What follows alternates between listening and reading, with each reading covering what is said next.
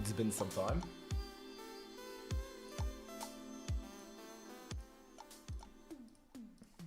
I'll lower this a bit. We have a lot of news coming today. Yo, yo, yo.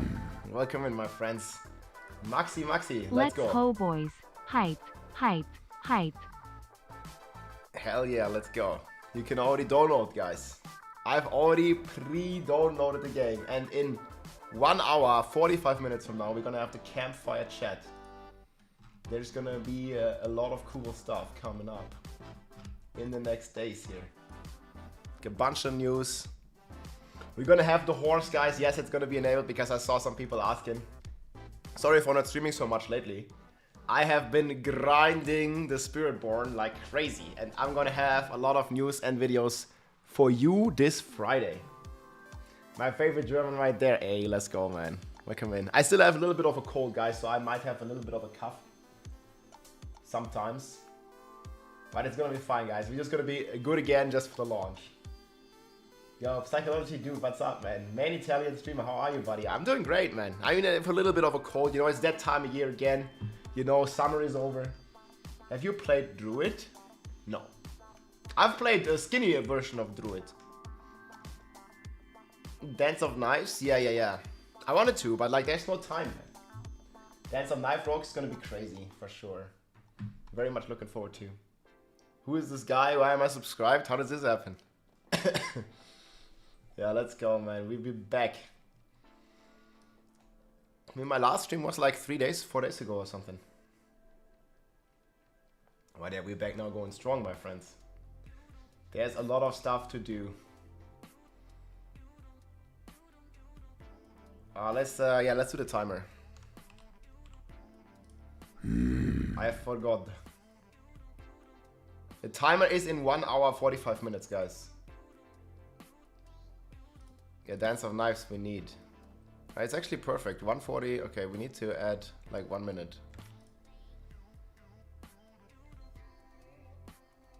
I'm not so sure if it works yet. I have so many timers. No, that's not it.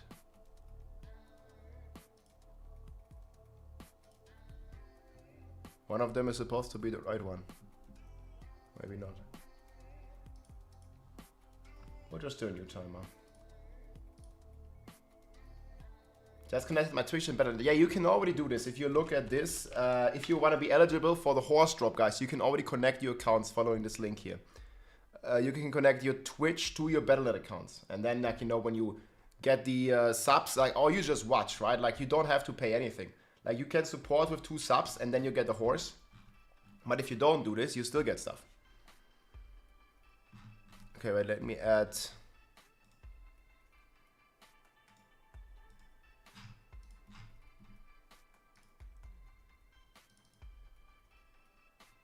Chrono up. Why do these not work?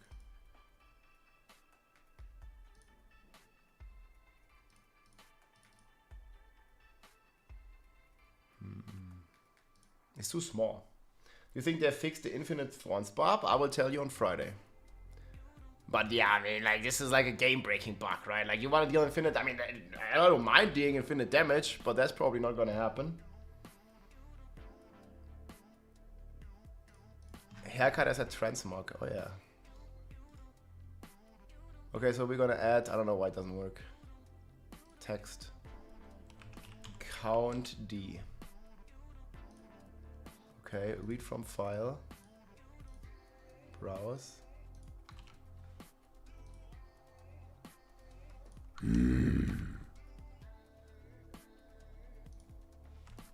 This will work in a sec.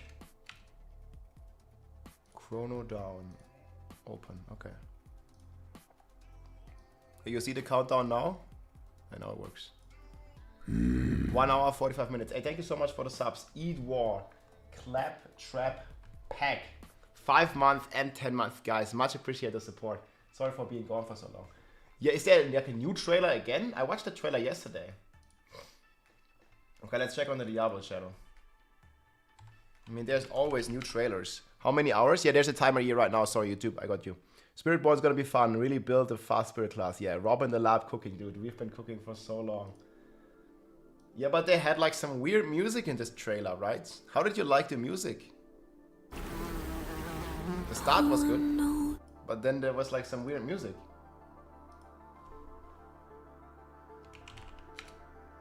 The trailer music, guys, I wasn't feeling it. Pit 100 with the lightning spear sword, nice. I will see what the PTR is gonna entail. For drops you just watch, yes. For the transmogs you watch, and for the horse you need to, I mean, you can give 2 subs and support the community at the same time. But this is not active now, guys. It's starting on the launch. Endlich Yes? bist wieder da. Outside 12 Monate less than 3. Ja, steife Seife, dankeschön. Ja, ich habe mich ein bisschen erkältet, aber wird schon besser. Also zum Launch sind wir wieder fit, ne? The link you sent? What is this?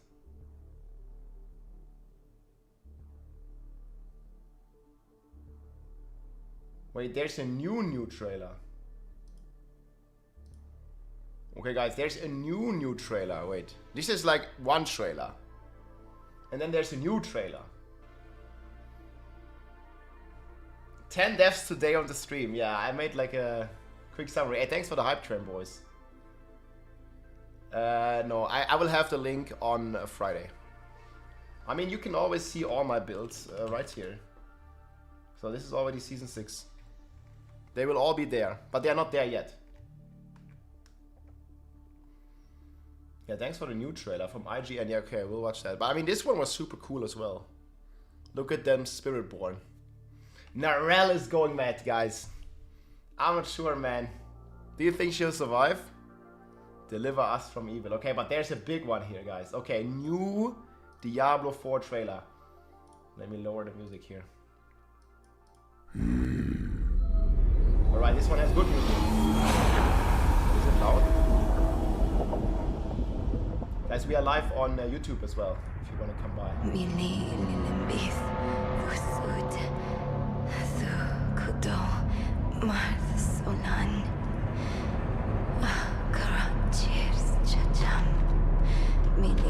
Leave a like, leave a comment, my friends. The builds are the best one out there. I invested so much time in it, guys.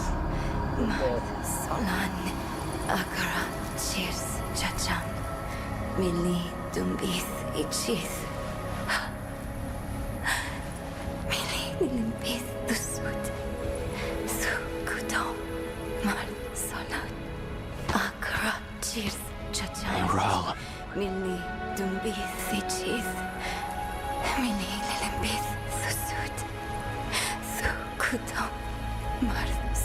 What has Mephisto done to you?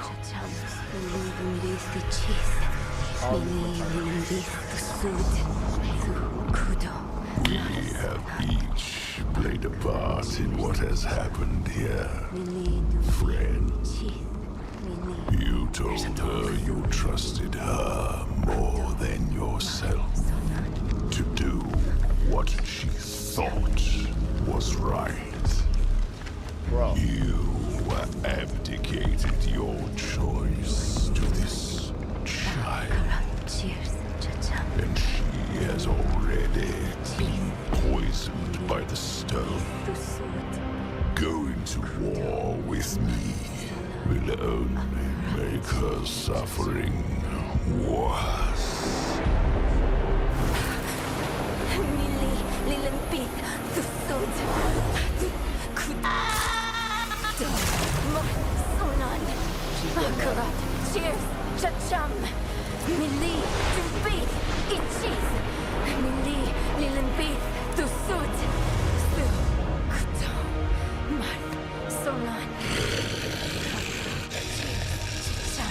She will die before she surrenders. A wasteful outcome for both of us. How long do you think she can survive?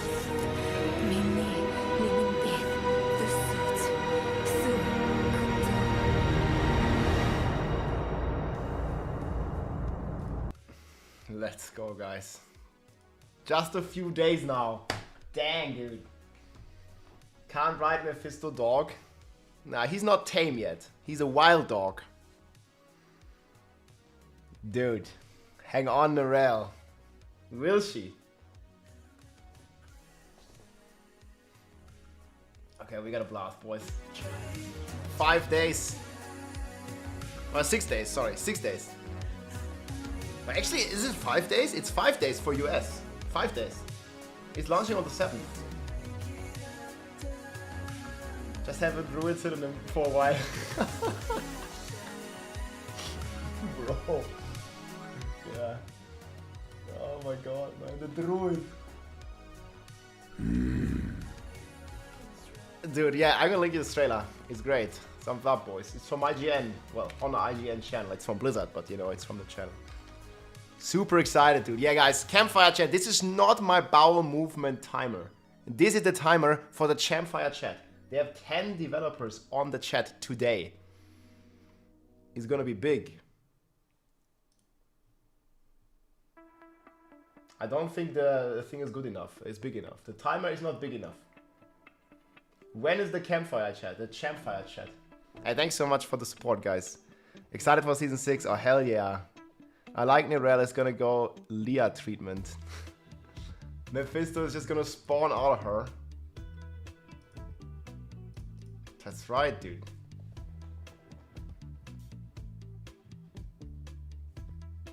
Freezing up? No, there's no frame drops. Can you guys see me? Everything good? Stream is looking good? Yeah, I already saw the entire story, guys, but I'm not gonna spoil anything.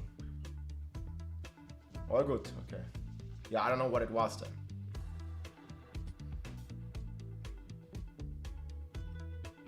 I hope she pays the stability tax. Yeah, why would she go alone? Like, what the hell? Spoiler, the dog is angry. Guys, as far as the story goes, we didn't pet the Mephisto dog enough. So he became mad and destroyed Sanctuary. That's the lore. Trust me. I know, I'm a lore Andy. If we were just petted the Mephisto wolf dog, it would have been all fine. Sanctuary would be safe. Daddy Rob. Hey man, what's up? Is this Andrew Tate in the video? No, I don't know, man. Maybe he's cosplaying as Spiritborn.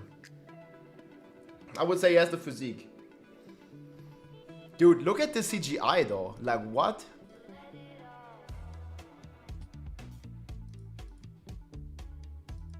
Okay, wait, this goes way better with this music. I don't know, like, what the fuck they did with the music. Wait, I think I saw, like, somebody made a fan trailer with real music.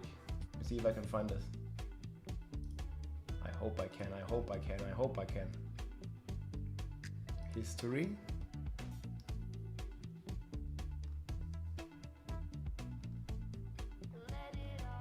Here, what the Diablo 4 trailer should have sounded like.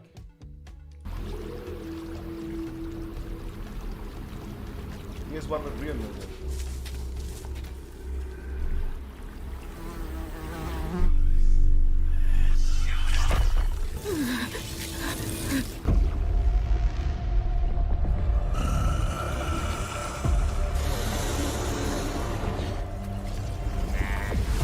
So fucking hype, dude.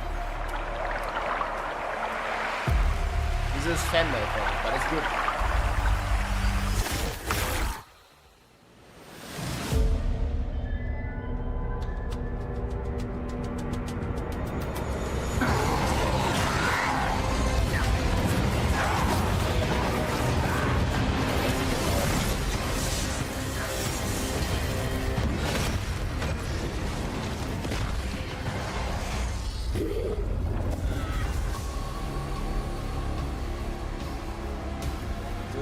Going so mad.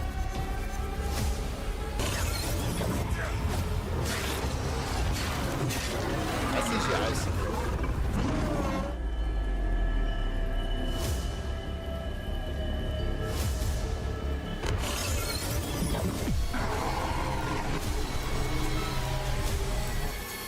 He's just shooting laser.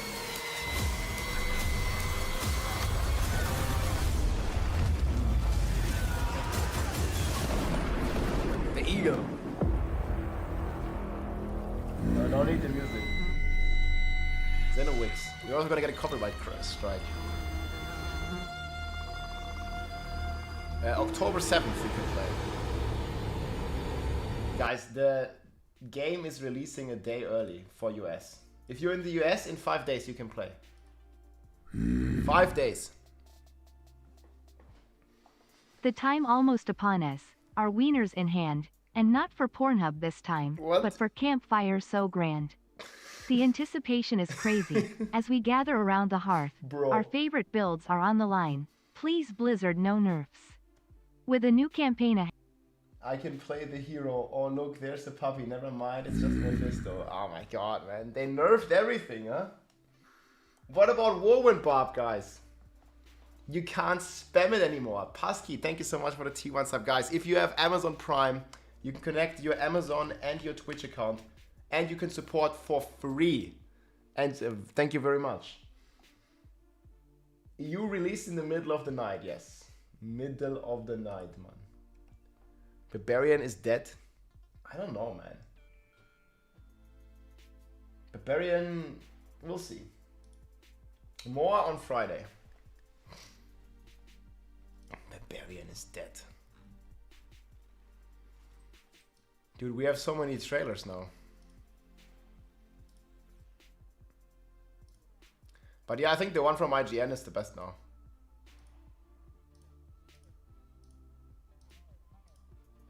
This one at least has proper music. The poem was great, man. Rosette and Rambo, what's up? Good evening. Have you played the game? Yes, I did. I played about 100 hours of Spiritborn. 100 hours just on Spiritborn, man. If I have time later today, I might do some Barb stuff. We'll see. Yeah, I'll let you know on Friday, guys. I can't talk details. On Friday, okay? Nah, you can't get bored, man. I could play this for like 30 days. I would not get bored. Okay. Man, it's gonna go good.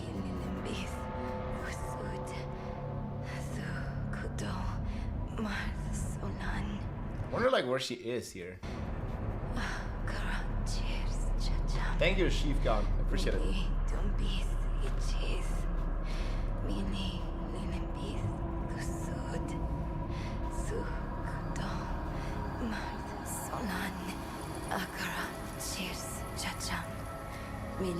The Soulstone was actually very sick. Translate, like, please go away. That's what she's saying. That's how she looks. Redbeard, thanks. This is the Spiritborn, right?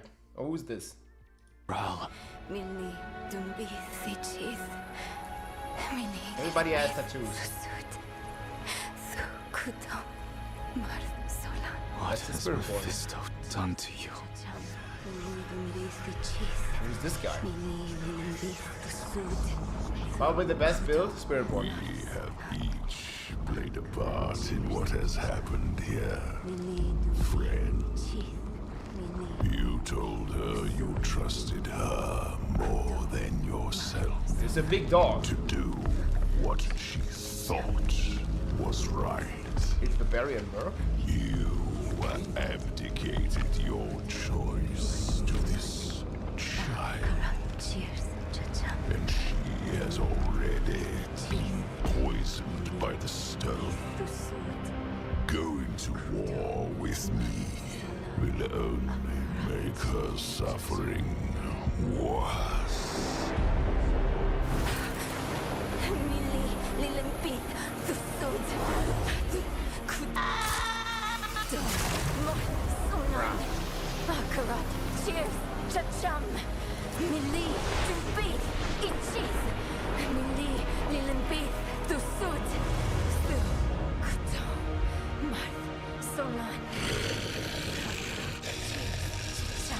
She will die before she surrenders.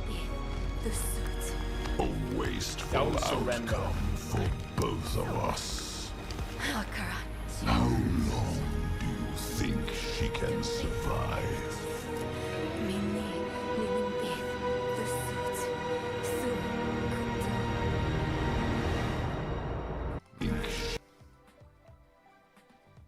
Log in, my friends. Yeah, I don't know who said this. Contron. What is this? Maurizio. The only reason they changed the release time and made Spiritborn OP is because they want to find out all the new glitches and interactions of the new class. Yeah, I don't know, dude. That sounds like a lot of copium. How many miles does the campfire weigh? 126 miles. It's not the time for my bowel movement. How many miles is it away? 126 miles. Actually, it's not. It's 86 miles away. 86 M. Easy.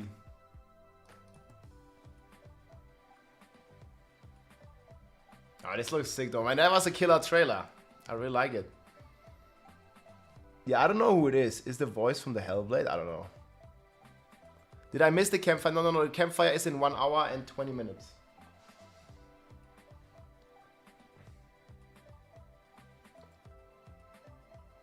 How many football stadiums full? Yeah. Oh, another hint about the cow level. But wouldn't it be... Wait. What do you have to do to enter the cow level, guys? You have to, like, have every class, right? Like, have every class and toss, like, a coin in a well. What if you have one more class? No, isn't it like you need to have one of each class? Dude, I saw, like, you have to have... I don't know, man, but I saw you have to have one of each class. What if you have one more class? Maybe something else will happen, no? Wait. Don't you have to, like, chat, you must know this. You have to have one of each class, toss the lucky coin in the well. So now you have 6 classes instead of 5. Think about that.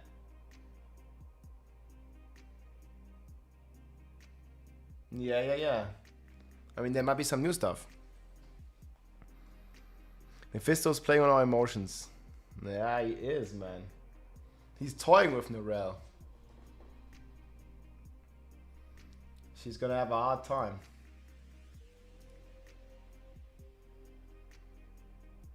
So they have like all the trailers out now.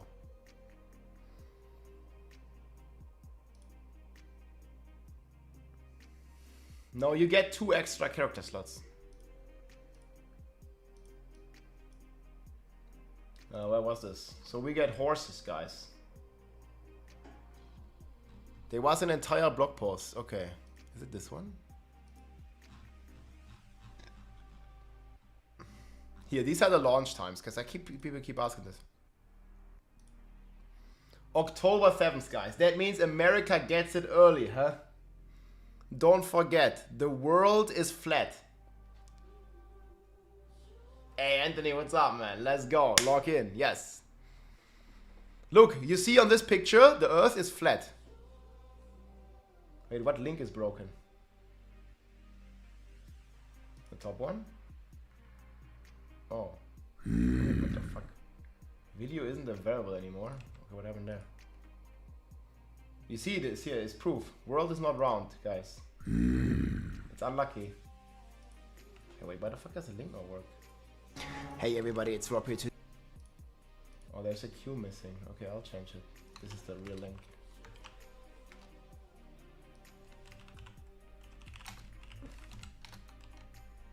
We're gonna slash pin. Okay, I fixed it. Replace pin message. Okay, now it works. Don't leak that the Earth is flat. Nah, I'm watching the stream on my curved monitor. For me, the Earth is curved. Yeah, okay. As long as USA doesn't get early access. Just imagine, man, like in here in like Asia and Sydney and stuff, it's gonna be like 10 in the morning the next day. They're cheating. Yeah, I've been to the Tesla. Sure. Must be flat. But yeah, okay, what I wanted to show you guys is this. You are getting 2, not 1, 2 new character slots.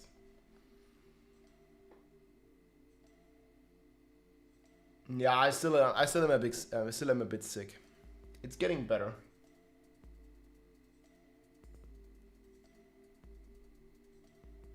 Still one more. Yeah, I'm gonna take care of my voice a bit. I can't talk as much, so maybe I'm just gonna go close to the microphone and just talk like this.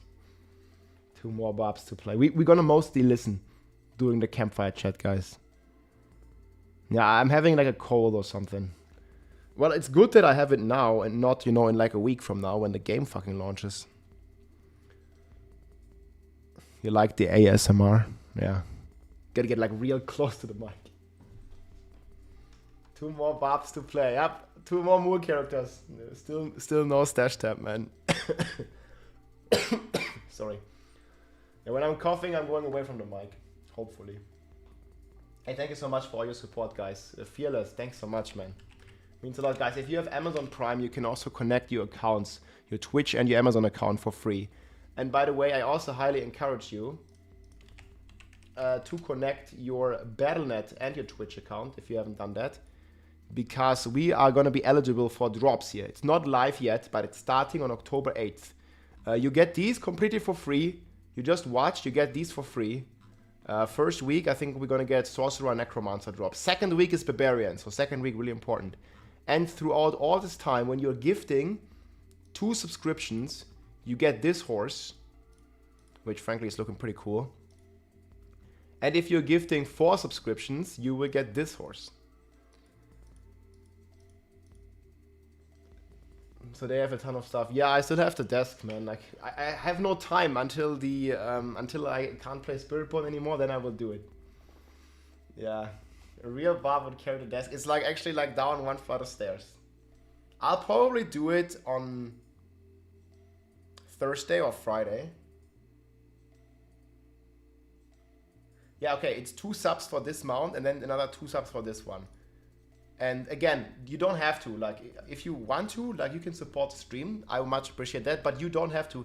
You're gonna get these here completely for free. You just need to watch for 3 hours. Drops on. I can't say. I can say on Friday.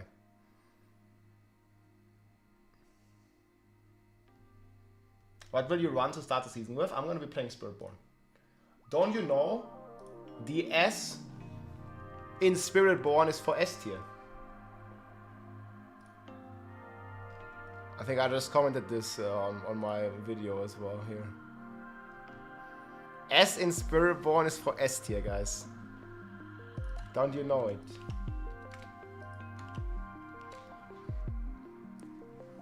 Diablo 1 mod version. Yeah, maybe. Did IGN share the new trailer?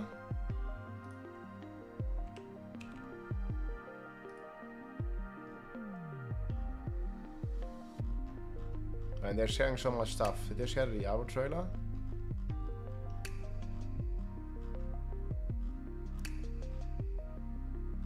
You, maybe not.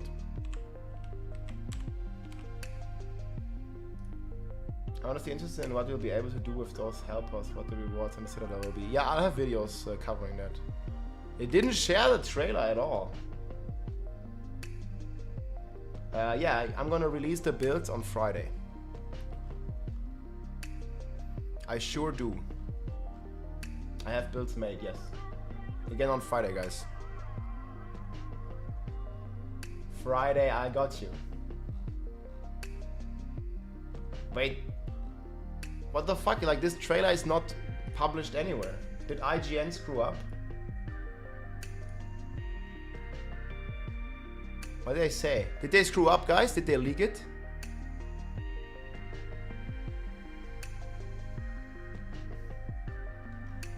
IGN just leaked it, dude. What the fuck?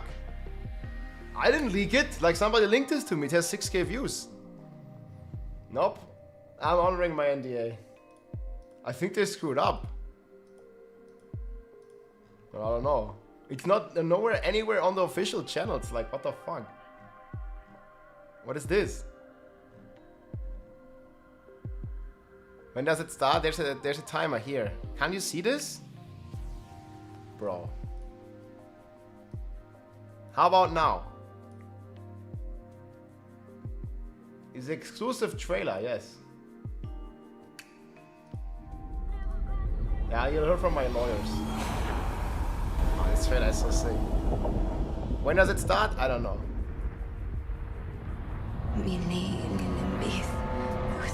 Yeah, it looks like an in-game cutscene, right?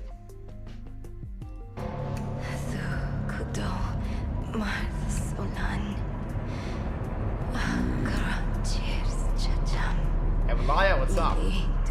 Here's the link, guys. Yes, I spam it here. IGN leaked it. I mean, I don't know. Maybe they did. Go bathroom here, but this is sick.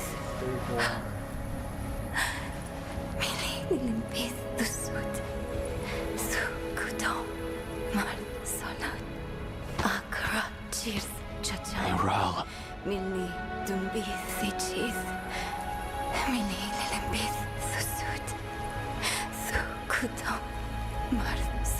What has Mephisto done to you?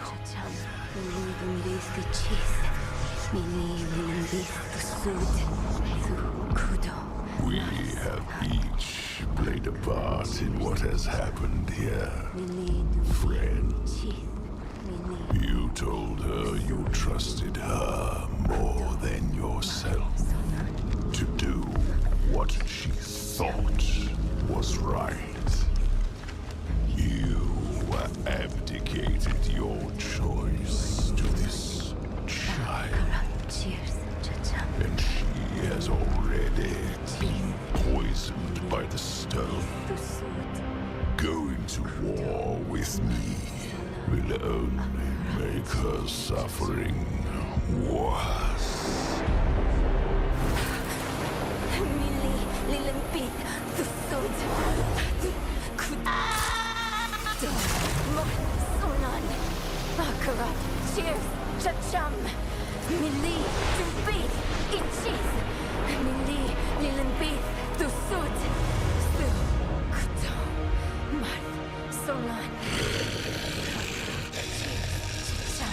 She will die before she surrenders. A wasteful outcome for both of us. How long do you think she can survive?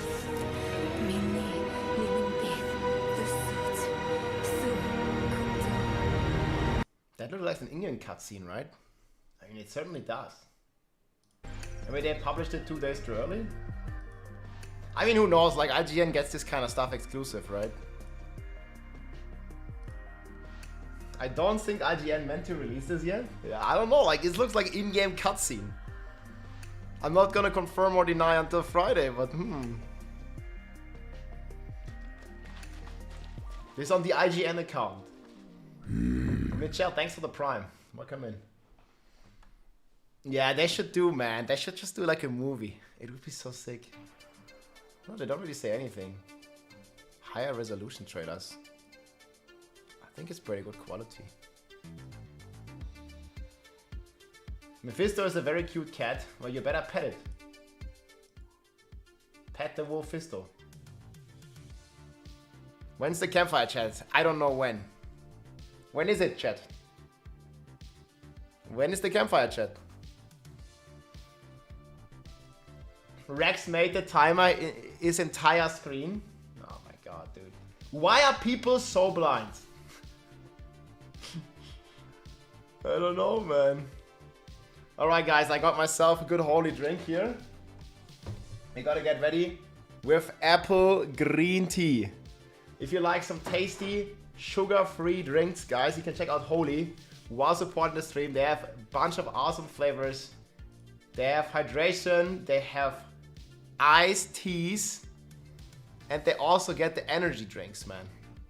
Really cool, really good, really tasty. And we're gonna blast with these. Cheerio. Holy macaroni. You remember the Holy Bolt Elixir from Season 4?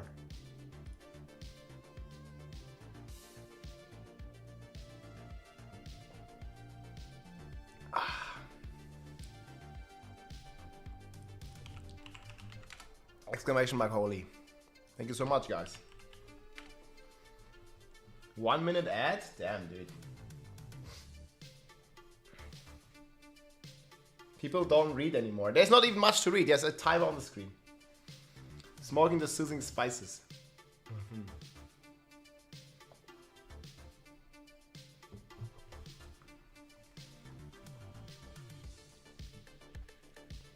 Well, guys, this is the trailer.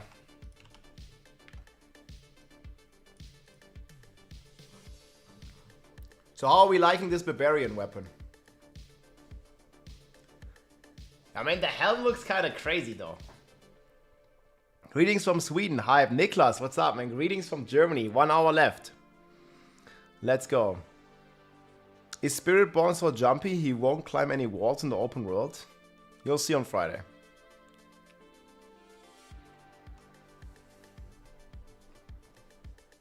Diabetic life, man. Hope you get better.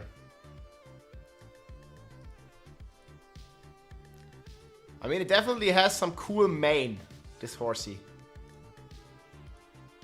It like really fits the Spiritborn vibes. All these pictures. Happy Oktoberfest, dude. I've seen a lot of footage from Oktoberfest, guys. There's a lot of drunk tourists. But also, I mean, there's a lot of drunk Germans, but there's also a lot of drunk tourists from all over the world. I've seen there was a lot of people from America there on Oktoberfest. Yeah, you can see all the drops, all details here, and I highly encourage you guys to connect your accounts. Like, you will need to connect your Twitch with your Battle.net account, and then when you watch me or any other streamer of your choice for 3 hours on the launch, you are going to be eligible for these drops. And you can also support the stream with 2 or 4 gifted subs and get a horse. Oktoberfest was fun. As in, you were there this year? Or previous years? Idaho in America. Yo, greetings, man, from Oktoberfest. I'm actually like not so far from it. Previous year. 2018. Dang, yo. Yo, Oktoberfest is crazy.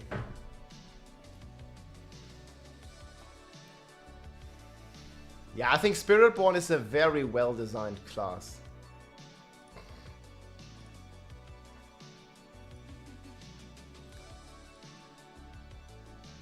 Like, the skills for Spiritborn are really cool.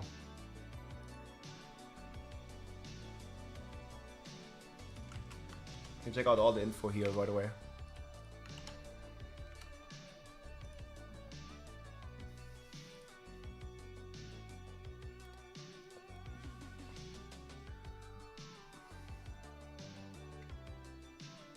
Yes, exclamation mark builds. It's all my Season 6 builds. They are not updated yet.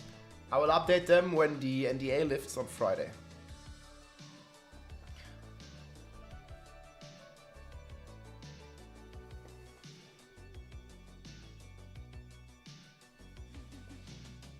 Hey, nice. Trying to go back to Germany one day. Sounds good, man. I'm so hyped, guys. 1 hour.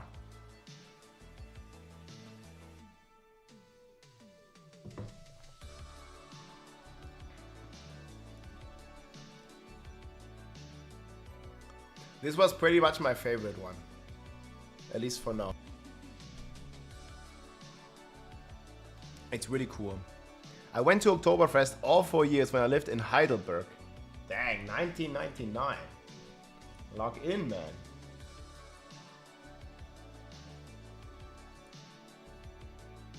Nice, dude. Yeah, that sounds great. Yeah, I'm super hyped, guys. Can you explain the passive of a Spiritborn?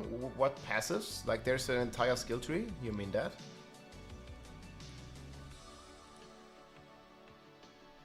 I mean, you can like play with it yourself. Like, Spiritborn is here in the planner. And you can also check out like the Mercenaries.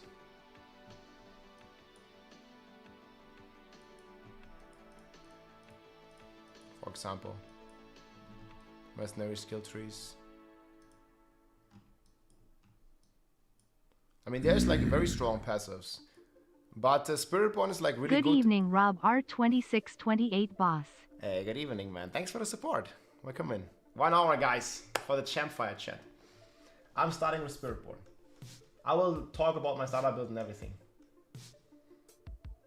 The class quest. Okay, yeah, the class quest is the Spirit Halls. And this is like very cool because you can basically choose. By the way, you can use this build planner if you want. You can make your own builds. I'm gonna make my builds here on Friday. And you can just see basically the different halls and the different effects. You can basically choose one of these spirits as your permanent bonuses, and all your skills will also get the skill ranks. So it's very cool. Yes, I'm excited for Path of Exile 2. I already played it quite a bit at Gamescom. I've not really like shown the footage much, but I have a lot of footage from PoE 2 from Gamescom like last month or like August. Actually, almost 1.5 months ago.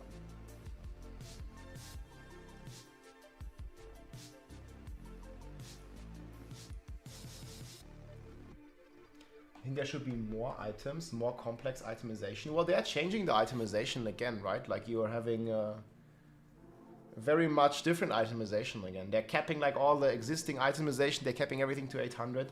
The live stream is in 1 hour. Yes, 1 hour, 5 minutes. Well, I believe so. Let me actually check.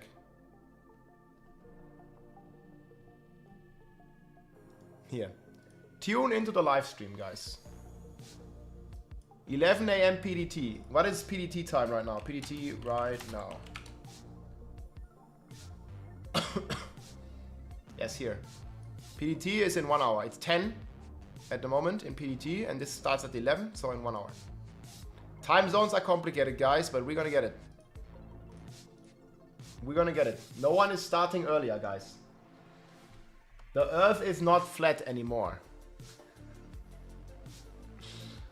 Man, I can't tell you how many comments I've gotten, but man, it's unfair. America is starting a day earlier.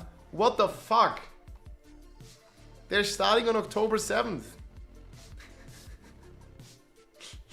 Bro, it was so funny. You pick 2 animals? I think I want to combine, yeah. USA gets early access, man. What the hell? They don't. The Earth got an update. It's now a cube. They need a head start. Oh my god, dude. Shots fired, huh? Time zones are hard for the average Diablo 4 player. USA gets it first, man. America first. What the hell? Well, they're an American company, guys. Only makes sense. I'm not American. Was? Nee, ich bin kein Amerikaner. Ich komme aus Deutschland. Europa.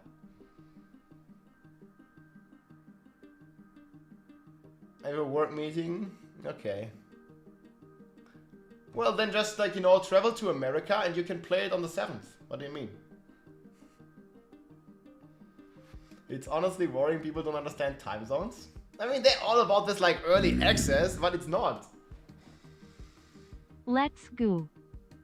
Hey, thanks, man. Let's go. Thanks for the support, LogMac, guys. If you have Amazon Prime, you can connect your accounts and support for free. Thanks for the primes, guys. Thanks for the nation. I am in America. Well, then you can play it 1 day earlier. One of the guys in my starting team is yours. He has doctor's appointment 30 minutes before launch. Sounds good, the booty. 1 AM is super late. Yeah, it's like the middle of the night, guys. Guys, okay. Yes, the content creators and the press, we have early access, but none of our progression is gonna carry over in the live game. Like, obviously not. Like, I don't even know like why you have to explain this, but like, we are playing on a server. You see, I can show this to you. Like, I'm not gonna start it, but you see here, there's like a full like event thingy here on the Battle.net launcher, and this basically launches like the game, right? With Spiritborn and everything, but none of this is gonna carry over in the live game. It's like a PTR, you know, when you change to the PTR server. Like, it's not working like that. It's a separate server. But yeah, if you want a good loot, you gotta be on a streamer server. Dude. I don't know, like, how can we be serious today, guys? If you think US gets early access and we get to keep the loot. Knowledge carries over, that's true. Well, I didn't pay anything. How is it pay to win? I didn't pay shit.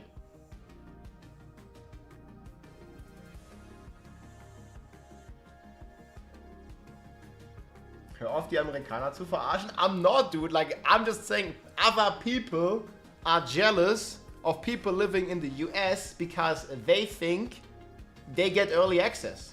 Because the earth is flat. But there's no early access. Like, come on, dude. Yeah, I'll share all the knowledge, guys. Like, you're gonna be as smart as me. End of the weekend when I have all my videos out. Don't you remember on D4 launch? I did... Okay, I'll show this to you. I'll show this to you. It's on my YouTube channel. Time zones are difficult. Yeah, there's no early access and no loot is gonna carry over anyways, guys. But it's difficult. It's difficult for people to understand this. Animals are the best. I personally like Jaguar and Gorilla the most. They just look cool. Okay, we can go on my YouTube channel. We can click on the most popular videos. And there's this one here. Diablo 4 Nightmare Dungeon 100. I posted this before or when the game came out. It's really important as well, is the... Hey everybody, Rob here. Like I mentioned in my previous videos, I've been... Dude, this was like almost 2 years ago. 1.5. Hey everybody, Rob here. Look at the camera. Like I mentioned in my previous videos, I've been playing and testing the pre-launch version of Diablo 4. I've taken an Looking forward to the new season. Class. One of the strongest builds I've found there is the Whirlwind Barbarian, which is like very good news to me because I love the spin to win playstyle. I already made a build guide video, like explaining the full guide in detail. Dude, you can see that somewhere around here. But I will also provide a short overview at the end. Look at the gear! Today I want to show you what a high Nightmare Dungeon with the Whirlwind Barbarian looks like, and I have some footage here that I recorded. But basically, guys, I cleared the highest content before the game came out. Already. And we made a video and the build guide about it. And this was the Whirlwind Barbarian build guide. And I'm gonna be having a similar thing for the Spiritborn. More details on Friday. Self-confidence. Maybe a little bit. I mean, like, it takes, like, guys, don't underestimate. It takes some confidence, and you certainly, like, you know, gotta jump over your shadow to, like, just talk to a camera. Like, I was not used to it. Clickbait video? No.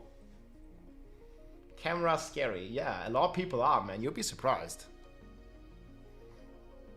But yeah, guys, I have all the information for you. Like, just check out my YouTube channel.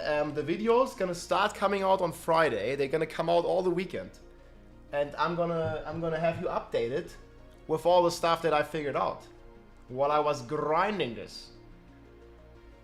How are you gonna sleep when Season 6 launch? I'm not gonna sleep, I'm gonna play. No sleep. I can sleep when I'm dead.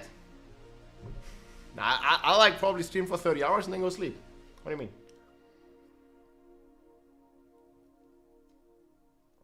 How many French people here? Mekuna. One of the best Sorc players. Yeah, sleep, it starts at midnight. Why would you sleep? I'm gonna play the video game. I can't talk details, guys. I pretty much... I'm not gonna say. Like, on Friday, I'll let you know. On Friday, guys, there will be a video. We'll probably also be live. I'll show you all the stuff on Friday. I have everything. I have recordings. I have like 30 hours of footage. I just need to cut the videos. It's under NDA until Friday. I don't even know the time. Like, it's Friday evening, I think, for me. Do you have to take a break? Yeah, I mean, at some point. I mean, you'll be okay without sleep for, I don't know, like 20, 30 hours is not a problem. I mean, I wouldn't do this every day, but I don't know, like once a year, twice a year for a launch, like you can do this. Only problem is I have a bit of a cough right now, so I've gotta like chill, and I'm not gonna be streaming as much the next days, but then I'm gonna be going all in next week. Yeah, my voice a bit. Nah, I'm not gonna do 48 hours. I'm gonna do 30-hour stream. 48 is a bit much. Like 48, it gets unhealthy. 30 hours is okay. Once. Obviously, like, don't do this every day. Yes. Yeah, I mean, passion will wake us up in the middle of the night, guys. But I feel for those of you because it's a Tuesday. I mean, they did need to release it on a Tuesday, guys, because as the meme goes, we do way more damage on a Tuesday. Like, we have way more DPS, so it needs to release on a Tuesday. But it's the middle of the night for Europe and the middle of the working week. So majority of players in Europe, I mean, they'll just have to go to work.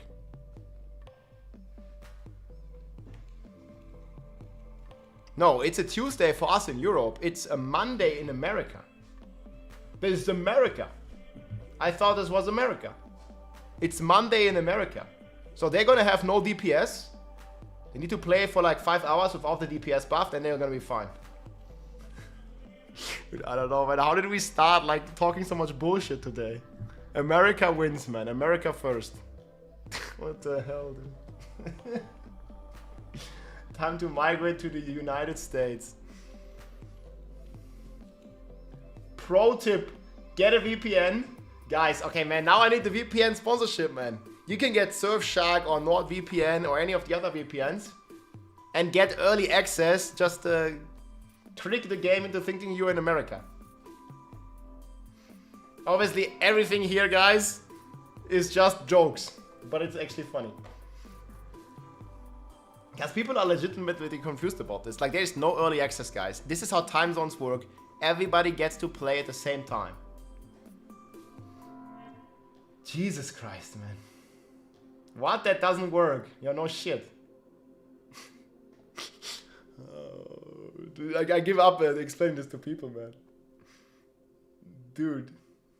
China #1. Yeah, I just use the VPN, man, to get early access. You can already play on October 7th, guys. It's fine. Man, I've never heard so much bullshit in like 10 minutes. Oh, man, the worst is, like, there's at least like 10-20% of people that believe it. Fuck. But yeah, just to be serious, guys. Everybody starts at the same time. There's no early access which you can keep your progression or anything. Yeah, okay, there is, like, yeah, you can early access download. If you are playing on your toaster, you're playing on your Xbox, you are playing on your smart fridge, you are playing on your PlayStation, then I don't think you can pre-download yet. On a PC, you can already download right now. Look, pre-release content downloaded. Like, there should be an icon, like, on the Battle.net launcher, just click on Diablo, and down here you can download already. But I think the smart fridge gets the update a bit later. On Steam, there's no pre-download. Well, wait, really? There isn't? Wait. What they say about it? Why not on Steam?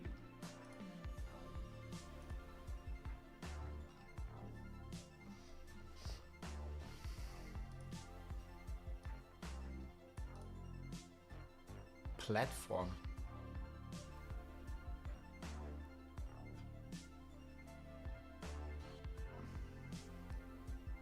Yo, what the fuck? Steam #2. Well, I mean, guys, they want to use their own launcher. It makes sense. No, it's a business decision. Why would they want to support foreign launcher? Like, they just use their own launcher. Yeah, guys, if you're in Germany, like, I recommend you downloading on Battle.net. Internet is slow here. But didn't they say something about day 1 patch or something? I think there was another patch on the first day. I think something like that was happening. Steam is going to get hit hard. Yeah. Yeah, they might have some downtimes there. I think overall it's gonna be fine though. Could you make a video explaining time zones, dude?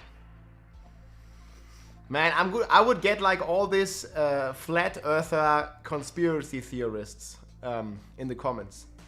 I've already been there, man. I made a video about it and people already didn't get it, even though I made it clear in the video. But yeah, I mean, guys, time zones are really complicated, especially if you have the summer and the winter time and like all these kinds of shit. Like, time zones are complicated. I don't think I'm going to make a guide. I'm just going to make a Spiritborn guide. It's okay. I'm going to make a tier list and I'm going to make Spiritborn leveling. I'm going to make Spiritborn endgame guides. It's way less complicated than making a time zone guide.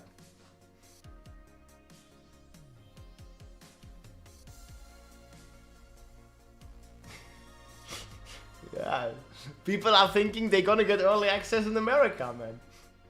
This is America. Did you find many bugs? Without going into many details, like the game is already very polished. Like, you know, this like Blizzard polish, like I definitely feel that. However, it is Diablo. Of course, there are always, like every season there are bugs. It's the same time. Yeah, well, but they're getting it on October 7th, and we're getting it on October 8th, duh.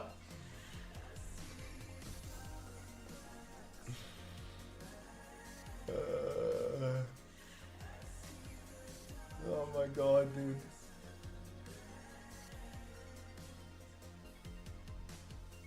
Yeah, sounds good, can't wait.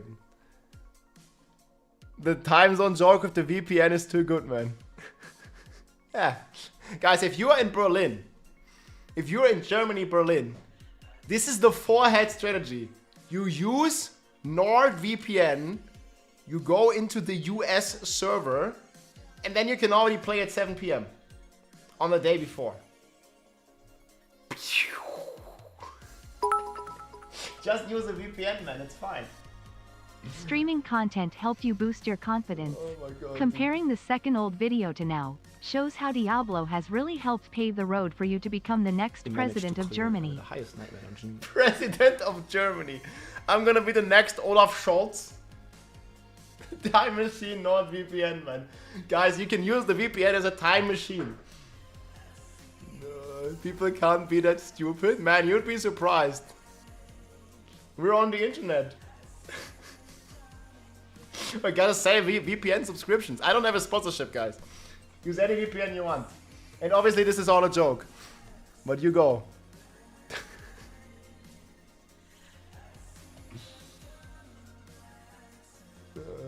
Couldn't even become Chancellor of Merkel, Germany.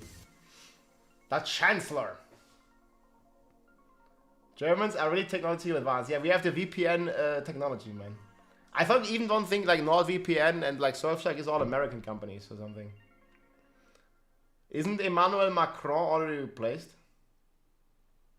Das Internet ist für uns alle Neuland. Do you know this?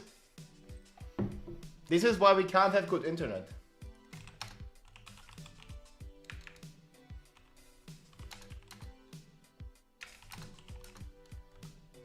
Wait, there's like a song about it. You know this? The fuck, they made a song with Obama. Did she say it at the press conference with Barack? No, she did. This was like not even 10 years ago. Das Internet ist für uns alle Neuland und es ermöglicht auch Feinden und Gegnern unserer demokratischen Grundordnung natürlich mit völlig neuen Möglichkeiten und völlig neuen Herangehensweisen unsere Art zu leben in Gefahr zu bringen. All the hackers, dude. All the hackers. Yeah. She's saying the internet is a complete new technology and it's very dangerous for hackers to infiltrate our country. Or something like that.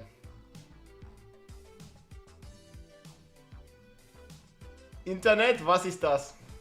I only understand train station.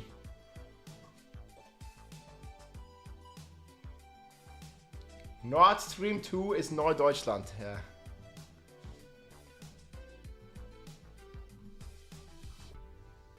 Yeah, I don't really know, man. Like the internet. Guys, 40 minutes. Please try to explain daylight saving time, dude. I'm just gonna out of 4 with this. Like, it's impossible. People already don't understand this. It's too complicated, man. Like, if you're gonna like... Okay, like, time zones are complicated. But then if you add in winter, daylight, summertime, it's completely fucked. And this is like a regular fuck up for companies. How often did the season in Diablo 3 not start on time because some guy at Blizzard, or they had like the wrong time programmed and they didn't account for summertime or wintertime or whatever, and then the season just started an hour late. Even if the Earth was flat, there would still be time zones. Why? Peru, 6 p.m. Okay, but chat, who here is in Europe? And who is gonna stand up in the middle of the night to play Vessel of Hatred? I'm gonna be there. It's gonna be me, guys. I'm gonna be standing up, middle of the night. We're gonna log in and we're gonna play. Yeah, me. Just gonna log in the middle of the night, dude. It's when passion wakes you up, dude. Yes, this is the way, my friends. And then you play for 6 hours, then you go to work. 24/7 play? Okay, log in, dude. German Blitzkrieg leveling at 1 AM, dude. Oh. Are we gonna level like a blitz? We're gonna beat those Americans, huh? They have early access. They're starting like a couple hours earlier. They don't, but you know, that's what people think. Yeah, America has like this big disadvantage though, because for them it's not Tuesday. So they don't have the damage on Tuesdays buffs.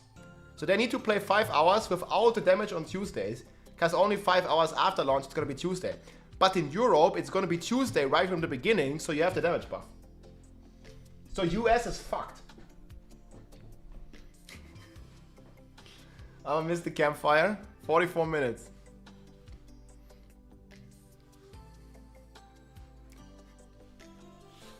How long are you gonna be streaming on release? 30 hours is the plan.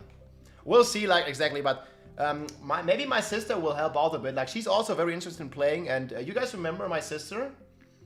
Like, she was also streaming just only once before. Like about a couple weeks ago. Maybe she will play a bit, because we have all the drops and stuff. Nachtschicht, extra DPS, alpacas. Yeah, I'll ask her. I mean, she wants to play anyways. Maybe she's comfortable, guys, playing on stream. But you guys be nice. How long did the deal say? Dude, I mean, I don't know, one night. The download was an entire night. It's like 50 gigabytes. The pre-download is 50 gigabytes. And I mean, my internet is Neuland.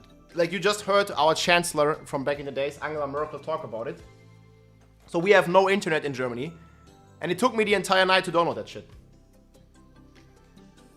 Asking chat to be nice. Yeah, I mean, we only bully. You only bully me, guys. Okay, to turn out like all the trolls in the chat, man, you can all let it out on me. Okay?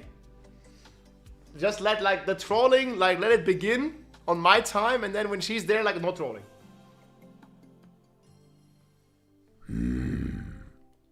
Battle.net is horrible for Dory shit. I need the expansion ASAP. Got nothing to play, even done everything in Poe for 3 characters LMAO. Let's go, man. Yeah. I mean, 5 days, guys. It's early. Just VPN to the US and you can play it on Monday. Easy. Monday.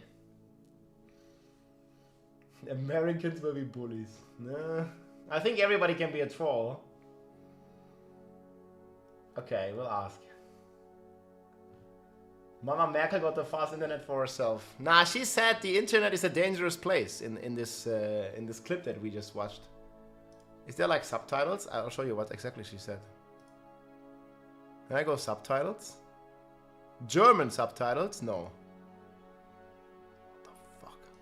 Wait, how can I do English? What the fuck? Auto translate, okay. Which one do you want? Chinese? You guys understand Chinese?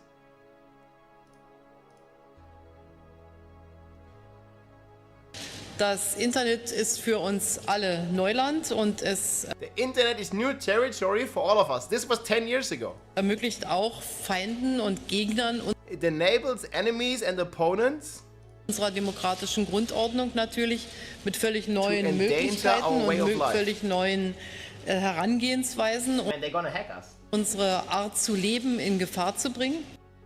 Yeah, and this is why we don't have internet in Germany. Afraid to get hacked. I mean, it's changing now, but like we are like very far behind. Yeah, Russian hackers. Russian propaganda machine taking over the election in Germany. I mean, they're like right to be afraid, right? But maybe not to the point where they don't invest in the internet. What's the timer for? This is when I have to go to the bathroom. No, it's when the campfire chat starts. Here. 11 a.m. PDT. Which is today. Spiritborn. Spiritborn. Yes, that's an amazing class. Dude, man, the S in Spiritborn is for S tier, guys. Bjorn to blast. Oh my god, man. Yeah, it's gonna be so good, guys. Spiritborn, best character. Easily.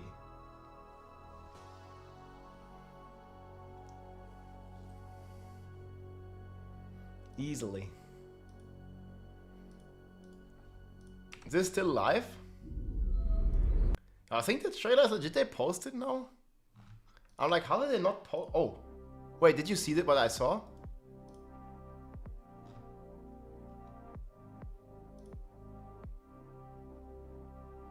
Yo, this is the season theme.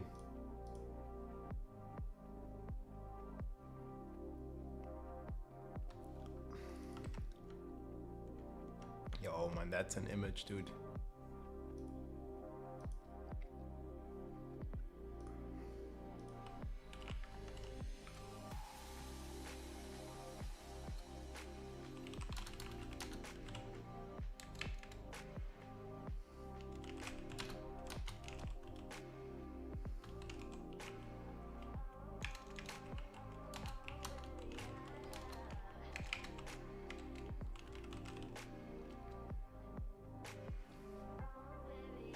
Gorilla, where's the druid? I don't even pay attention. It's gonna be the campfire chat. Yo, is this an indicator, guys? They're gonna buff the kick barb. Look at this guy. He's kicking. That's the Spiritborn down here, yes?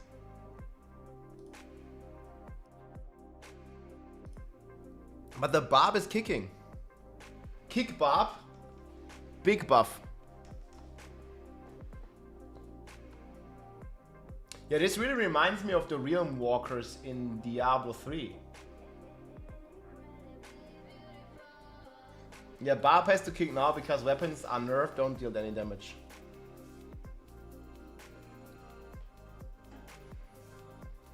This is Sparta! Is the expansion in Mordor? Sure. Mordor expansion. It looks like Sauron's eye, but they're moving it. I think this is a portal. This is the seasonal theme. We've already seen it in the PTR, where you could like hover on making a seasonal character.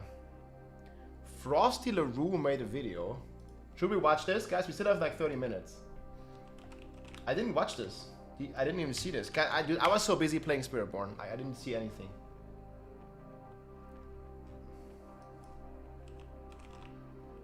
Frosty LaRue.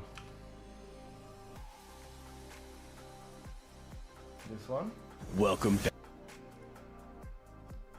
Okay, you want to watch this?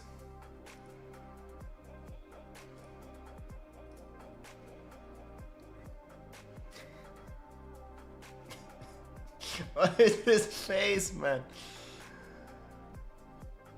Okay. Tell my editor. Okay, yeah, we'll see. I mean, we have all the content on Friday, guys. Like the real stuff. Okay, you want to check this? Oh my god, man, she looks so sick.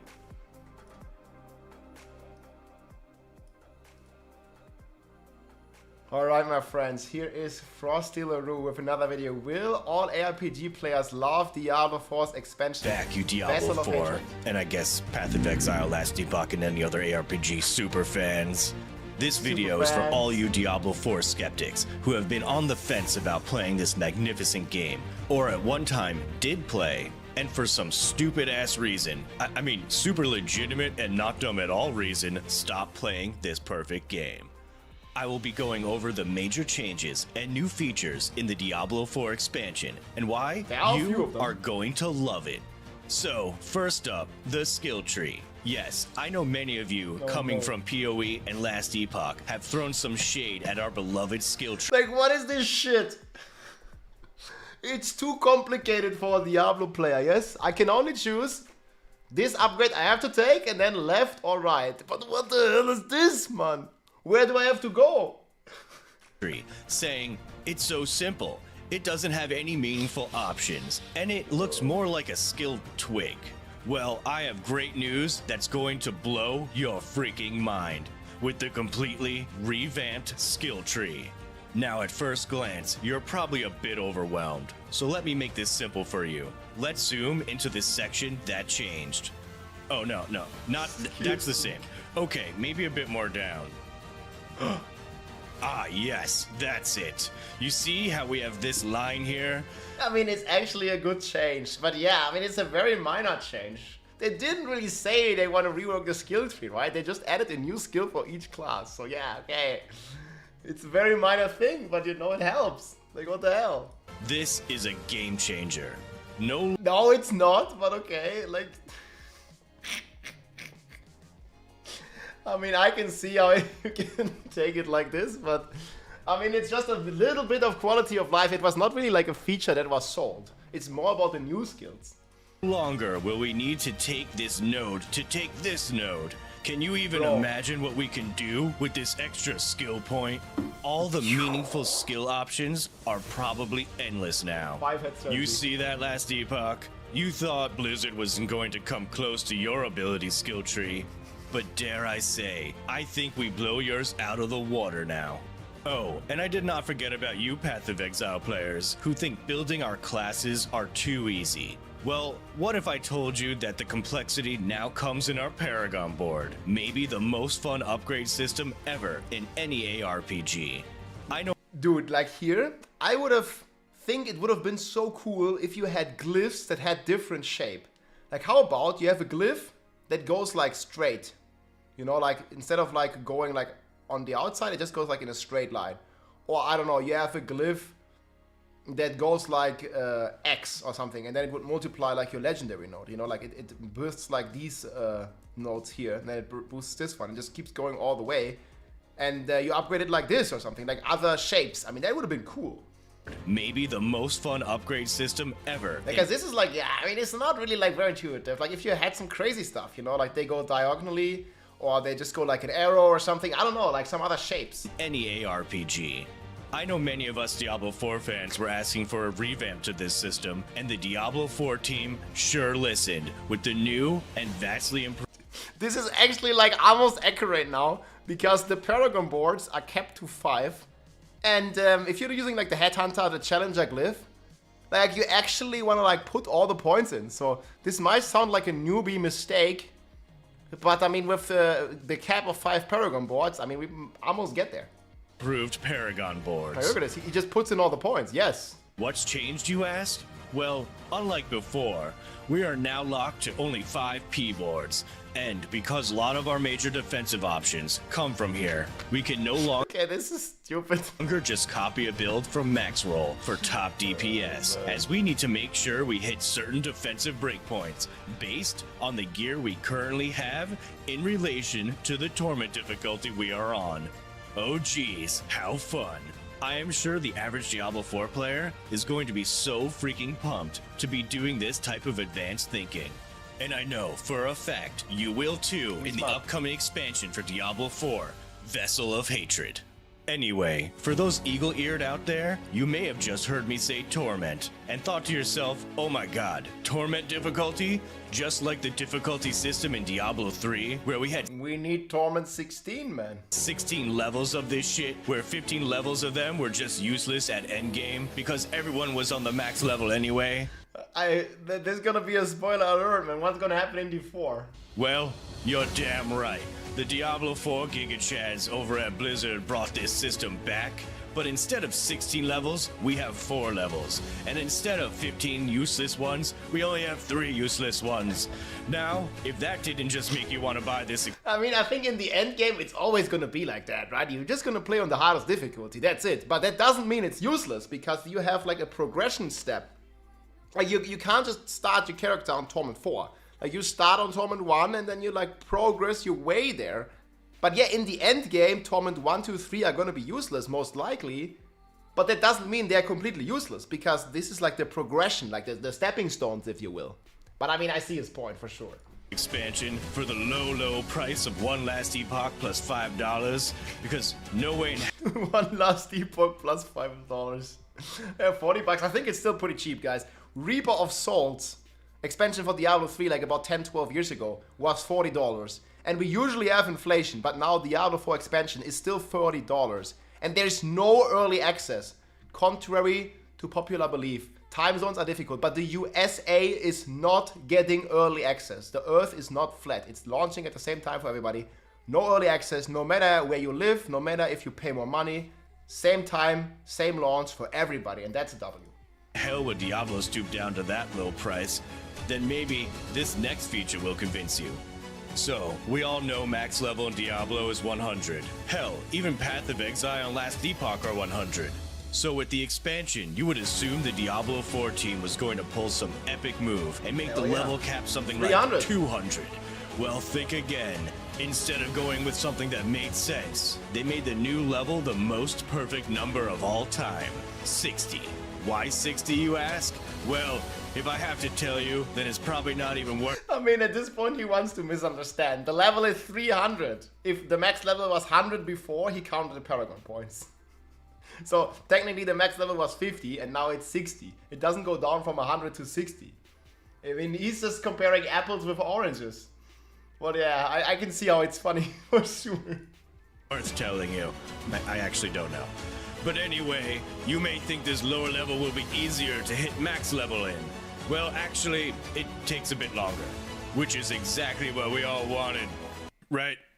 Now, before I get to some of my favorite new features, I want everyone to know that one feature, maybe the most renowned, most awesome, most super great feature in Diablo history is making its way back. Thank you so and much. without further ado, you wanted it, you asked for it, you loved it. Finding Altars of Lilith is bad game design straight up. I don't like it. Altars of Lilith are bad. D4 bad. PC general discussions. Altars of Lilith statues are back. And we'll be helping you in the renowned grind in the new zones. Man, guys, the new zone is super cool. It looks super nice. I think it's gonna be fine. Like, just finding, like, I don't know, what is it? Like, gonna be 20, 30 altars in the new zone? It's gonna take, like, a few minutes and you're done with that. And you're exploring a nice new zone. I don't think it's too bad, but okay, I see how it's annoying to people. Yes, you heard me right. Everyone's favorite part of Diablo 4, renowned grinding. And Altars of Lilith hunting are back. Damn, I can literally feel your excitement through the screen. Now, before you shut down this video and go immediately buy Vessels of Hatred, I got a few more things I want to tell you about this awesome expansion. Our first new system added to the game in this coming expansion is Rune Words. I know. These were from Diablo 2. I need this enigma in the game, man. +1 to teleport. Come on Barb. Please. Ja, ich bär. But it's new to Diablo 4, okay? There are many new runes with many new abilities, such as summoning wolves that don't do any damage, or give your character teleport. But oh no, it's not like Enigma, where you actually gotta teleport. This replaces your dodge, where that is now like a 3-meter teleport. And instead, but okay, don't worry about that. There are like 2 or 3 really cool rune words out there that are actually good And I'm sure everyone will be using the same ones, just like they did in Yeah, Diablo they gotta 2. balance it. Another new update to the game is the number squish. So yeah, you ever just looked at a piece of gear and thought, wow, 500 agility is way too high. I wish it was maybe like 50. Or holy crap, did I just hit for 1 billion damage? How I about a really wish it trillion? was something more like 1,000 damage. Well, they heard us, and supposedly a number squish has been implemented. Or so we thought. Wait, who is this guy? Wait, look at this. This video pride We've pod reached it, accurate boys. AF. It's just an infinity sign. Yes, we did it. Well, guys, I think the number squish worked very well, yes? Look! Can you pronounce this number? Wait, look at this! We've reached it, boys! Never done before. It's just an infinity sign! Yes! No, we're dealing 8 damage. Do you see this? People in my chat just said, Rob, man, why are you only dealing 8 damage? It's a drunken 8 on the side, yes? We did it!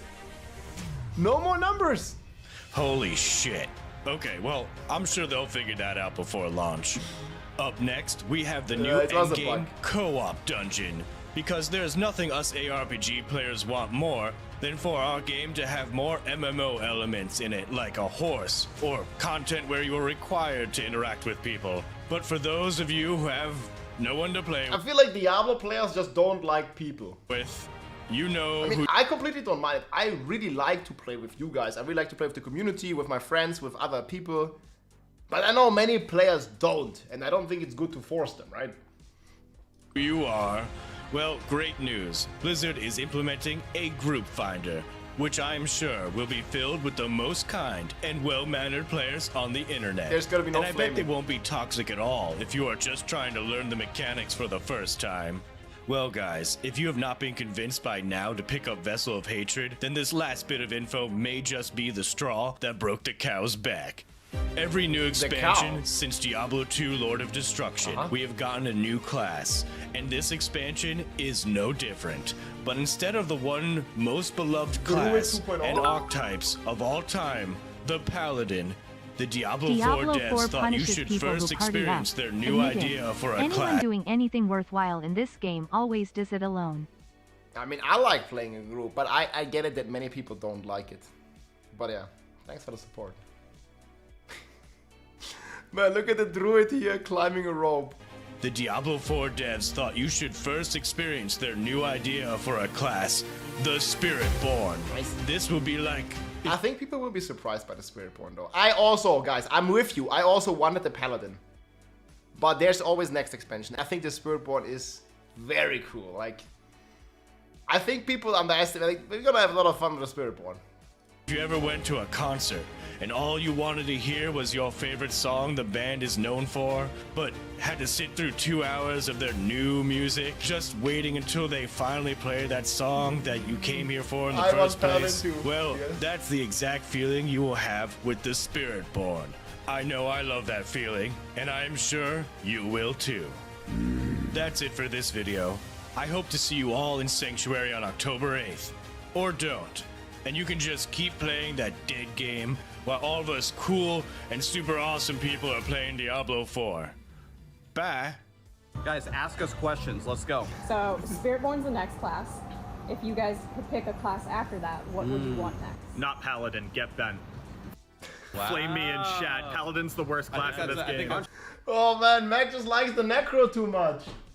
Not Paladin? Guys, next class is gotta be a Paladin, man. I mean, they don't have to call it Paladin, but it needs to be a holy warrior, sword and broad, shield, sword, blasting. It's gotta be the Paladin. Controversy play. I think that's a bad call, man. Yeah, We no. don't even have the holy archetype. I know. It's a bad No, call, bad right? guys. No, Macro, you suck. Yeah, that's the video, my friends, here from Foster LaRue. Well, I wanted a Paladin, and I'm sure we'll get a Paladin. It's not a matter of if, it's just a matter of when. So maybe in 2025. Let's go. Frosty LaRue video. Log in. Dev stream's live now. Okay, let's go. Let me link the video.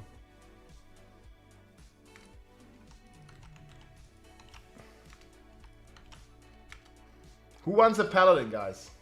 Macro, you suck. Rex 2024. Oh, we need this paladin. Okay, we're gonna watch on Twitch. Oh, no, that's not the run.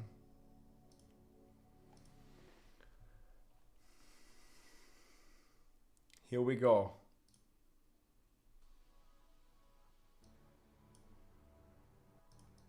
Wait, this is not the one. Wait, I clicked the wrong one. This is the one. Okay, guys, the thing is live.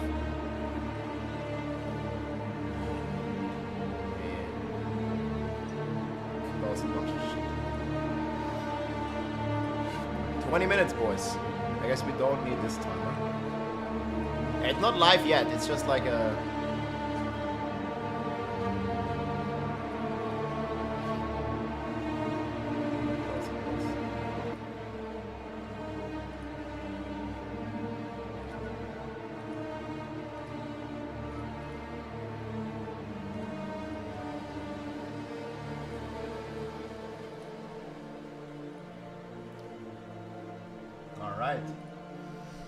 Time the timer. Okay, what's happening in 20 minutes? We're gonna get all the details for the Vessel of Hatred launch. We're also gonna get, allegedly, all the patch notes. We're also gonna get the final balance changes. Actually, I think Adam Fletcher made a tweet about it, didn't he? Let me see if I can find it for you. I think they have like exactly what we get. They posted this. Wait.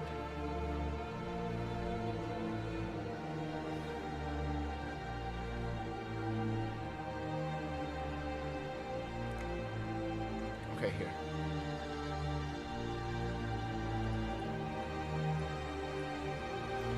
Okay, run of the show. So we're gonna have...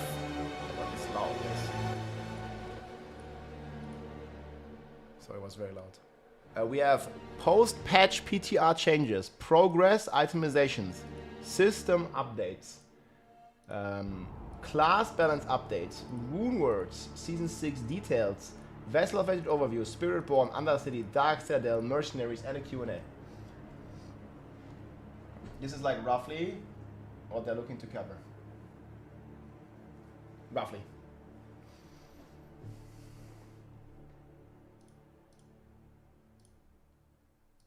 Now we want to log in. Campfire chat. Yeah, it's gonna be big. I'm looking forward to this.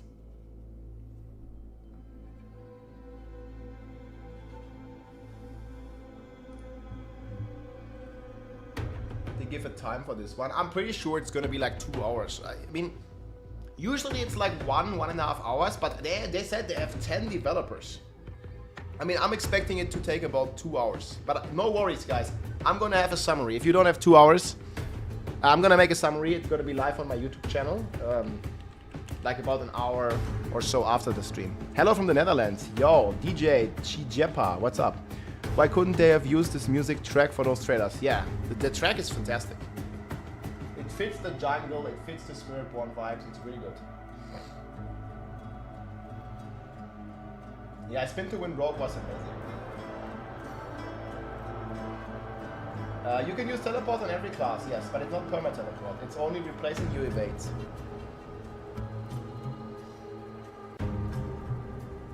Okay, let me see this.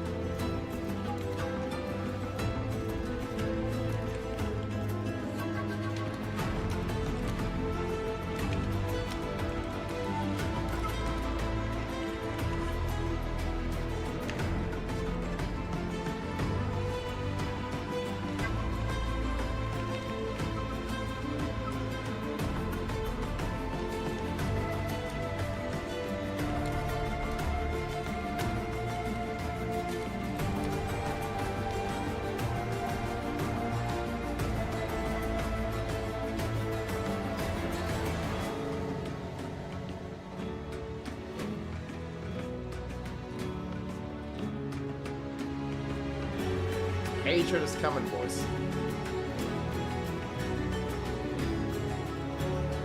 Is the sound good or is it too loud? Here he is. What's up? Let's go. Will your theory craft me a barb? I'm gonna make a barb guide as well. Yes. I changed it to be a bit louder. Just looking forward to whatever you feel will be the best leveling endgame Spiritborn combo after patch notes. Cheeky smiley face. Yeah, and I have all the videos, or at least all the footage ready. I just need to wait what the final patch notes Barb are. Nation still strong. Fell Maven reporting in for expansion duty. Yeah, let's go, Maven. Yes, that's the spirit. Hey, thank you so much for the support. Both of you. Shadow Mage. Dennison. Appreciate it, guys. Music is really good. Yeah, it's a sick music. Thanks for supporting, guys. If you have Amazon Prime, you can connect your accounts. Support for free. We are also eligible for drops starting October 8th. So in just 6 days from now, you can connect your Twitch and your Battle.net accounts, and you can get free cosmetics, or you can consider supporting with 2 subs, and you get a horse in game. Horse, new mount armor. Yeah, enjoy the Campfire chat, gonna miss it, gonna be back to work. Yeah, I'll have a recap on my YouTube channel up for you. Like, if you're at work, if you're missing it, I got it for you. Yeah, exclamation mark drops, there's a link here. I'm gonna put this on YouTube as well. You'll be able to see this.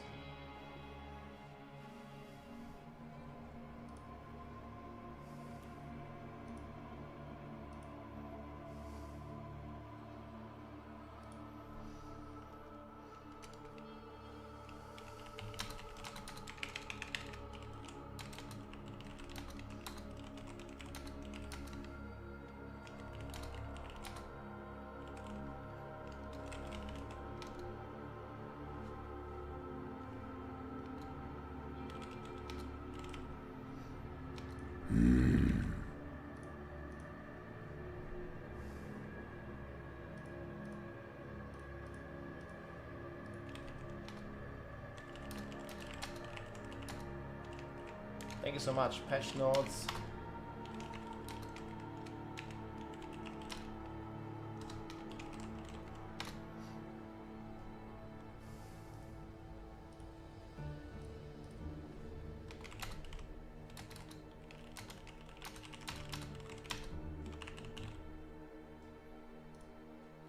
Yeah, we're gonna make a tier list for sure.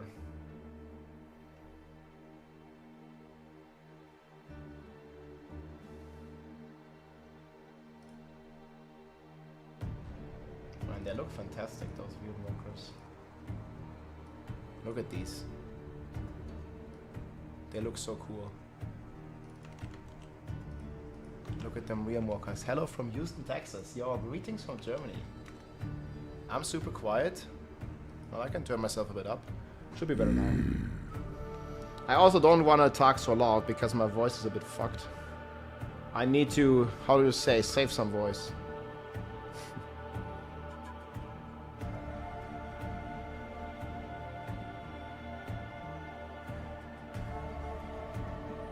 Be better now. Yeah, that's good. Yeah, thanks for letting me know, guys.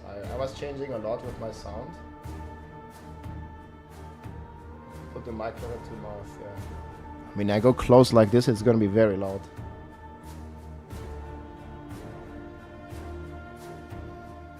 Saving voice for screaming day one, yeah. Guys, the S in Spiritborn is for S tier. I'll tell you this much. You'll see on Friday. Very loud, yeah, because I go so close, but I'm gonna chill like back here. Diablo ASMR. I mean, look at that wheel walker.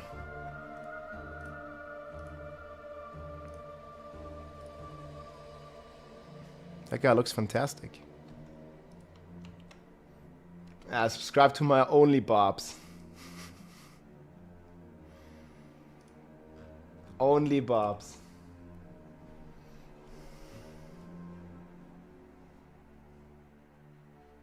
What is this guy? And there's like so much spam. Why the fuck are they spamming this on my posts? Naked stat. What the fuck? Bro. Why are these people spamming on my posts? Stop it. What the fuck? Who does something like this?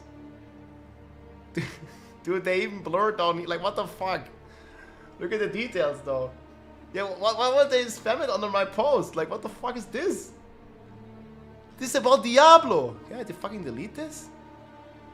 Block? Hide? What the fuck?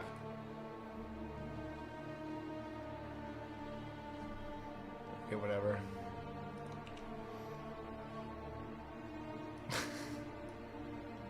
Yo, people are crazy, man. This is America.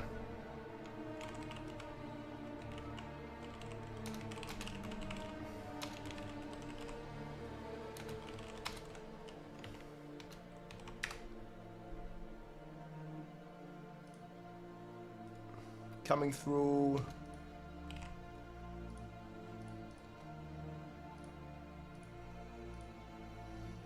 This is America. It's all because of Elon. Like, why do you spam me? What do you mean mute? Mute what? Mute, okay, the guy. Okay, wait. Oh, back there. I thought my stream was mute. Don't let the sound fuck up.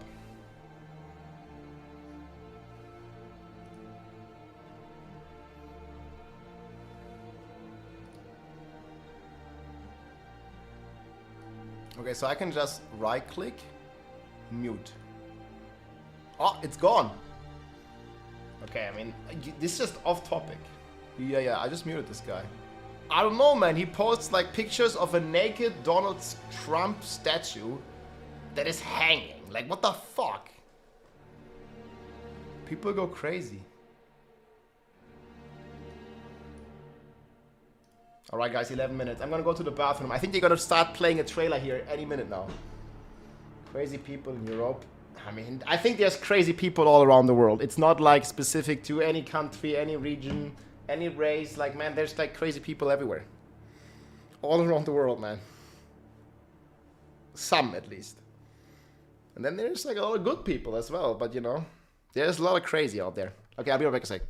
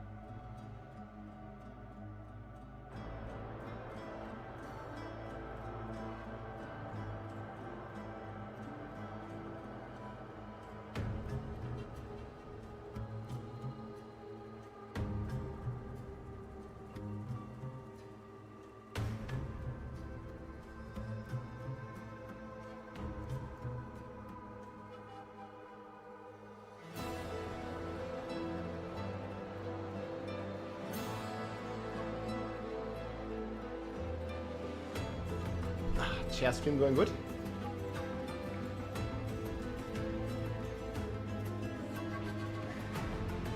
Campfire in America was already yesterday. Nah, it's morning in America. It doesn't work. It's not even midnight. Sunquist Fountain. Hey, thanks for the prime. Let's go.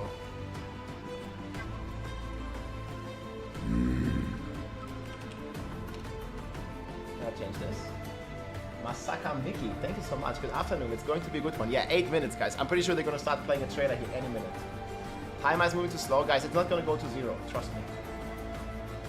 Trust me, bro.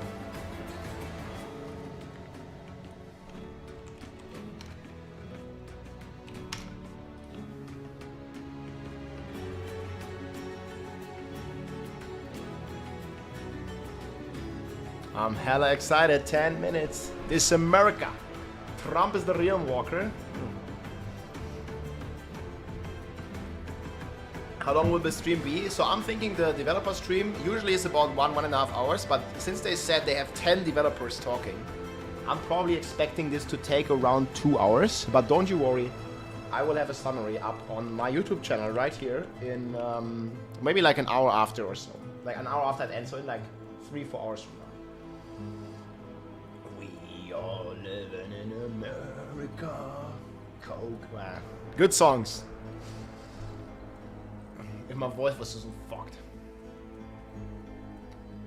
Okay, what are you expecting, guys? So, are we expecting Lightning Spear Sword nerfs? Dance of Knife nerfs? I don't... Okay, I don't want any nerfs. But... historically, they always nerf the strong builds. Just for the expansion, man, like, just let it go crazy. Like, don't nerf anything. But they're already nerfing Whirlwind Barb as well. And Whirlwind Barb was already, like, pretty bad. Like, it was already, you know, Ramalaldi bug and, like, a Fist of Fate bug. And it's like... man, I don't know. Like, I just, like... just buff all the classes to the level, man. Like, don't nerf the popular builds, man. Just buff. That's at least what I want to see. Yeah, okay, but Barbarian, no, okay. I'm not talking about that Barbarian build. This was a Thorns Barbarian that was bugged. That was doing infinite damage. Obviously, and that's not even a nerf. That's a bug fix, right? That's not a nerf. They just bug fix it. Like, that's an infinite damage. Like, it gets kept scaling up. It's an infinite damage bug. That's not what I'm talking about. I'm talking about, you know, the Lightning Spear Sorceress, which is a legit build, not based on a bug, which is just very strong. I don't think they should nerf that. I think they should just, you know, like, buff the fucking rest. Like, how about the Minion Necro, for example? The Minion Necro, man, it's been good for one season, and then they nerfed it. Why? Why would they nerf the Minion Necro? I just don't get it. One sec.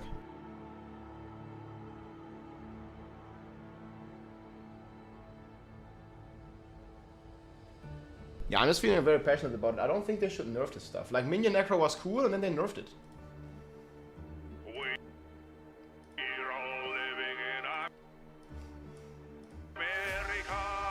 Oh, it's starting, but Rammstein is good. Okay, a bit louder. Oh, nice. How loud can we be, guys? This is good? Vessel of Hatred is the next big chapter in the story of Diablo 4. When we last left off, we had defeated Lilith, and Neyrelle was sailing south with Mephisto's Soulstone in hand. This is a tremendous burden for someone as young and untrained as Neyrelle. But somehow she has found the will to fight, challenging the primeval every step of the way. In this expansion, we follow their path as Neyrelle seeks salvation from Mephisto and searches for a way to banish him back to the Abyss. We'll be listening mostly, guys, okay? I won't talk too much. As we wrap up Diablo 4, there has been a huge battle in Hell between Inarius, the Cathedral of Lights, and Lilith and all of her demons. Throughout this entire campaign in Diablo 4, you're basically trying to defeat Lilith, so you team up with people like Neyrelle, who's this young, eager character, and then you've got Laura, who is this sort of wise drunk. He was the Herodrum, so he brings this rounded, old-school thinking. He ends up being the catalyst of the group. Inarius believed that if he killed Lilith, he would be accepted again by heaven. So he went after Lilith. He actually stabbed her, and heaven did not take him back. And he had this moment of, I've been wrong this entire time, and she used that against him and ended up killing Inarius. Her goal was to devour her father, Mephisto, and we ended up actually stopping her. And so even though she was defeated, she kind of gave us a warning of, I was the only one that could actually save you from Mephisto. Neyrelle is left with the Soulstone, and she decides to take the essence of Mephisto and trap him into the Soulstone. Laura is still with us and is going to try and help us find information on where Neyrelle went. And so we leave off with her sailing south with the stone, telling you, do not follow. The world might need you. And over time, things start to unfold, and you realize that Neyrelle cannot do this alone. And so you start your search for her. When we pick up in Vessel of Hatred, the Cathedral of Light is kind of in disarray. it became a bit fractured with the death of Inarius. So there was a bit of a split with the Cathedral of Light afterwards. This created an opening for a whole new sect to rise up and take things into their own hands. And so you end up with a militant wing of the church that is the Burnt Knights. Burnt Knights are led by Yurvar, a survivor of hell. He's uncompromising. He feels that he's final judgment and that he's going to make better decisions for the church. They battled in hell, and now they're on this manhunt for Neyrelle and for Lorath. They want them to pay for their crimes, and they think that they should be the ones that have a say in what happens to Sanctuary. Mephisto is the Lord of Hatred. He's probably the one primeval that can create the most deep-rooted chaos, breaking up the people of Sanctuary. In the events of Diablo 2, he was destroyed. He's been slowly resurrecting himself in hell, and he wants to come back and bring himself back to Sanctuary. And now that he is in this soul stone that Neyrelle carries, this is his opportunity. The Herald of Hatred is Mephisto's wolf form. It's this astral projected form that he gets to put out and connect with the player and whisper in people's ears. The connection between Neyrelle, the player, and Mephisto is the fate of the world. Neyrelle wants to get rid of him, but the more time she spends with the stone, the tighter the bond between her and the stone is. The corrupting influence of Mephisto's soul stone is going to potentially convince her to bring Mephisto back instead of destroy him like she originally wanted. So we need to actually make sure that she fulfills her original intent and doesn't fall to Mephisto's influence. Neyrelle plans to bring the Soul Stone into the Vault of Light so she can purify the Soul Stone of Mephisto's essence. The Vault of Light is this really sacred place that Akarat created. His presence is really important through the history of Sanctuary. Akarat wandered the world speaking the teachings of the Zakarum faith. His tomb is also said to be in the Vault of Light, which is in Nahantu. Akarat is the one who discovered the spirit realm. When the World Stone was forged and Sanctuary came out of it, this veil was created, and that's what created the spirit realm. Demons aren't there, angels aren't there. It's a very special place for humanity. And for a long time, the spirit realm was not touched. And now Mephisto's corruption is creeping its way. And that's a fear that everybody in Nahantu is thinking about. Spirituality is really unique to humanity, and in the jungle, it's a big part of their culture. Aru is this elder, this magical being, a Spiritborn, and he's really connected to Nahantu. This is his home, this is his ancestral lineage, and he's guiding the player on this journey to help Neyrelle. We actually find out that there have been sightings of Neyrelle in Nahantu, and we end up following her there. In Vessel of Hatred, this is a story about isolation. We start off with the concept that Neyrelle is trying to do this alone, but at some point, you realize that things are escalating. And so we morph from this idea of isolation into the idea of being stronger together. For someone that has been through the journey that our Wanderer has, that Neyrelle has been through, you feel there's hope that Sanctuary is not going to be lost. You get to see pockets of Sanctuary that we haven't been able to see before, but it's still all in that same tone, in that same world that everybody loves so much.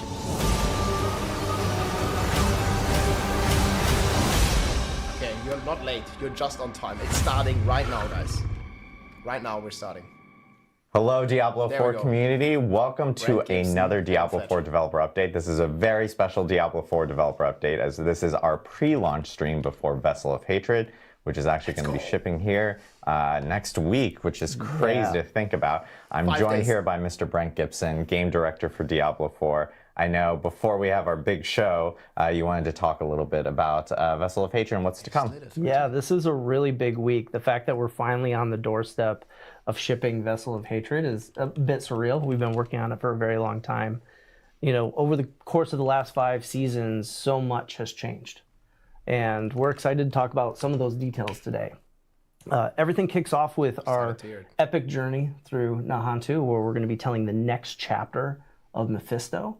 And it doesn't really stop there. We haven't talked about it much yet, but we've actually created a custom quest at the end of the story that leads those players who haven't gotten to endgame will get to endgame.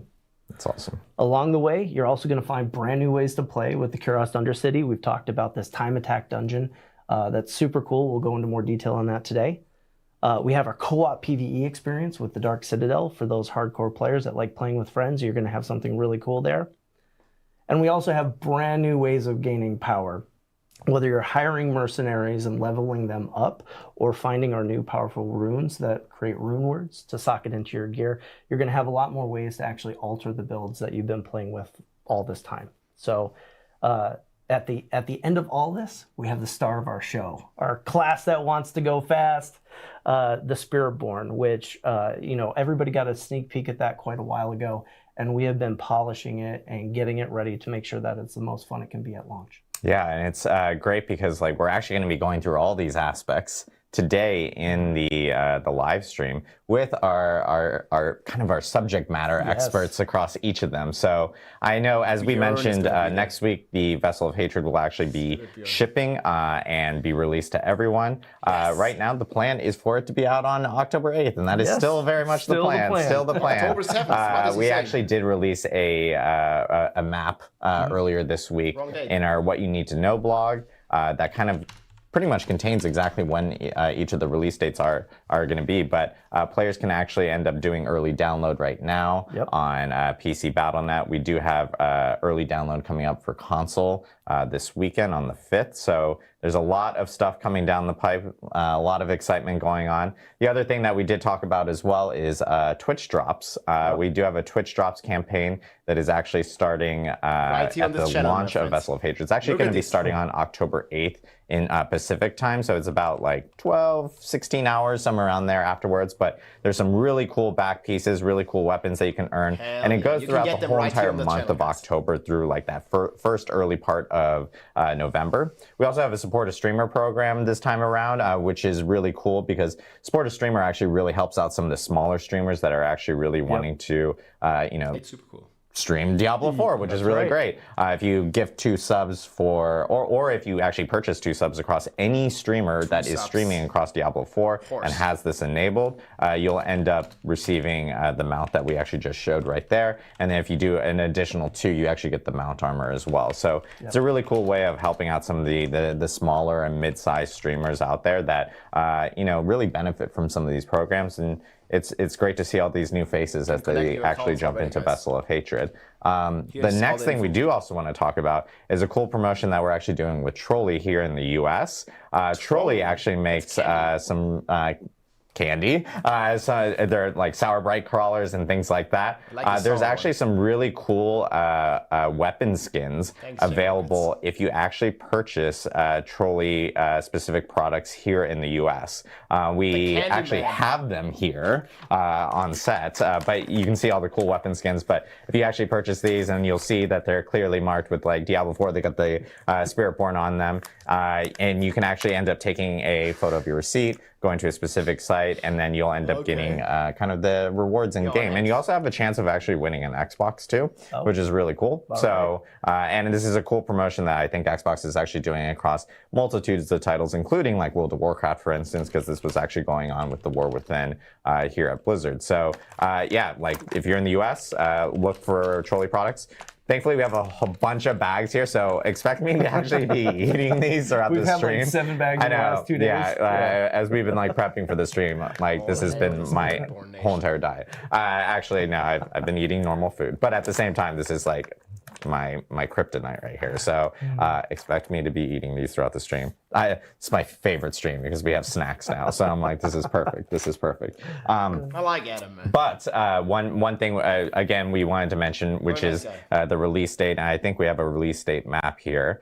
So yeah, as you guys can see on October 7th in Irvine at 4 p.m. Pacific, or Pacific time, or California time if you want to say it, is when the actual expansion is going to be launching. This is a global launch, so everyone is coming out at the same time. The world is round. The world is round. So you can't get everyone in on October 8th, and so that's why there's some in on October 7th, but we wanted to make sure that we could get as many people in on October 8th, and of course a little earlier on October 7th, but everyone's coming out at the exact same time. So Looking forward to everyone jumping in. We do have an action-packed show today. A lot of stuff to cover.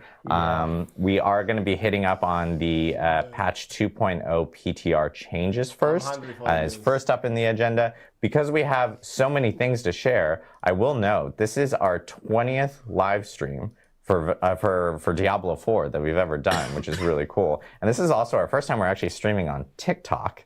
We already stream on X, we stream on Twitch, and we stream on YouTube. So this is kind of a nice momentous occasion. But because of how much content we have and how many guests we have, we are going to say that we will have some small little breaks while we actually mic new people up, bring them into the studio, and then swap them out for other things. But we are going to be talking first about patch 2.0 PTR and the feedback that we actually received from players. And then separately, we're also going to be talking about Season 6, Season of Hatred Rising.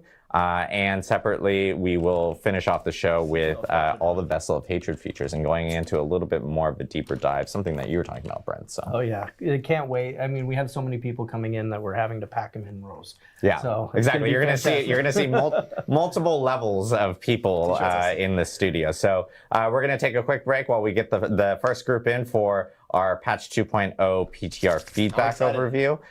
So we'll see you in a bit.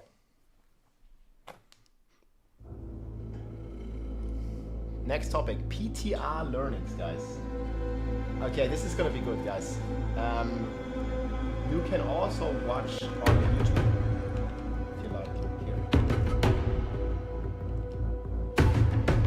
Dude, the music is so sick, but it's loud. Okay, guys, what are we expecting? Lightning Spear buffs, Sword buffs, Rogue buffs, Whirlwind buffs? Come on, man. We need barb buffs. Oh my god, man, barb core skills are so bad. 110% buff, which is nice. Boomer buff on Sorg, that needs to be boost level. They all nerf it. Barb nerf part 20, man. They're gonna nerf it again. It's too much fun, guys. What can we do? Lightning Spear is gonna get looped. What about DOK? We're just gonna pretend we identify as a barbarian playing on a rogue. No, we are the barbarian identifying on the rogue. And we spin it to win. Yeah, it's very loud. Sorry, I'm gonna put it down a bit. Awesome. I appreciate everyone bearing with us as we get people mic'd up. We're going to be doing this a couple times throughout this stream, but we're here to talk about the PTR learnings from patch 2.0 PTR, which we had earlier this month. Super beneficial. PTRs have been great for us since we've started actually hosting them for Diablo 4. And of course, this one was a very, very big one because we have a lot of big changes coming with Vessel of Hatred in Season 6. But I know we want to jump straight into it. So, Aislinn, I know you're going to start us off and talk about some progression changes. Yes, I am. So like you said, Adam, let's jump. Oh, actually, before we do that, sorry. I just realized no one knows who we are. Oh yeah. I mean, they know who I am. There we go. I was just like, wait a minute. Of course, we have some familiar faces, but if you guys want to do quick intros, Yeah. Hi, I'm Colin. I'm a lead designer. Hey, I'm Aislinn. I'm an assistant designer. Hi, I'm Charles. I'm a class designer. Hey y'all, I'm Anthony. I'm an associate class designer. Awesome. Great. There we go. Now we got everyone settled. Aislinn, do you want to talk about some of the progression changes? Yes, absolutely. So, Adam, like you said, the PTR has been just fantastic for us. It's given us so much data, and the feedback you guys give is just pivotal to us launching in the state we want to see the game in. And, everyone wants to see the game in. And so, let's talk about it. Let's talk about some changes we've made because of it. So first of all, monster intensity. Something we saw in the early game was people weren't noticing the changes in monster intensity because people were skipping through difficulties fairly quickly. And so we've decided to move monster intensity from scaling over normal, hard, expert, and penitent to scaling over torment 1 through 4. Because you're going to be progressing through torments a little bit slower, so you're going to be able to feel the intensity changes, I think, a little more potently. Yeah, there's a bit more jumps, right? Yeah. Yeah, absolutely. And again, the intensity system was essentially monsters just become a little bit more reliable in their damage. Right. They start to predict your movement a little bit more on the projectiles. Yes. It's not a massive change, but it should sort of make the monsters feel a little bit more aggressive and dangerous. Yeah, they just become a little more lethal, I think, ultimately, beyond numerical changes. Second up I want to talk about is one that I'm really, really happy and excited about, actually, is that elites, unique elites, and super elites are 3 different types of elites you can actually fight, if you know that or not. That's the thing. And previously, they all did very different amounts of damage from one another. Like, for example, a super elite might deal actually 2 times the amount of damage of a normal elite. And what that was causing was when an elite spawned an affix, like lightning enchanted, or poison, or whatever.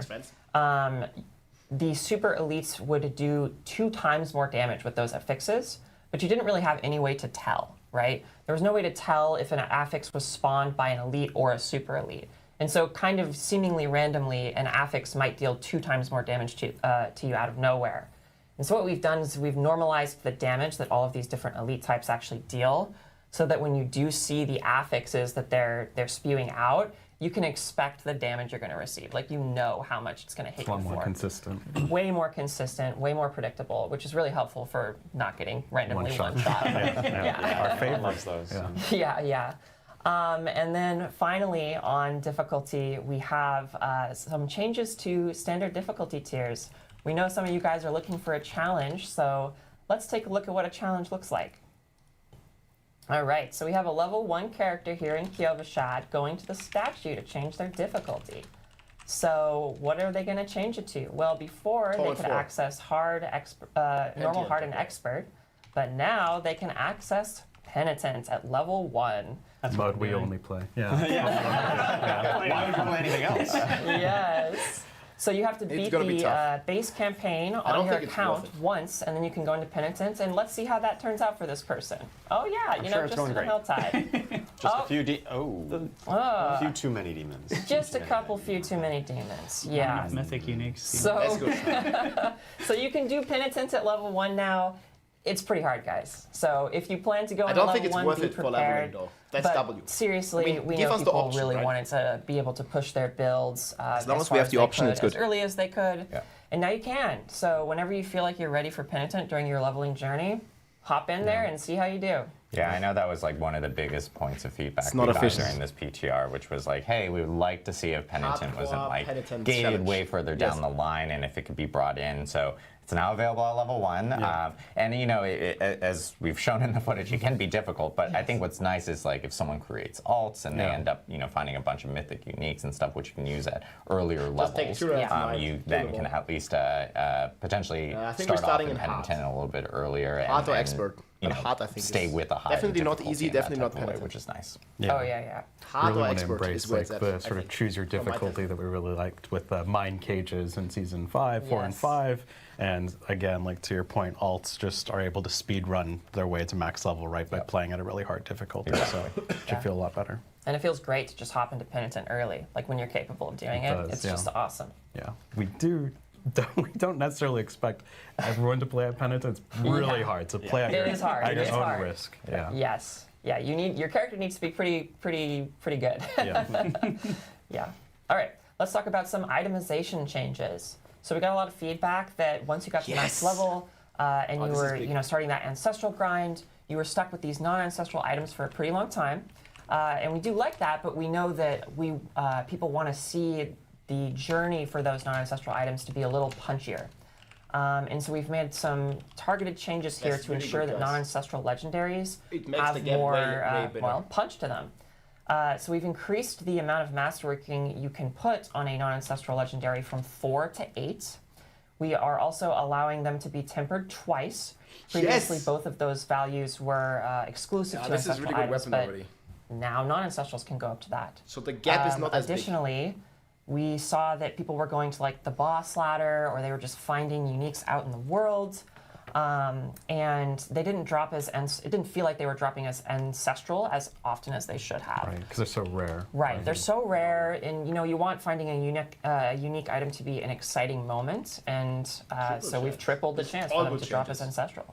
And this should help a lot, especially during the boss ladder, when you're killing these uber bosses, and they're dropping lots of uniques, Triple a up the lot more of PTR. them are going to turn out to be ancestral. Definitely. And this should mean that once you're starting in around level 60, you have a lot more progression on your equipment that sort of bridges the gap to ancestral. I also heard a lot of feedback that second tempered affix really is what enables your build to come online, and that's what we're trying to do with this system of ancestral, is that you can get your build Mystics are online, always but then there's ancestral, still items that you can chase that just enhance that build. Right. And we saw that like not having that second tempered affix and not having those 8 masterwork ranks really sort of hindered your ability to get that build online, Yeah. to get into the fun and start blasting. Yeah, no, that's a great point, because we Come on, don't man. want you to feel like Big you check. have to find ancestrals for Yeah. your build to function. And, you know, this change is working towards making that true. Definitely. So you Yeah. still have those items you can chase, but you can still get those endgame builds online pretty quickly. Yep, for sure. And finally, on Colin is itemization, great. we are adding some scrolls of restoration to the season journey. The scrolls of restoration are the scrolls of tempering that we talked about at Gamescom. You can use them to reset the That's really good. tempering chances on an item. And we wanted to add these to the season journey so you could just have a couple of deterministic ways to acquire them and use them on your gear. And this, of course, is not the only place you can earn these scroll of Yeah. restorations. No, You no. know, you can earn them throughout the world. There's a small drop chance, and we'll be actually talking about another way of earning them later on as well. Yeah. So Definitely.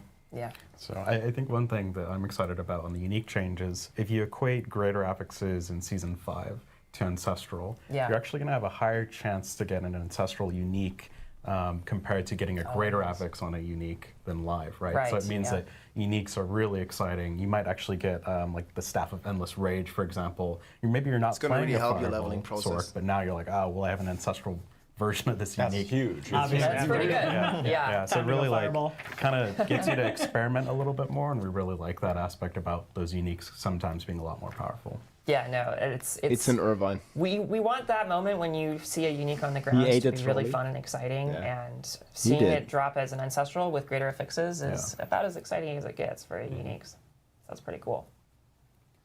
All right, let's talk about some player power changes based on PTR feedback. Okay, here so we go. I want to start by framing our goals for Torment difficulties. So Torment 1, we want all content to be available in the game. You can fight Lilith, you can fight the boss ladder, you can go to the Dark Citadel, etc. All these activities are available. Torment 4 is intended to be aspirational content. And what that means is you've already unlocked everything in the game when you enter Torment 1. But Torment 4 is like the essence of Diablo like build crafting, where you're just pushing your character as far as you can go. And Torment 4 exists for that purpose, for people who want to push their character as far as they can go. And with that said, and the reason why I'm saying this is because we were seeing that people were getting to Torment 4 way faster and way easier than we were hoping for in the PTR. And, which is just another great, it's great that we did the PTR because we saw that. And with that all said, we've made some changes to kind of keep Torment 4 this, like really this. challenging and exciting thing to reach. T4 needs to be hard.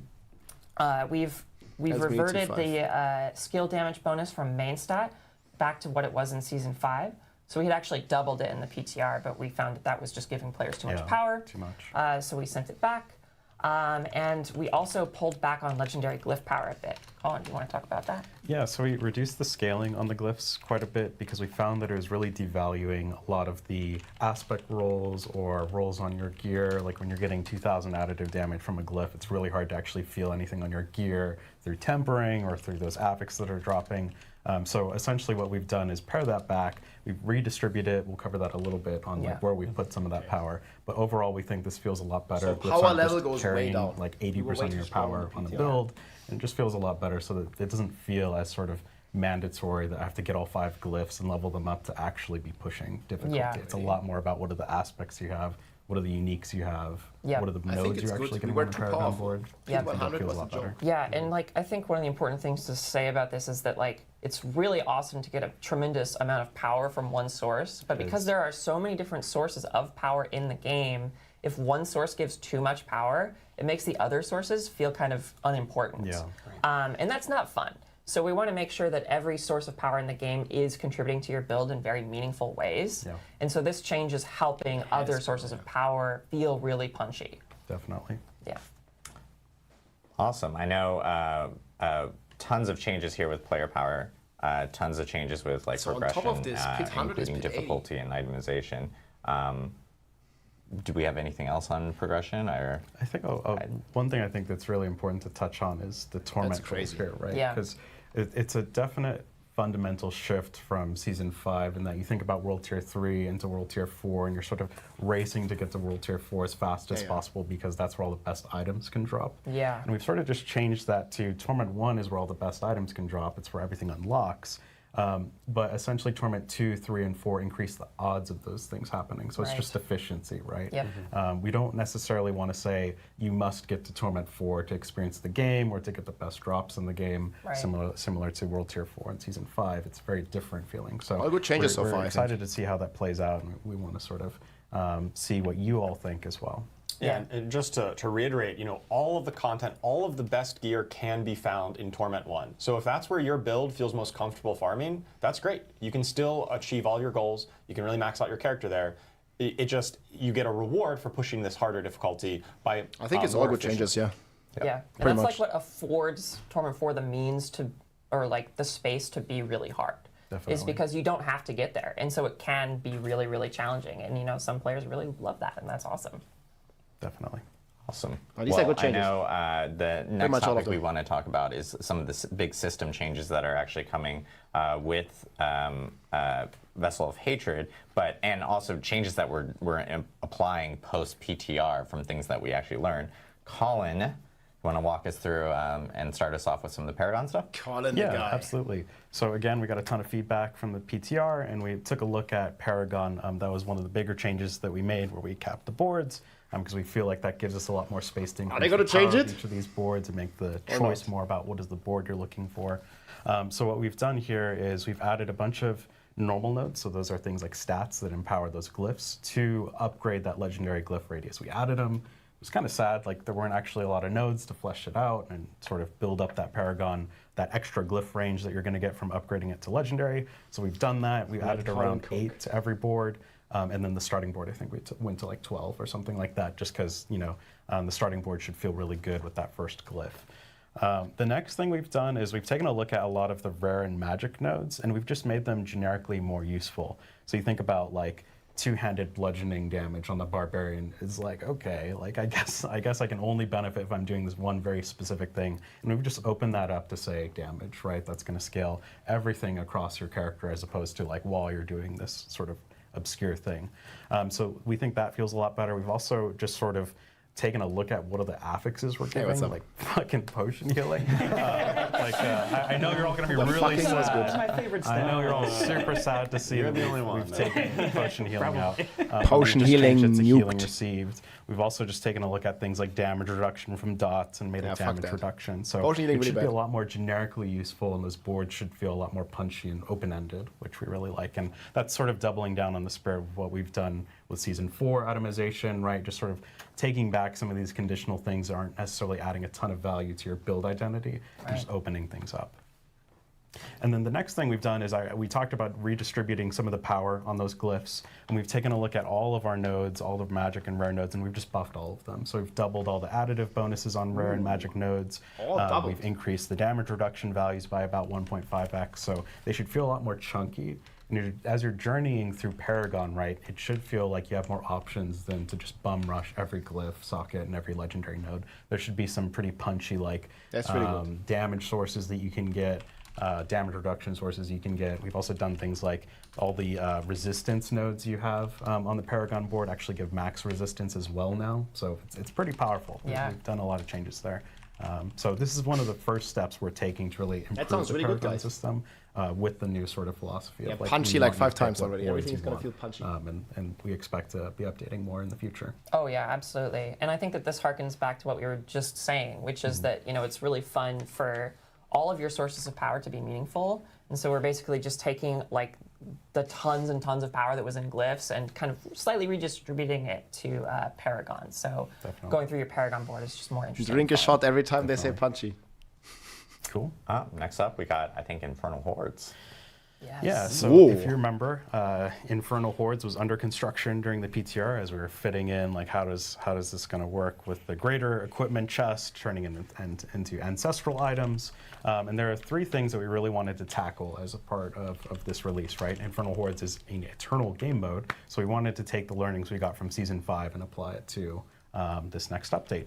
So one of the things we saw was that loot was just dominating the reward landscape here. Like getting 200 legendaries from one source of activity is cool for Season 5, and it's the brand new activity for Season 5. That's awesome, but we wanted to just readjust it, refit it back in. We still have the Codex of Power that lets you store all these legendary powers, so we felt like we wanted to take more of a quality over quantity approach here. And one of the things that was sort of frustrating about that quality miss was that you didn't really have a way to reliably target those unique items that were coming out of Infernal Hordes. If you think about it, you had to open a chest and just hope that you were going to get one of the unique items out of this chest. And that sort of led to a frustrating and tedious reward flow where you're just constantly opening up these 28th chests over and over and over. I know I've spent, probably more time opening the material chest than actually. I mean, I think that's everyone's favorite pastime, just like running around spam the material the chest. chest. Like, pull down on the chest, like, oh my god, just give me my fucking shit. So it takes forever. So we've taken a look at, how we're going to actually deliver these keys. We've taken them out of the crafting system, but they're not too rare. They're just uncommonly found throughout the world. We want this to be like an oh shit moment when the key drops, just because you're going to get a ton of XP from killing the hordes. You're going to get a ton of materials and a ton of items as well. So we think that will make the keys feel a lot more interesting, and it's not going to bloat your inventory as much, and you really want to use them when you get them. So the next part here is, if we could go back to the slide, if we could go to Infernal Hordes. There we go. The council boss, no matter what, as long as you kill that council, they're going to drop dungeon boss loot, which is going to be legendaries, crafting materials, gold, etc., on top of the Infernal Horde unique items, and that's going to scale. Thanks for the support with so it. Guaranteed, every single time you kill that council, you are going to get unique items that are specific to Infernal Hordes. That's great because those Infernal Horde uniques are pretty sick. Definitely. So no more waiting at the chest to get that drop. It's just going to happen. And it feels a lot more like the boss ladder, where it's like, okay, I want to get Infernal Horde unique items. I'm going to be able to reliably get those and get a pull at the sort of slot machine there. And then the next thing here is we've updated the chests. So the chests of greater equipment are going to drop those scrolls of restoration or retempering. So you're going to be able to get them reliably from the Infernal Hordes, not just the Dark Citadel. And that should feel pretty meaty and good. And then we've also guaranteed some amount of ancestral items from that greater equipment chest. And ancestral items are very much more coveted than just greater affix items. So that should feel pretty meaty. And then the chest of materials is now just going to convert all your Aether into materials. You don't have to like constantly open the chest.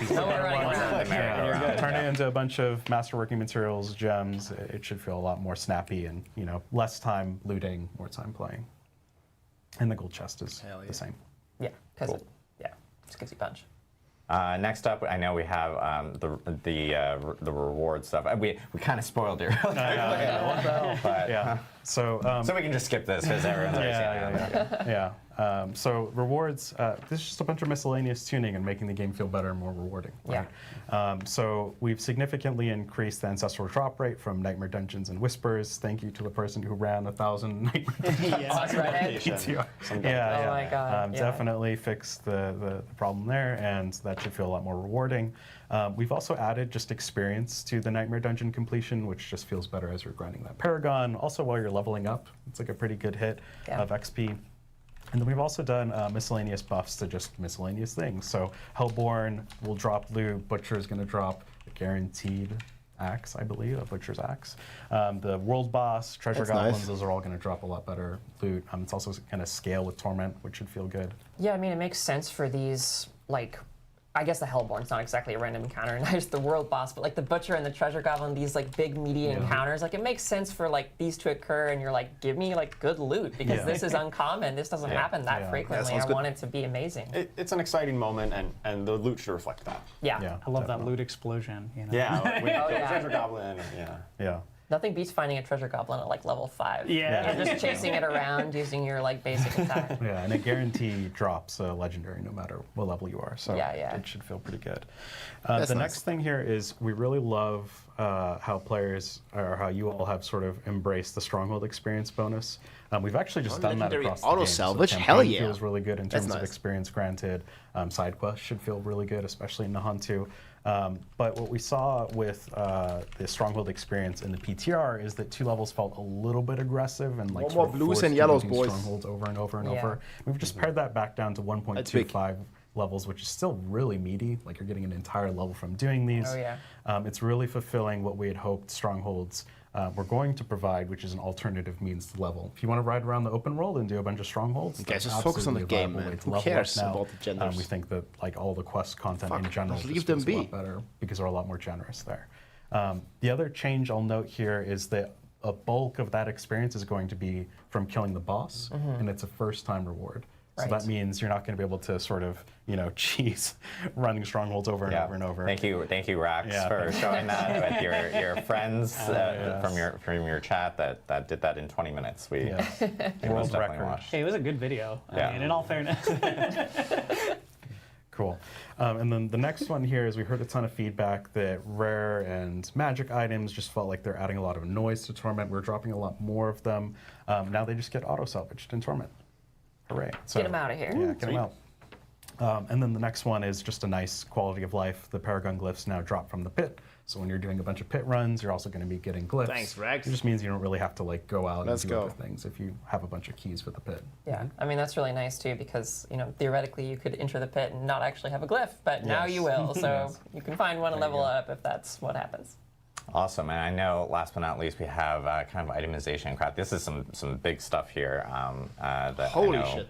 will excite players for sure. Yeah, so one of the things we've heard a ton from the player base and you all is that I wish I could make a mythic unique deterministically. If I do everything in a season, if I kill Uber Lilith, if I do the season's journey, I want to be able to get a mythic unique. 2 sparks, 1 and unique. We saw this as an opportunity to essentially create an identity between the rune crafting of mythic uniques and the blacksmith. We moved it from the alchemist to the blacksmith version of crafting mythic uniques. So now what you're going to be able to do is you're going to be able to take 2 resplendent sparks to the blacksmith and get a random mythic unique. That means no matter what, as long as you do everything in the season, you're going to get a mythic unique.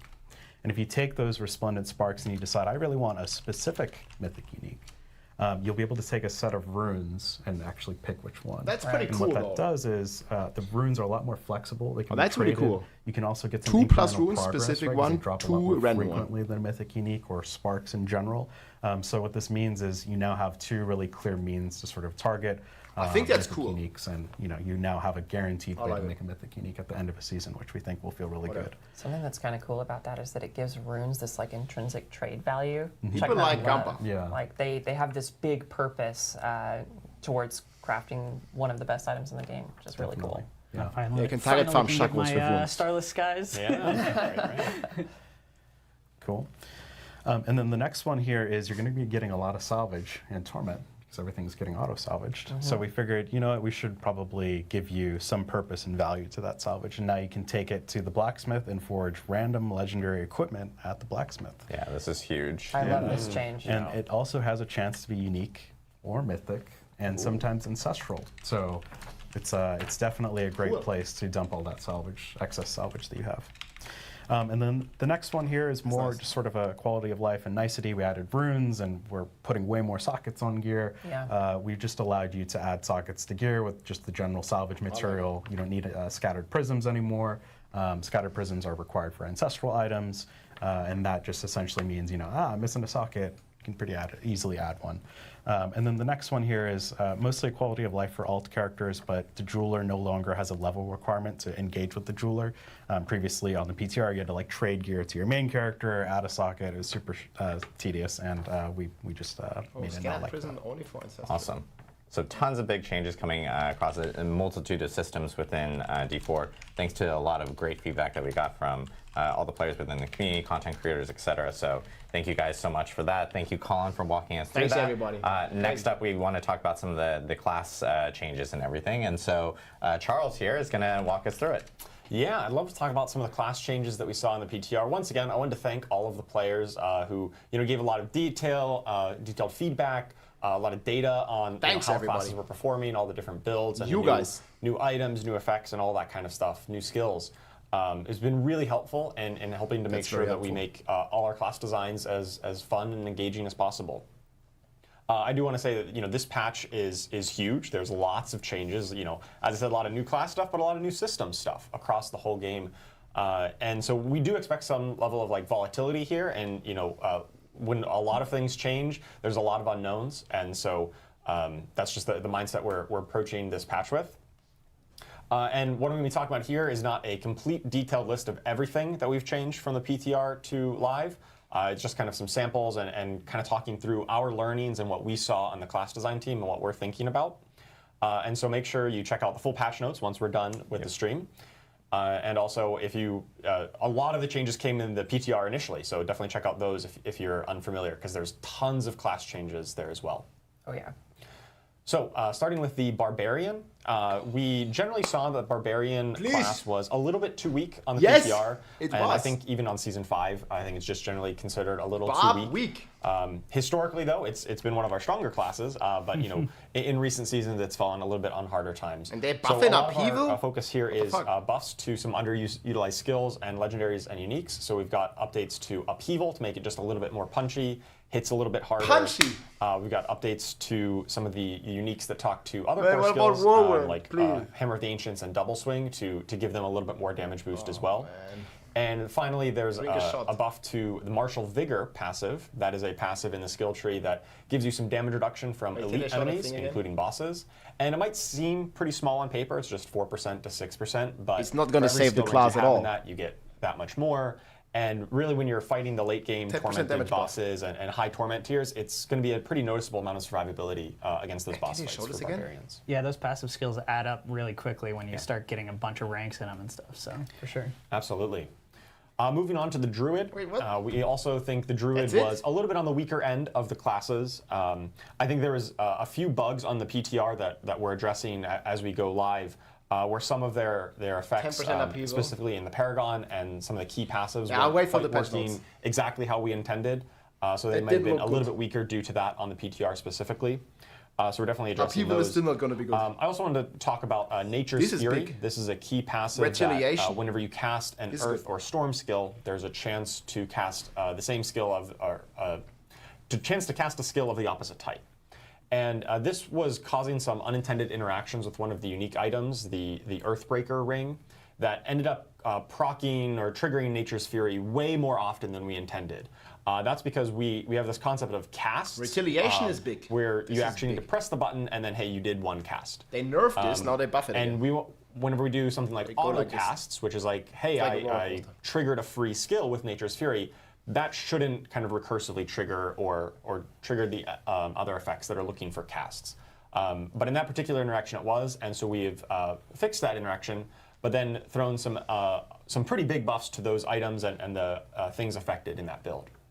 We still expect those kind of things, especially landslide builds that use this a lot, to still be very powerful builds going forward. But we just didn't want that one particular unintended interaction to be happening. And that kind of overshines, all the builds, right? When you have like one build that's, crazy over, the top. So exactly, yeah. Especially whenever there's one build that's so dominant, it really makes it feel like, hey, I'm playing the class wrong if I'm not doing this, and that's not something that we want. We want you to be able to play all the different ways of playing the classes and feel like it's a valid and viable choice to compete or to complete the game. Some of the other changes on Druid as well, we've got some updates to Great Staff of the Crone. This is one of my favorite items that lets your Claw and Storm Strike build kind of synergize really nicely. We've got just a lot more damage. Thanks, on Damian, for the feedback. I'll see what I can do. For Carnage Paragon node, basically the same functionality, but just added 50% bonus damage there. We saw Werewolves was particularly falling behind. and an update to the Untamed Legendary Paragon node. This is the new one that talks to companion skills. Previously, it just gave skill ranks, which kind of fell off as you got a lot of skill ranks. Now it's just multiplicative damage, and I'm really looking forward to seeing some companion druids in the new season, especially with the new key passive. All right, moving on to the Necromancer. So the Necromancer is a class that I think we saw a lot of variety for like blood, bone, and shadow builds. A lot of those were competing very well, but a Necromancer is really all about minions, right? And unfortunately, we saw minion builds really falling behind from where we want. And we know that minion builds are like the most appealing part of a Necromancer. And so on the class design team, we're really committed to making sure that minion Necromancer is good. And we're going to see some massive buffs to this patch, and we're going to continue monitoring to make sure that the minion fantasy is really a powerful and compelling one. We also saw that Necromancer was one of the squishier classes. It had a little bit less defensive oomph than we really wanted. And so we've made some updates here to Reap. It's going to give a little bit longer damage reduction, just makes that a little bit more usable for that, that function. Same with Necrotic Fortitude, gives a little bit more barrier. This is kind of movement speed skill barrier generation, so just a little bit more survivability in that late game. And then the rest of it here is just talking about minion buffs, right? We've got Kalen's Edict, the key passive. This is going to, previously it just gave you attack speed for your minions. Now it's also going to give you bonus multiplicative damage for all your minions. This is really good. A bunch of the legendaries and uniques that talked to minions, like Ring of Mendeln and Shade Mist, that damage is now properly attributed to your minions rather than the Necromancer themselves, which means if you have bonus Golem damage, for instance, and your Golem triggers Ring of Mendeln, sounds like minions like double damage, and it's going to be multiplied up by those multipliers. So pretty big buffs for those legendaries and uniques. Yeah, that's a lot of power for sure. Oh, absolutely. Moving on, we've got next class we'll talk about the Rogue.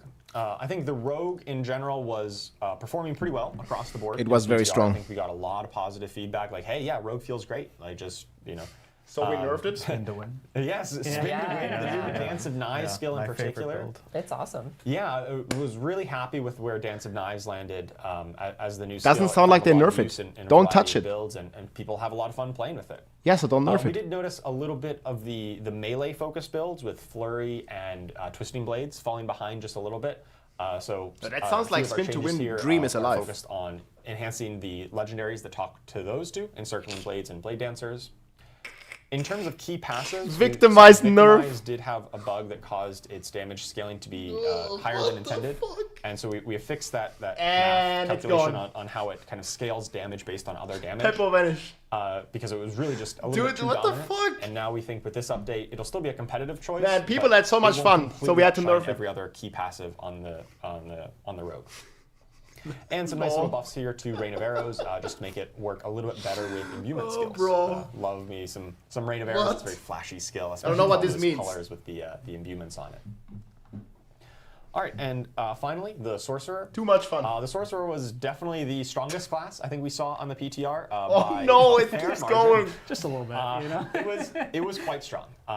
Wait, I did infinite damage on Bob. Sorcerer builds, especially with the new key passive Enlightenment. Lightning Spear, guys. And Enlightenment had an issue where it's all about alternating skill casts. So, okay, you cast fire skill, you cast what's going to happen here? Skill, and you get these stacks really quickly. Unfortunately, it was stacking up unintentionally from some of those auto casts that we were talking about earlier with Nature's Fury, where when you trigger bonus casts from like unstable currents, it was actually ramping up the Enlightenment way too fast. And so we fixed that interaction, but we think despite that, Enlightenment is still one of the strongest key passives of sort. So it just brings it down a little bit, but we still think this is going to be a really powerful and compelling new key passive to play with once we go live. Okay. Two other changes here with the Flame good. Oculus uniques. This is kind of adding in this chance to deal double damage affixes for Incinerate and Teleport respectively. This harkens back to what I talked about on the PTR stream, where we're adding these multiplicative damage bonuses into Tempering for weapons. Okay, we have to wait until the patch notes. We can't temper onto unique items, but for a lot of the unique items that are about very specific Tarasha really didn't need a buff. It was already incredibly powerful. We've taken a pass to add in some of these affixes that enhance those skills in multiplicative ways to really make sure that Incinerate is the victimized nerfs. The same benefit from using that unique as opposed to just a legendary that you would temper this affix S onto anyway. in Spiritborn is for S tier. Yes, absolutely massive. Size is like, I like pull out a ruler. Guys, like, is it S for Sorg, S for Spiritborn. Is it working? Yeah. Incinerate size and teleport size maybe not the most Woman compelling. Bob is dead. Now you just Ramanaldi get still small bugged. multiplicative damage. If somebody wants to make a an Oculus build where most of the damage comes from teleport, that's going to be awesome. We'll see if you can manage to make that work. Yeah, I love that idea. Oh my god. I already have a build page saved. Ooh, yeah. I'll have to see that. Yeah. Nice. So yeah, once again, I just wanted to thank everyone for all the great feedback. We on the class design team, Lightning Spear is still fine. Reading and listening to feedback on how you're playing the classes, what builds you're finding fun, what things are over. We have to wait for the patch notes. We listen to it, we read your feedback, That looks fine. we watch the videos that you make. We really appreciate all of it, and it really helps us to make the game as best as possible. Awesome. Thank you so much, Hell Charles, yeah. for walking us through all the changes coming for class design. It's actually not all the changes that we saw right here. As Charles mentioned, we do have patch notes actually going live after this stream. And I will caveat, you will see 2.0.1 patch notes, and you'll see 2.0.2 patch notes. So there's 202 and 201. 202 is actually not on like people's PCs yet. You haven't preloaded that. That is going to be the last update you'll need to grab before we jump into launch for Vessel of Hatred. But you will get all the patch notes after the stream, so you can dig through all the class changes that we didn't cover and all the ins and outs of it. And, yes, we will. Between now and what we have for PTR. So last but not least, we have rune words. So I think we're going to jump straight into it. So Anthony, you want to go ahead? Yeah, absolutely. Rune word so nerfs. again, awesome feedback. We got lots of different things that came in, and we've heard multiple times Everybody petrify Warcry? a couple different things with the rune words that really just people kept repeating over and over again. Really, mostly stemming down to two major issues with the whole Buff system. the weak runes And, to the level so of the strong previously, runes. we had on the PTR. We had the legendary runes that were a lot stronger, because you want to reach that point eventually to where you get the powerful runes, and then you play the game that way.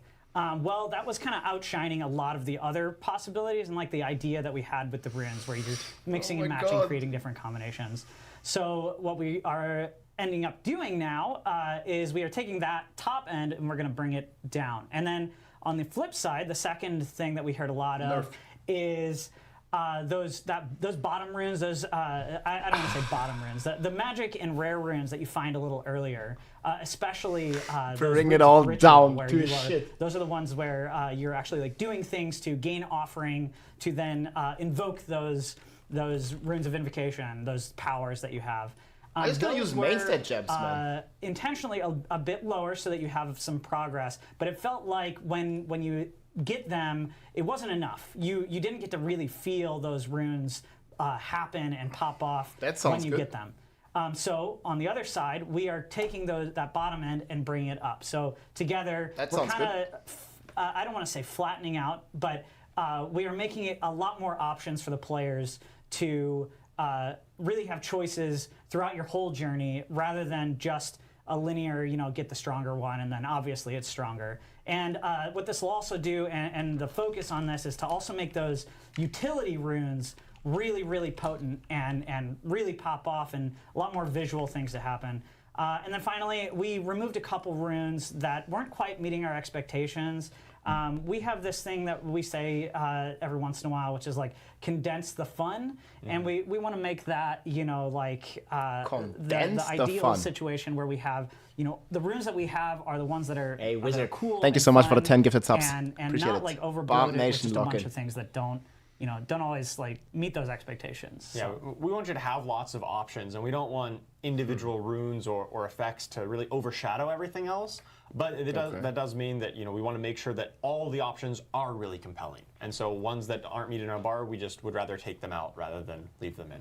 Yeah, absolutely. And I think we're always going to be adding to the rune system. Of course. Right? So we want to leave ourselves the space. We didn't want to water down the pool with things like the lightning bolt effect. And it's like that didn't really have, it was an evolutionary dead ends. We didn't necessarily have any way to juice that Appreciate up. So we want when a rune drops for it to feel like, oh, there's this new toy I can play with, right? It's important that every choice in the rune system They is buffed upheaval, every, boys. Every possible rune you can take. Every patch they buff upheaval. It's never good. There, right?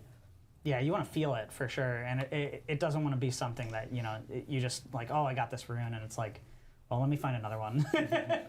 So, all right, so here's some examples of some of the big outliers. We heard lots of feedback around these two, especially. No more that berserking. Rune. So while it was giving berserking to everyone, it was a big power bonus. And so we're going to bring that down a little bit by it's no longer. That's what made it cool, though. That in my enhanced version. It's just the baseline version, so it no longer gives berserking to all players. That does mean it still works for barbarians because that is their skill. They should still be able to gain that power as they would expect. And then down with the Yam, which is that Druid Petrify. The rune itself is not changing. What's actually changing is on Druids themselves, their ultimate there is no longer going to give that critical bonus baseline. It's now going to be the enhanced version. So if you want that as a Druid, you can still get that big, powerful critical damage bonus. But now that baseline is going to be that big stun, that big AoE moment so no that you see multiplier. everything on the screen freeze, and also just juice you up with a bunch of resource. And this is general class resource. So unlike what it'll say for the Druid is it says their spirit goes up. So it doesn't give you crit damage. It says it is your resource, so everyone gets this huge, big moment where you can kind of reset. So if I'm a sorcerer, it doesn't generate spirit, it generates mana. Yes, It'll give you right. Right. You don't just get a second bubble that then fills up with spirit. Oh man, that'd be weird. Yeah. I like that this puts a lot more emphasis on the utility of runes, which is sort of what we had been originally intending, right? Not every choice is going to be a multiplicative damage source. So you should have a lot more options. It's more focused on utility. Yeah, absolutely. And stealing other classes' power. Yeah, obviously multiplicative damage is probably the single strongest thing you can do in an ARPG. And just when we noticed these ones were really those ones that are overshadowing every other option. We still think those will find a great niche for the builds that want it, but they won't be the only choice that no one else can use anything else. I mean, that's true, but I think absolutely. to achieve that, I think they should have rather buffed the weak runes. So here's some examples. Again, I want to preface, this is not all of them. There are a bunch of changes. You guys will see them in the patch notes as we had already talked about. But some of the big ones that I wanted to show off here. So Spiritborn Vortex, that's the one that pulls everyone in, you group everything together. The radius was just too small on that rune. You're going to be able to get that off almost twice as often as it was before. So you're combine that in with something that has some grindy damage in the middle, and you're going to be just having this pop off all the time. As well as, so we call them sub-powers. Those are things like the Sorcerer Meteorites, or like the Barbarian Earthquakes, those things that happen based on other things, but they create like another power that comes out. We are juicing those up a lot more. So these should be some of the most powerful versions of these sub-powers in the game from these runes. And as you can see here, Meteorites is jumping up a whole bunch, as well as the offering cost is going down, so you're going to be able to summon a lot more of these as well. And then one of the other things I saw feedback was around the Se rune. I don't know exactly how to say it myself. I'll have to ask you even about that after this. But where you summon spirit wolves, I mean, and we'll they see, didn't guys. feel as impactful because their AI was not as poppy as like say the Necromancer's minions running around a lot more quickly. So we adjusted that. And so we're going to have a video coming up here in a second, and we can see. So now you're going to summon those wolves.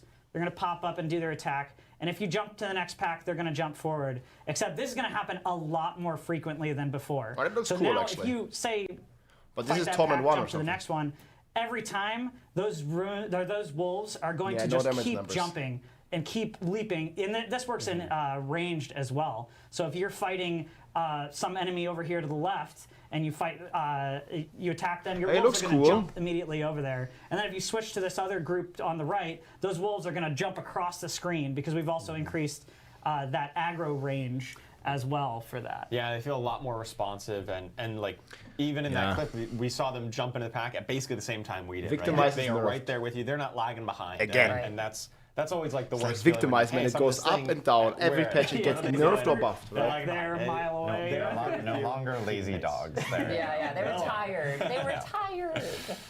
tired little pups, you know? And then here's some examples of those runes of ritual. Again, those are the ones that are generating this offering. And so these are mostly going to be changes to those magic and rare runes, where we've taken that offering they give and we've really knocked it up to be a lot closer to where those legendary versions of these are. And that should hopefully give us a lot more options when it comes to deciding which combination of which runes that we are using. So. It also just means things are a lot more reliable. Like you're actually getting procs way more often with these buffs. Yeah, you actually get to see the fun happen, right? See those effects happen a little bit more often. Yeah, so tons of rune changes that are coming, and as Anthony mentioned, there's way more details in the actual patch notes themselves, so people can check that out after the stream, along with all the class changes, the system changes, the progression changes. It's all detailed out there for players specifically. You know, I had one thing, because I think we might have forgotten it, and I'm very concerned about monitor violence. Oh, yes. We heard a lot of people wanted to punch their monitors. Oh, that's right, yes. When you get a greater affix on impairment resistance. So, as monitor enthusiasts, we've just removed that from the affix pool. Yes. So please don't. Please don't. Less punching of monitors. Save the monitors, please. And one thing I do want to call out on Rune Words, we actually, funny enough, we got a lot of feedback about players saying like, hey, we noticed like different art on some of the classic runes that they may have seen from like back in D2. Iron Maelstrom still shit. Been updated no changes. To match. But we don't have the patch notes yet. D2, so Harken's back. Yes, yeah, that's cool. Shout out to the history of runes there for everyone. So thank you guys for jumping into this. And I will say, like, this team is going to be staying vigilant through the launch of Vessel of Hatred. That sounds good. With our live ops teams here. Shout out to lots our of changes, guys. team, We'll see how it's going to turn out. Who will be helping us out through. We're going to lose a lot of power for sure. We're going to feel a lot weaker than on PTR, but that's a good thing, I think. Hearing all the feedback that players have, and we'll be jumping on a lot of the big things that we do notice and we do want to jump, kind of address. Turn up the volume. Especially right it's already very loud. So our cadence is going to be quick. So do expect that. We'll be posting all notes, all hotfix notes, etc. Whenever they do come up. So thank you guys again for joining us today to talk about the PTR learnings. Next up, we actually are going to start talking about the next season coming to Diablo 4, which is Season 6, and that will actually start with the launch of Vessel of Hatred. We're going to do another quick mic swap, musical chairs thing. Quick toilet break. Benny Hill music or something like that. But we'll be right back here with our next group to talk about Season 6. Give me a break a sec. Quick snack.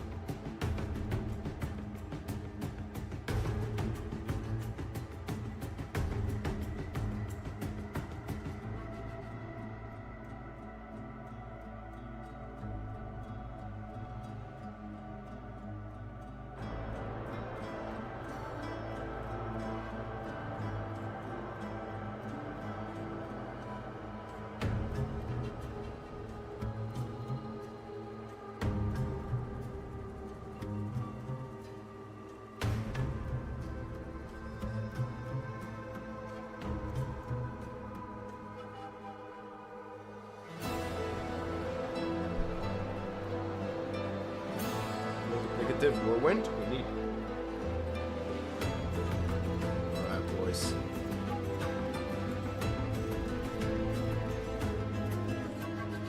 This music is loud. Okay, we have Season C next. The Realm Walkers. We already saw some images.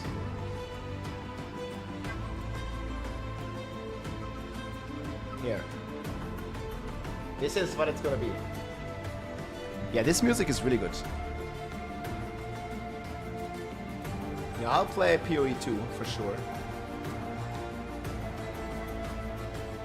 PoE.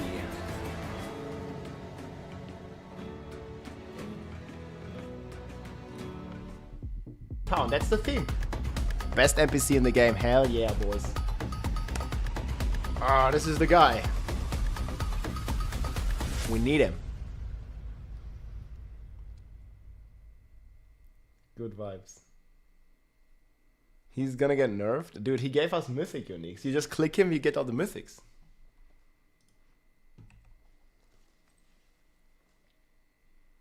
It was crazy. Only missing twerks? Nah, not twerks. See something here, Mono OBS. Can I... Properties? It should be good. All right, we're back. Sorry for that. I'm glad you guys got to watch Dancing Demons and everything like that and see our release date map. But we're back here to talk about Season 6. Oatmeal. This is the new season coming with the launch of Vessel of Hatred. And I'm joined by this wonderful group here. Brent, who we already know, our game director here. But Tim, Don, do you want to introduce yourselves? Yes, my name is Tim Ismay. I am one of the lead producers on Diablo 4. I mostly work on seasons. I'm Don Adams. I'm the lead season designer for Season 6. Content supervisor. Also known as content supervisor. Also known as content supervisor. There you go. From time to time. There we go. Awesome. So, as Don just mentioned here, Season 6 is Season of Hatred Rising. Tim, do you want to explain to us what Hatred Rising, or Brent? Yeah, I'll take this one. Okay. Yeah, so when we started off with this, we really knew we wanted to make sure that we were launching a brand new season right alongside a Vessel of Hatred. We wanted that to be day and date. So like continuity was really important to us. And so the idea that the hatred of Mephisto and Nahantu is spilling out into the rest of Sanctuary was kind of the anchor that we were holding on to, and we started talking about what that would mean to make a whole season around that. Awesome. And I know with kind of like what players hearing Hatred Rising, they're hearing about, you know, Mephisto and his hatred potentially leaking out into Nahantu, maybe the rest of Sanctuary. Like, what can players expect with this actual season? Yeah, so a lot of actually what is going to be the core of Season 6 and the Season 6 experience, players have already gotten exposed to. So anybody who's playing on the PTR has been reading about the changes we put up there. Fundamental to the release of Vessel of Hatred, Season 6 brings big changes where every single class is going to gain access to new skill points. They're going to gain new skills across all the classes. They're going to gain more Paragon points, new legendary Paragon glyphs. These are all changes that are being added to the base of the game, meaning you do not need to have Vessel of Hatred to gain access to these. You also will still have access to these after Season 6. These are permanent changes to the game. On top of that, we got the standard new legendary aspects. We have new unique items and new mythic items, crazy powerful mythic items that are going to unlock just new levels of power that were not possible before in the game. Now, to go along with this power, we will be adding these new difficulty levels that, again, we saw on PTR. So you have the ability to challenge these new levels of power. Yes. I want to say that it's all going to even out well. Honestly, despite the tireless efforts of our designers, just constant trying to get that balance just right based on the feedback that comes in.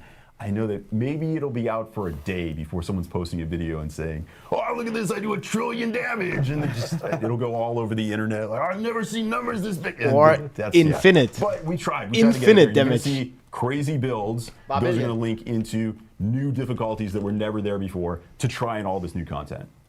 Yeah, awesome. Yeah, I know all these things that players got to experience a little bit in PTR. They got to see it. They got to check it out early. But of course, there is more kind of associated with this specific season. So, Don, do you want to talk a little bit more about what players can also see beyond what Tim kind of walked through? Yeah, absolutely. So, you know, as we mentioned, this is the Season of Hatred Rising, so we really wanted to theme it around Mephisto's hatred creeping out of Nahantu and into the rest of the world. So let's go ahead and take a look at our visual aid here. Beautiful. This could have been drawn by Rex. Official documents. I always promised that this would be turned into real art when I sent this over. I didn't think we'd be showing this, but beautiful. Hopefully, this will all make sense by the end of the presentation. Just for now, just take it in. There you go. Everyone loves designer art. It's core to all our live streams that we do. Art by Don Adams here, so. Yeah, and frankly, I think it speaks for itself. I What don't does really this know. This is the real Mortal portal. What the fuck is Let's this? go on and go ahead to the next slide here, and let's take a look at some real art to get you ready That for the looks season here. This is, of course, amazing key art from Dave Raposa. I just love kicking that demon in the face. That's makes me happy every time I see it. Let's go ahead and move on to the next slide, and I'll get into some actual details about how this stuff shows up in the world, what you're going to be looking for when you're hunting these guys down. So you're going to see these Hatred Rising zone events that cycle frequently throughout the world. When these are up, everything in that area is going to be corrupted by hatred. You're going to be seeing environmental changes, lighting changes. The monsters will actually have, kind of hatred gummy goop on them. You can be ambushed from portals randomly. And really all this is just setting the stage for the Realm Walker. So you'll have a separate event icon that'll let you know when the Realm Walker is going to be up. It's a world event, so it'll be in that list on the map with other like world bosses and Legion events and stuff. And we have some video here to kind of show you what it looks like. Actually, I think we have another slide about the Realm Walker first, sorry. Yeah, so this is what he looks like in game. He's awesome. That looks cool. These are just big, hulking kind of monstrosities stomping around, just spreading Mephisto's hatred. They summon in monsters from a plane of hell through this portal on their back. And a lot of the monsters they summon, most of them are actually new monsters from Vessel of Hatred, the Hollows family, which are super cool and gross. So I think now we can take a look at what it actually looks like in game. So here's some players waiting for him to spawn. He starts burrowed like that, and you can kind of click the portal to summon some stuff. He's playing to fight upheaval, man. Look, no DPS. Here. Torment 1. I just love these enemies. They're so cool with the hollows. So he busts out of the ground, and this is actually we want to do something new with this event.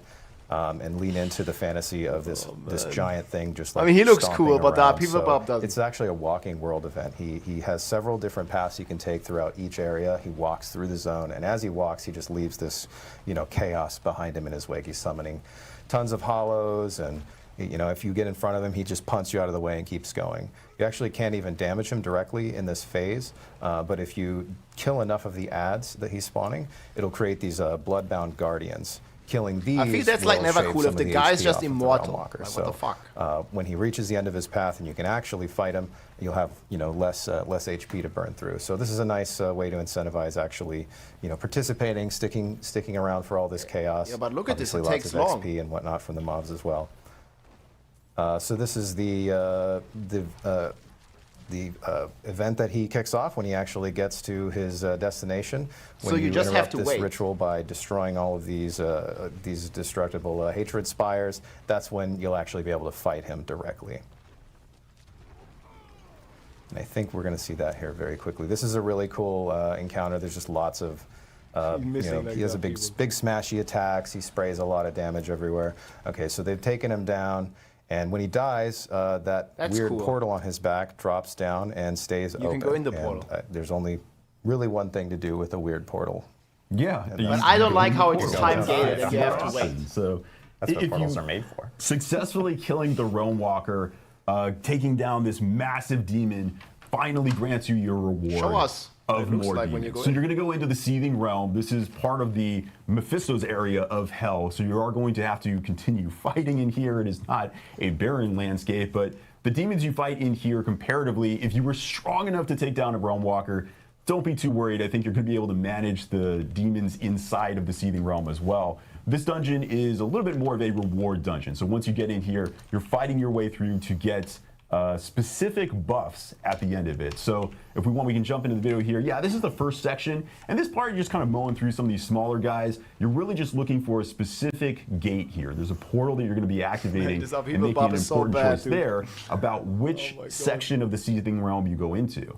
Here it is. This is the gate here. So you're going to click on this. You now have options based on a few consumables that you can put in. That's you can cool. go into sections that are more focused on equipment bonus, gold Target bonus, You can get a socketable bonus. You can get more endgame items with like compasses and That's cool. Boss materials. So Well, you're here we gonna can pick farm one flowers, of these guys, and decide. herbs. That's the section I want to go into. Flower farming. You're going to get some drops similar to that in this section of the dungeon. But more importantly, this is going to set you up for the type of buff you want to get at the end of the dungeon. So again, this is not an empty area. You are going to have to fight through it. Flower You're going farming, to encounter more hollows in here, some more elites. All of this leading up to a chest at the end. Here's your reward. So finally, you just click on this. You get your reward. Just kidding. Yeah, of course it's a cursed event. Of course. You're going to have to fight even more demons.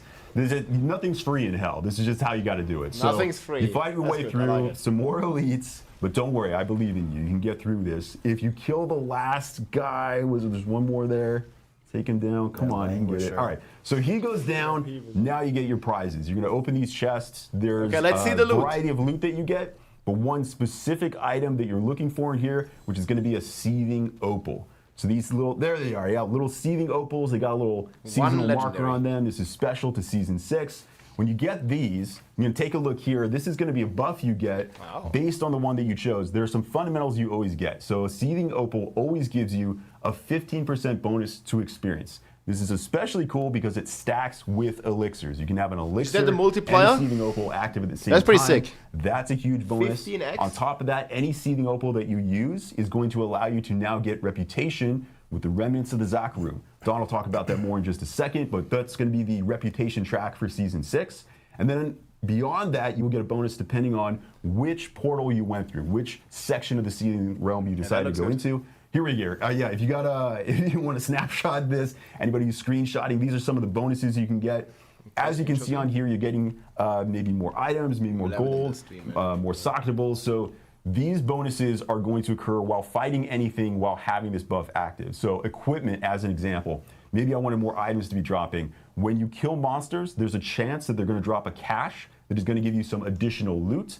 And if you're playing content in, let's say, further in the end game, there's monsters don't traditionally drop loot. Not to worry, we've adjusted that as well. If you play through the pit, as an example, we have added an additional drop at the end of the pit, again, that procs based on which seething opal that you chose. There are a couple up here at the end. The socketable one I should mention, that one is special Vessel to, of Hatred, you do have to have Vessel of Hatred for that one. This one is more for people that are trying to get more runes. So, obviously you need to have Vessel of Hatred to get That's pretty runes, cool. so that's what's going to make this valuable to you. More for target But it's cool to also see like boss summoning items on here. Infernal compasses as well. Infernal compasses themselves are going to be very valuable because it's as Colin was mentioning before. Like we saw what you can end up getting in infernal hordes and everything like that. Looks good. It's just another opportunity to get. I just more don't like how compasses it's for time getting gated. in there. Yeah, seething opal of Torment, I think is great. I think that grape flavored opal is going to be very popular. The grape one is going to be pretty popular. And a question I just quickly saw, because you mentioned stacking with elixirs, does it also stack with incense? Yeah, it will stack with incense. There you go. So that's a triple stack of XP right there, You get which a is lot of actually really experience, cool. yeah. So that's awesome. So obviously, like we're seeing the rewards here, and one thing that you had mentioned, which was the Zakarum remnants. Like, what, Don? Can you talk to us a little bit about kind of what that progression track is going to be? Yeah, sure. So these are the Zakarum remnants. You've probably seen these guys in Hawazar. These are the Crusaders with the rusty armor that have just been kind of bumming around since they failed to find Akarat's tomb. They have a very personal connection with Mephisto. He of course destroyed basically the Zakarum order many years ago, and at this time they're still just not really ready to stand up and fight this at full force. Right? They've been dealing with cultists, and they're just not at their full strength. So. You'll meet this Crusader right at the start of the season who will give you a very simple intro quest, basically, to guide you to kill a Realm Walker, clear a Seething Realm, and he'll be your point of contact for reputation rewards following that. So,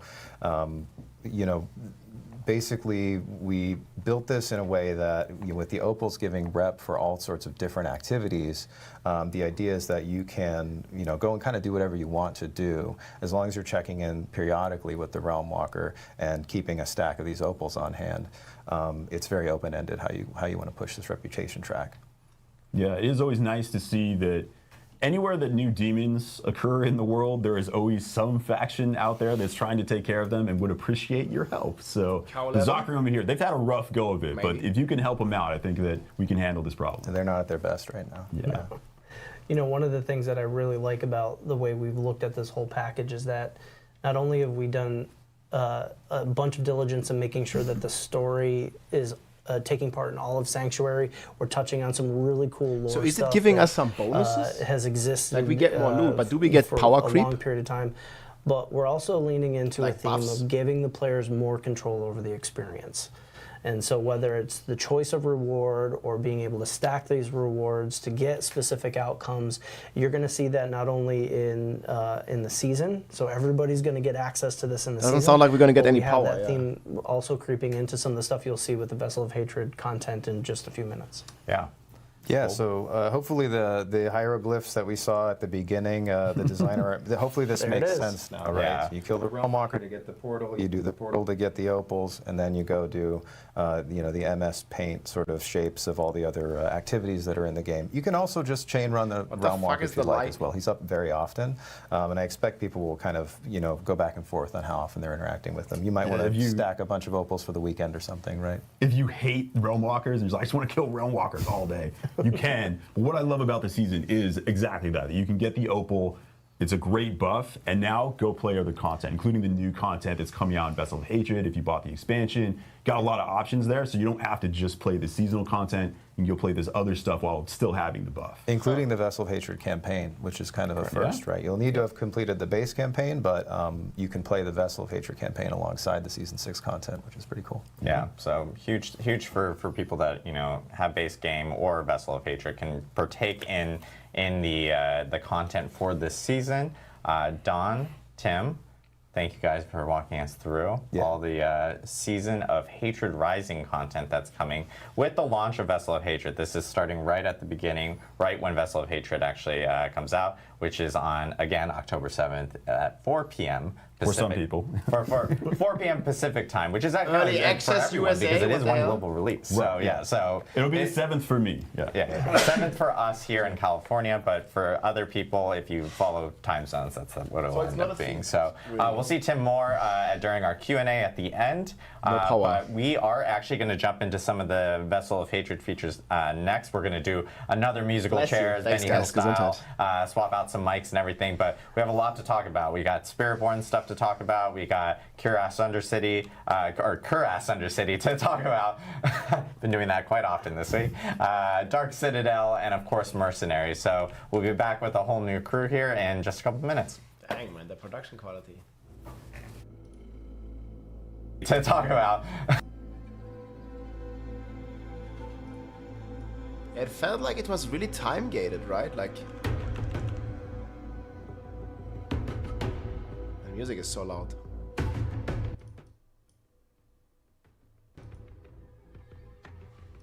And look, he like couldn't target him at all. Did you like this? Look, like, you can't target the guy. Like you just have to wait. He's like immortal, and you have to wait.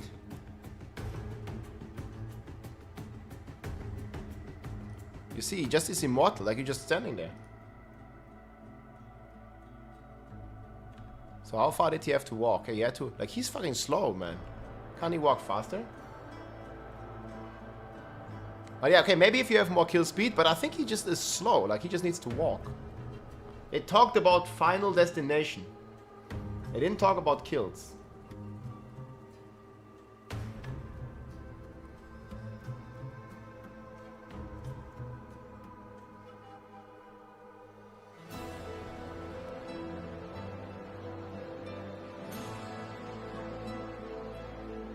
Yeah, it's gonna start in the middle of the night.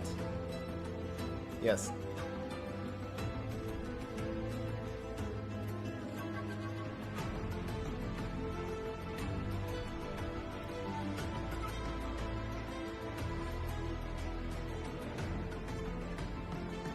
Yeah, what AM stream.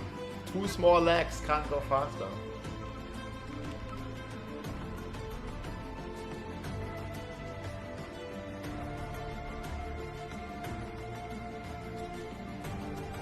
But these are sick. Half an hour. It's like an elixir. Man, soon we're gonna get legendary elixir.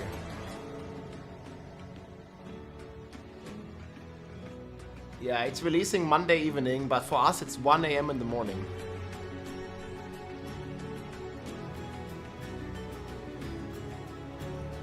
Yeah, Europe is fucked.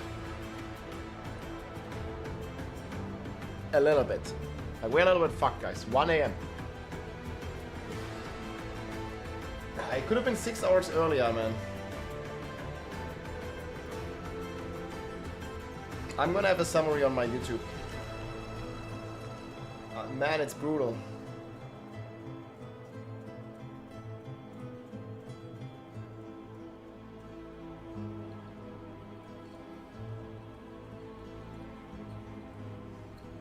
Well, no, guys. The launch actually had very stable servers. I think it's gonna be fine.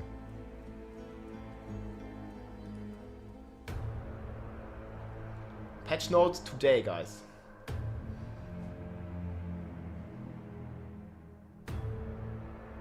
Dienstagmorgen 1 Uhr, genau. Also von der Nacht von Montag auf Dienstag. Monday to Tuesday. If you're in America, guys, you can already play on Monday evening.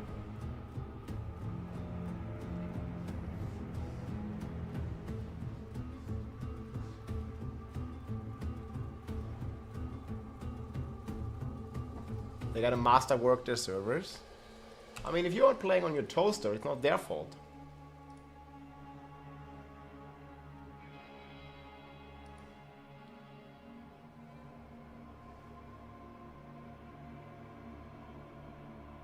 The Diablo team is getting ready.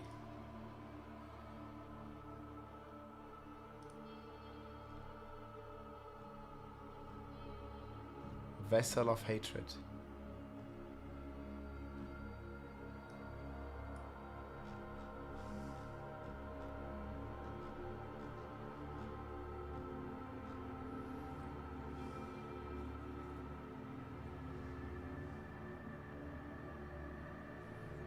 Huh.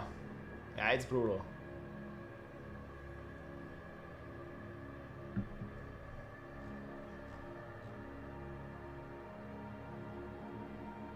And this is peak art.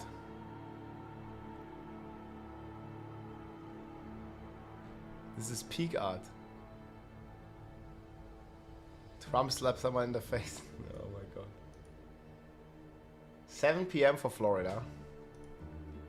The campus is looking good.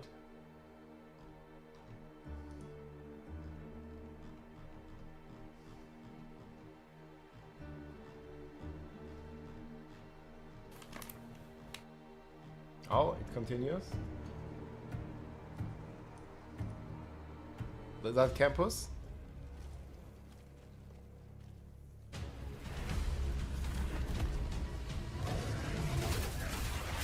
Looks like I need a bit longer.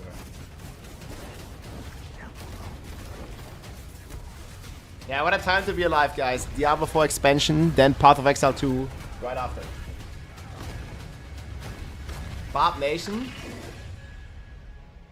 Yeah, they buffed up people by like 10%, man. Oh. I'm in the middle of chewing a... There's Spiritborn. Welcome back, guys. We are here. Sorry. To talk about Vessel of Hatred content. This is all the new content that's coming with the expansion. We've actually talked about this before in specific moments, but we didn't do like kind of bigger, deeper dives on this beyond like the Spiritborn, where we had a separate stream on. But we actually even have additional updates on that. But I want to let you guys introduce yourselves. As you can see, Brent has now moved to being next to me. Just wanted to be a little closer, that's all. But Derek, do you want to kick us off? Yeah. Hey everyone, I'm Derek Nunez, lead season designer, and I'll be chatting about the Kurast Undercity in a few. Bjorn. Bjorn Mikkelsen, class designer for Spiritborn. Hi, I'm Dan Briggs. He's the guy, man. He knows all the stuff about Spiritborn. Awesome. And I talked to him, man. He knew all the stuff. Tons of content coming to Vessel of Hatred. I know players have heard us talk about it a little bit, but Brent, did you want to talk about any content specifically before we jump in? Yeah, I mean, just kind of teeing up the next big thing that we want to talk about is just Turn up kind the volume of again, how yeah, well the Spiritborn reaction has I had been it lower since we've because of the announced music. it. Thanks, It's been amazing to see folks so excited about it. It's something that we've been pouring a lot of love into. We wanted to make sure they were adding something fresh to the game, and I really feel like we're there. But when we released it, we actually still had work to do. And so throughout the PTR, and the last few weeks of development here, we've been putting a lot of effort into polishing things up, and I'm super excited to hear Bjorn talk about what we've got in store. Yeah, lots of internal testing. We had players actually check it out at Gamescom as well, which was really cool. So, as we all know, Bjorn was on our Spiritborn reveal stream, and he's back to talk more about Spiritborn. So here is Spirit Bjorn. That's the guy. To talk more about the Spiritborn. Right it's hard for me to actually say Spiritborn now because I just say Spirit Bjorn. So there we go. Awesome. Yeah. Yes. I mean, we've seen a lot of the sort of in development side of it, and we're just going to talk about a few kind of final touches, the final version of a few things that we want to hit on quickly here in this presentation. So starting off, we're going to talk about a couple of updates to the Spiritborn's passives. First off, we have 3 additional passives which have been added to the tree.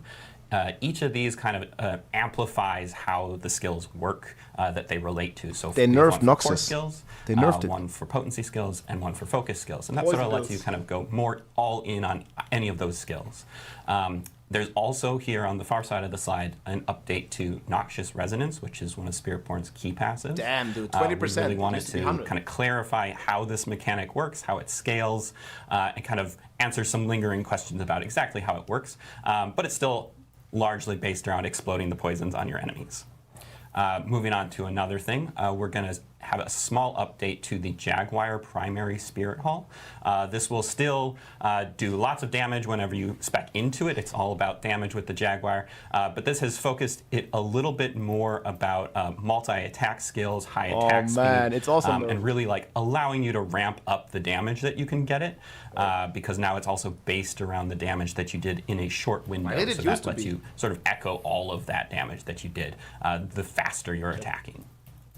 Moving on to another small, or sort of medium-sized update, there was some confusion around Spirit Feathers, Storm Feathers, the Eagle Hall, how all that kind of works together. So this has been unified into a new concept just called Storm Feathers. What this is this is a buff that you can get. This increases your movement speed and it stacks duration.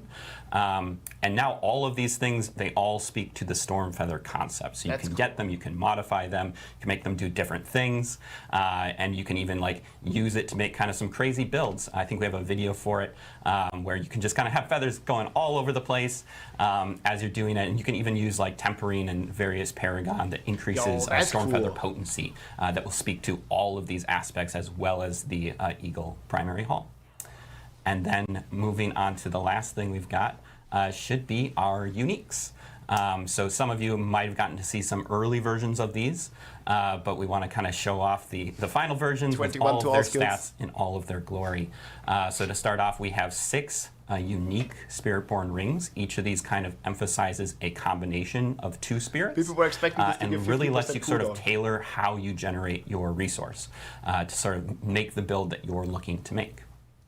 Then moving on to our unique armors, we showed off the Scorn of the Earth boots that turns your Soar into Evade, and everybody really loved that. A couple other examples, we've got a Craze of the Dead God, which allows you to turn poisoning, all damage coming at you into poisoning damage, and then sort of throw that back out at your enemies in the form of Touch of Death, which is pretty neat. And then we've also got our helms. We have 2 different unique helms. One is focused more along the lines of letting you sort of mix and match spirits, while the other one is more about kind of doubling down on using a single spirit. And then finally, we have our unique weapons. We've got several glaives and quarterstaffs. We already showed off the basic one, but we're going to quickly show off sort of its counterpart, which is the one for your core skills. So this one 21 to all allows skills, you to sort of spam your core skills almost as if they were basics. That's sort of reduced damage, but when you're at maximum vigor, it ramps up to be a maximum size, guaranteed crit, just massive screen clearing version of the core skill. So we think that one's pretty fun too. And then lastly, I believe I have a slide just for, yeah, there we go. Are drop tables for the bosses. So if you're looking to target farm any of these specific ones, similar to the other classes, you can kind of farm these based on different bosses. So take a screenshot of this and go for it. Awesome. Yeah, tons of updates. We've done so much internal testing. We've heard a lot of feedback because we have that deep dive blog. We've seen people theory craft. We've seen people actually play it at Gamescom. We've had a couple content creators like during the Spiritborn live stream and even during our kind of a preview event, they actually got to try it out and stuff. So hearing all this feedback and then applying some of the feedback and some of the internal feedback that we ended up getting and seeing all the changes here and updating everyone has been really cool to see. So thank you again, Bjorn, for walking us through the Spiritborn. The class is incredibly fun. Day one is what I'm playing for Vessel of Hatred. I think most of us are. But it's a ton of fun to check out. 21 to all skills, no way. What we wanted to talk about is Kurast Undercity. This is actually a feature that we did announce with Gamescom, but we didn't really get a ton of opportunities to really kind of dive deeper into what Kurast Undercity is. So Derek, you want to take us through this? Yeah, absolutely. So the Kurast Undercity is a brand new dungeon experience that players, our Vessel of Hatred players, will be unlocking throughout the course of the campaign. It's appropriately located in the new capital city of Kurast, but it's the part of town that's not recommended that the standard citizen venture into. It's a section of the Kurast town that is still infested by the jungles of Nahantu and kind of overrun with the worst of the worst. It's Nahantu's most wanted inside the various districts that make up the Undercity. Throughout the course, as players are unlocking it, they'll meet a new character named Seahek that kind of teaches you the laws of the Undercity and how to commune with the spirit flames to traverse its treacherous depths, basically. So that's kind of like the narrative setting for it, but let's dive into the actual experiential standpoint, which we see here already. So the Kurast Undercity is an intense multi-floor time attack dungeon where players will be racing against an aggressive countdown timer to reach the district boss with as high of a rewards upgrade meter built up as possible. 50 seconds. And try not to let that timer expire. So fun little novel wrinkle here is that killing certain monsters we refer to as afflicted will give you time bonuses to extend your time in the Undercity. And just killing monsters in general and completing dungeon activities will build up this reward upgrade meter referred to in-game as attunement.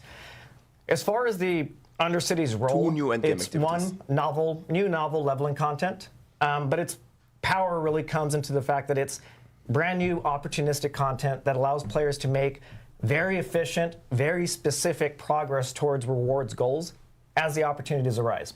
I'll dive deeper into that in the next few slides, but for now, just want to kind of set the stage that the Undercity does not necessarily have any objective aside from get to the boss, beat the clock, and do so with the highest amount of rewards upgrades built up as possible.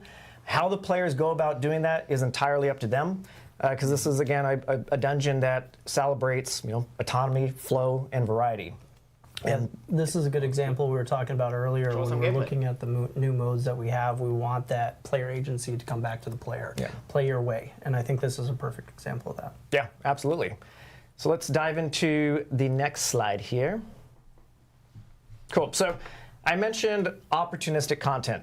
And this is where the Undercity's primary role in the reward structure is. So we have dungeon keys that grant you access to dungeons.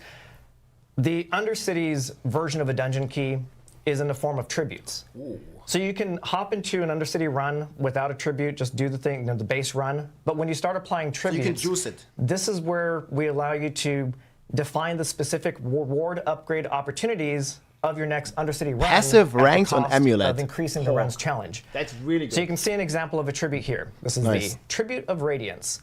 And when you slot this in, Ancestral's guaranteed. So long as you complete your Undercity run with at least attunement rank 1, we will guarantee that you get Ancestral Legendaries at the end. That's big. We'll dive a little bit deeper into some of the nuances. You can see that it has dungeon affixes that define the specific challenge. So the higher and more powerful the tribute, the tougher the challenge is in the form of lower starting time, time bonus penalties, and potion drop penalties. But the fun doesn't stop there. In fact, we're just getting started. Once you apply a tribute, you now unlock the ability to define a bargain. Each tribute has a list of bargains mapped to it. So this Tribute of Radiance has a a collection of them. We're just picking out a couple that seem pretty fun to show off. I'll make a recap. And bargains allow you to further customize your rewards at a varying material cost. This is really cool. So we have Target here, farming skill stuff is ranks, nice. legendary armors will always possess at least one skill rank affix for X amount of gold here. It's And then the actually new passive content, ranks, yeah. which you'll see a little bit more later, the legendary amulets will always possess at least one passive rank affix. So let's go into the next slide just to, again, recap the full flow. And we're going to see a video of all of this to let it all kind of like soak in and see like the full flow of the Undercity. So we have the front-end experience where you interact with the Spirit Brazier. You can jump directly into your district run, or you can optionally apply a tribute and then a bargain to specify the rewards opportunity of your next run. So let's go see this in action. Look at that. So this is the hub of the Undercity, and that's the Spirit Brazier that I was mentioning. You can see that we have the base, the base run rules. Starting time, no time bonus penalties, no potion drop penalties, and we have the opportunity to apply a tribute. We have 4 tributes here, so we'll show these in a still shot later, so you don't have to worry about what does it say. But we have 4 tributes here that range from magic all the way to unique to accommodate your leveling journeys. So for now, we applied the legendary tribute that'll guarantee ancestral uniques at the end of your run. And again, this is the list of potential bargains that I mentioned that each tribute has. Each tribute has varying quantities of bargains attached to it. 15 million. So we're going to pick the passive rank legendary amulets for the low price of 50 million gold. The Spirit Flame services don't come cheap, but they're worth it. So we got the portal open, and we're going to hop into I can sell the that run. amulet for 10 billion. We're going to have this play a couple times. It's fine. First, I just want to point out the HUD, because this is really kind of your guide through the experience. So you can see at the top, once we exited that Spirit Aura, the timer starts, and that's a nice little timer at the top right-hand corner of your screen. We also display the number of floors that you have left to traverse. Very key information right there. To the right-hand side in the objective tracker, we have the Spend 5 million to attunement get 10 meter, billion. and it's segmented into 4 ranks. Again, as I mentioned, achieving rank 1 is the bare minimum requirement necessary to get the value of the tribute that you slotted in. All subsequent ranks further enhance the value of that reward. So while you certainly want to strive to get attunement rank 4 to maximize your payout, it's not necessary if you're feeling the pinch of the time pressure. That if you at least get attunement rank 1, you can run it to the boss room and still come away with the thing that you're looking for. Gonna point out a couple things here. You might have seen, let's do the Spirit Beacon. So the Spirit Beacon is one of our activity types, and completing it both gives you attunement, a good splash of attunement, and it applies a momentary spirit buff that increases your movement speed and reduces your, the skill cooldowns. Again, you got to move fast in the Undercity, so these Spirit Beacons are incredibly useful for getting you to the next location, whether it's another Spirit Beacon or the exit. We're also kind of showing here the Lesser Afflicted. As you can see, they're clearly marked in the game world. They're all orangey glowy, so you can keep your focus on the combat. And killing them is what gives you the time bonuses to extend your run. I think that's kind of the long and short of the Undercity run. Again, this is an example of floor 1. There's still 2 more floors to traverse to get to the boss room. Let's crazy. But again, this is T2. We're to the boss room. So in this case, we have finished all 3 floors and we made it to the boss room. One thing you notice that time expiration, it stops. Time drain stops in the boss room, so you just need to make it to the boss room before that timer hits 0. This is Aaliyah, one of our 3 district bosses. And it's important to call out that there are 3 total districts to explore in the Undercity. Again, that's kind of tapping into the variety aspect of things. So Aaliyah is, again, just one of 3 henchmen that own the various districts. So in this case, we're at the tail end of this fight. We just, killed Aaliyah, and we see that we ended this run with a full reward upgrade of 4. So now we're going to get the best possible payout for this. And we came in here looking for ancestral legendaries, and as Skill the ranks. Spirit Flames promised. Ancestral Legendaries is what we get. And, you know, the greater affixes. And we also see that we got an amulet. If we were to dive into like the amulet, we would have seen that the bargain would have applied to it as well. So the player would have gotten specifically what they came in here for. All right, that's pretty cool. That's super a really quick snapshot. Target of farming, I just, like it. I guess like the structure of an Undercity flow. Target farming, really I cool. want to That's a take this big time win. just to dive into a little bit more details on the tributes that we saw in the gameplay footage. Definitely To spend a agree. little bit more time with them. So this is an gets you a example of mythic. 4 of our 8 total tributes. These are hand selected primarily just to showcase how the tributes are tuned to progress with your leveling journeys. So we start off here with the tribute of growth. This is usable on all difficulty levels. This is the tribute that rewards additional experience when you complete the Undercity.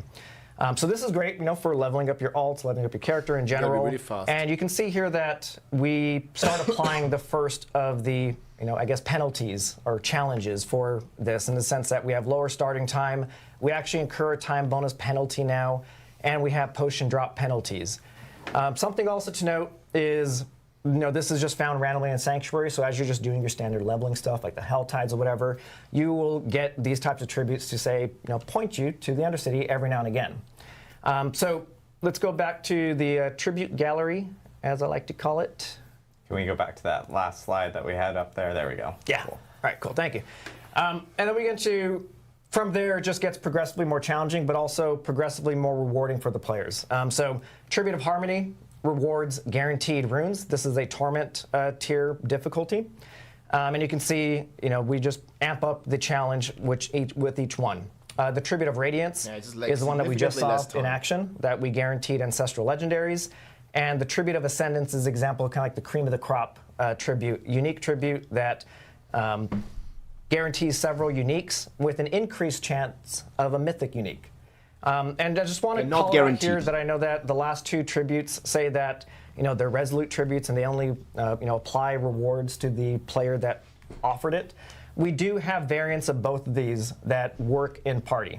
So that, you know, hole is covered. The rest of the tributes that don't have that distinction, they reward everyone in the party. It's just these last 2 that, you know, kind of had that little, you know, asterisk on it. So only the guy who spends the key. Yeah, I think that's so that's you can't the gallery leech. of the tributes. And again, these are mapped to the rest of them are mapped to a variety of content like the whisper caches, the summoned lair bosses, and a variety of things that I'm forgetting on the spot here. Yeah, this is a fantastic So it drops everywhere, pretty much. activity to do when you're somewhat in the mid-game of your journey. So you're going to be introduced to this as you're making your way through the campaign. And but the thing I like about it is with all the progression changes that we've been looking at, this also scales with you. And so this is the type of activity that's going to stick with you for a while. It's a great way to get control over looking for the items you're looking for, and the time attack feature of this is really great. Yeah. And I think the big thing here is like you can do it solo or you can do it with a group. So it's not like you have other options if you want to bring in a full party or if you like to just conquer it yourself. And I know a lot of people in chat are going like, hey, 50 million for all that. There are. I'm not sure if you guys saw all the different bargains and everything. There's a plethora of different costs for a lot of different. It takes options. money to make money. And depending on what you're looking for, you can obviously target specific 50 things. million, You 10 may billion specifically emeralds. want, you know, unique Triple like passive that. for rogue. And that like chaotic uniques I think had like an obol requirement or whatever. So there's a lot of different bargain options for players to get, and if you are looking for specific rewards, you have an additional avenue to do so, which is really cool with Kurast Undercity. So awesome. Cool. Well, there we go. I think there's more actually. We're not done yet. We're not done yet. Yeah. You know, the Kurast Undercity is the gift that keeps on giving. So one additional activity that you'll discover as you're romping through the Undercity is our Undercity unique treasure goblin, the Portal Prankster. We'll show some gameplay footage in just a moment, but first I just want to call out killing him will reward a bonus chest at the end of the dungeon. And in addition, that contains just standard treasure goblin loot, runes, and more tributes. So it's a really good, very juicy reward to go after the Portal Prankster when you come across him. But you would be doing so at your own peril, because you'll see in this video that he has a particular mechanic to him that makes it a little bit tricky when you have a continually timer that is continually counting down. So you'll see here that when he's aggroed, he opens up a bunch of portals and just like Benny Hills through them. It's a chase. So this is kind of tapping into the risk versus reward nature of the Undercity, where you make decisions based on how confident you are at the current state of your run. And again, killing him is very lucrative. He doesn't drop anything aside from attunement right from the get-go, but all of his rewards are funneled at the end of the experience. So again, a variety of the spice of life in the Undercity, and really excited to get this into the hands of players.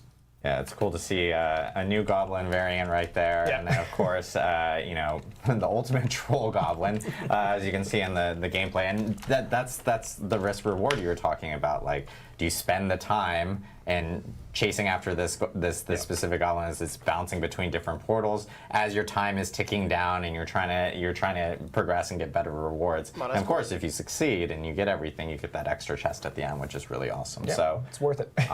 Yeah, most definitely is worth it, especially since you get so much progress added once you do actually take down the Goblin as well. So thank you, Derek, for walking us through this. I'll make a summary video in a bit. Bunch of seats here. We actually have a non-physical seat here because we do actually have one other person that we're going to be tapping into to talk to us about the Dark Citadel, and this is Mr. Jason Bentley. There he is, lead raid. Satellite. They call it raids, guys. It's raids. From the East Coast, Jason is our lead raid designer on Dark Citadel, and Jason, do you want to talk to us a little bit about it? Confirmed. Absolutely. Thanks for having me. As you heard, I'm the lead for the Dark Citadel, and we're going to talk about Rise of the Khazra. This is the very first multiplayer-focused piece of content for Diablo 4. So, as you can kind of guess, this whole thing is about essence and souls and sealing them and owning them and just using it as power. So why are we here? We're here to fight the first Khazra. They are taking over the crater left from the strong together. War, blasted a hole into the ground, and they've moved. Can't do it with your mercenary though. All the souls from the dead clan, dead mage clan people to power their crazy experiments. They're really, really evil. They are taking people. They take their own kind, and they turn them into like power sources and batteries, and they use them, and they're all about resurrecting their dead god Zagral. Follow this. No. This all takes place it starts in Nahantu. You start out the whole quest line in Kurast. People are gonna tell you how bad this is. They really don't like having their friends and family stolen and taken and drained and having Huss returned. So you're gonna go on a quest to go find out what's happened to these people and see if you can go help. A lot of other heroes have actually tried this, and they have all failed. So really, when you get through this entire experience, what you really come back with is only together can we prevail. We need to bring some friends with you to come to do this content. You're not going to be able to do it on your own. Yeah, it's their audio quality, guys. I'm sorry, I can't change that. It's not mine. Once you get through all of this, this actually only happens at Torment 1. So this is not a early leveling experience. This is something when you're really into the game and you really need to like move your build along.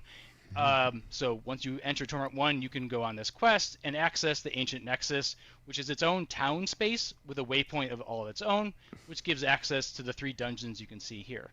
These dungeons have multiple boss fights in each one, and they each take a little bit of time to get through.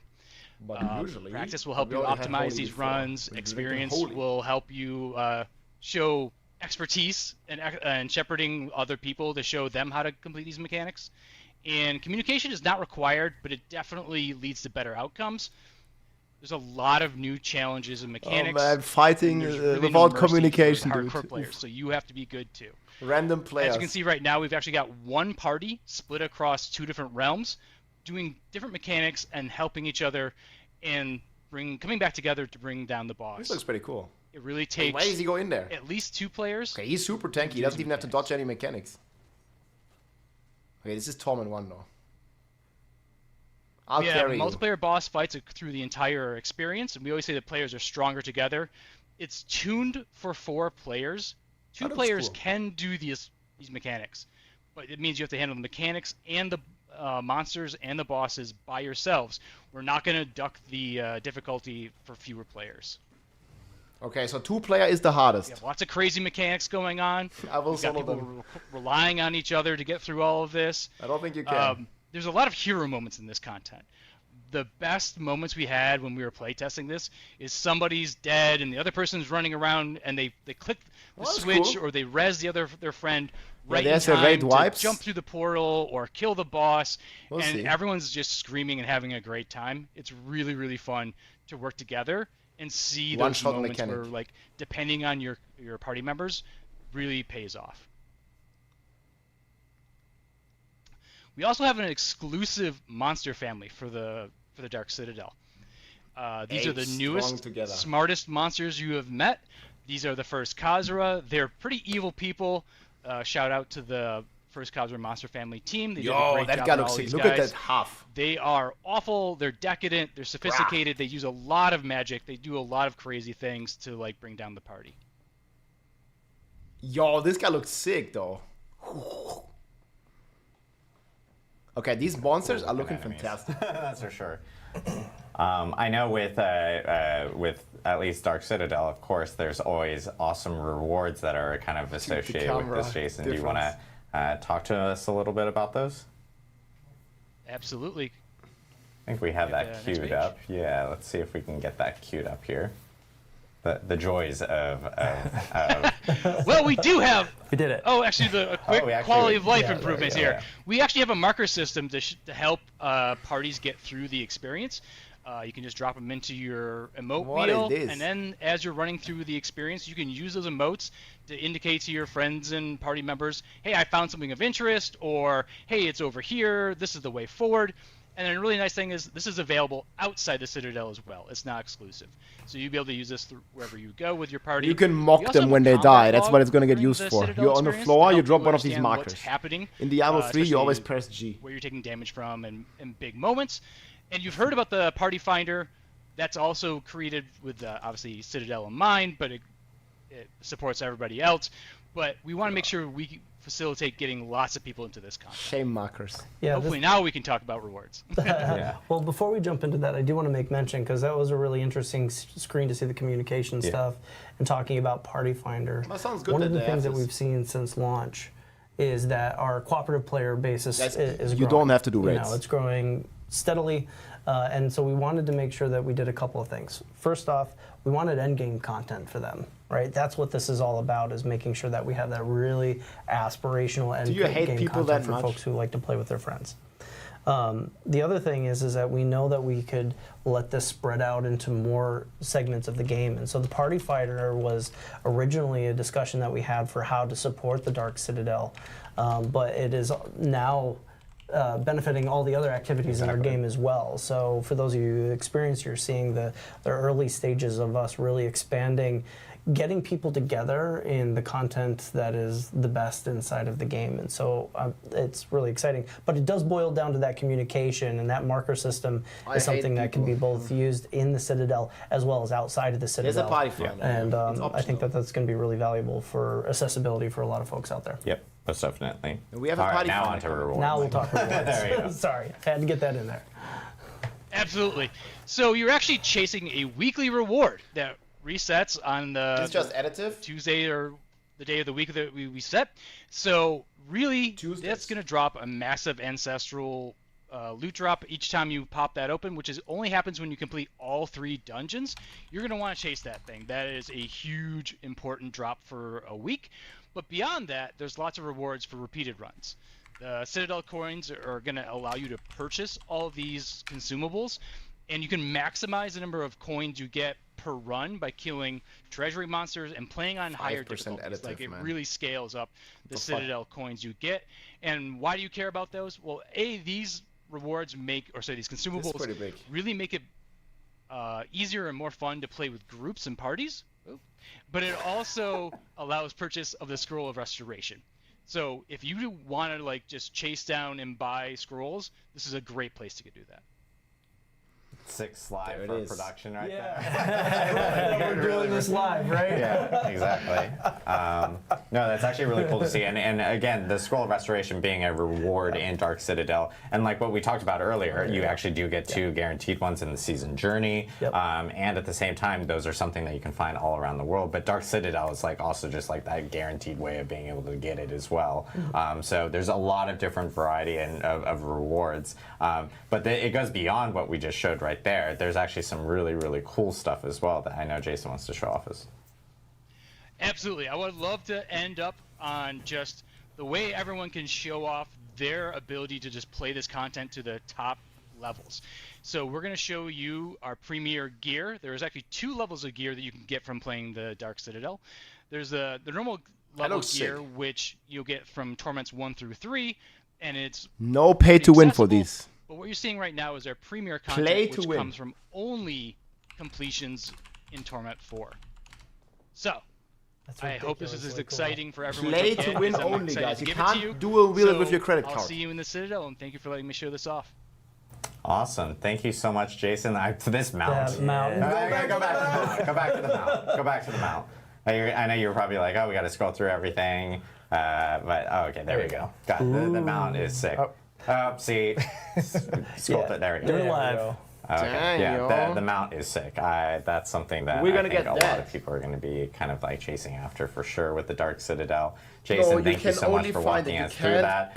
Really excited for it. And what's cool is, like, as Jason mentioned, Dark Citadel itself, like, you can do it with a group of 4. You can even attempt to go for 2 people. If you're really skilled, you have that option of being able to do it. The Party Finder feature now being part of the game now. You can actually access Party Finder, find other people that may want to jump into Dark Citadel and group up with them. And of course, we have the additional communication tools with all the different pings that you can end up using and markers that you can end up using to help kind of guide that whole entire group there. So lots of cool stuff coming with Dark Citadel. Really cool endgame content that's coming to Vessel of Hatred, and we can't wait to see people jump into it. Can't wait to jump into it myself. But of course, we have one last topic that we do want to talk about with Vessel of Hatred, and that is our Mercenaries feature. That is something that we did announce during Gamescom, but we do want to go into a little bit of a deeper dive today on that specifically. So Brent, Dan, do you guys want to take us through Mercenaries? Yeah, just to kick it off, Mercenaries is one of those legacy features that you've seen in multiple Diablo games.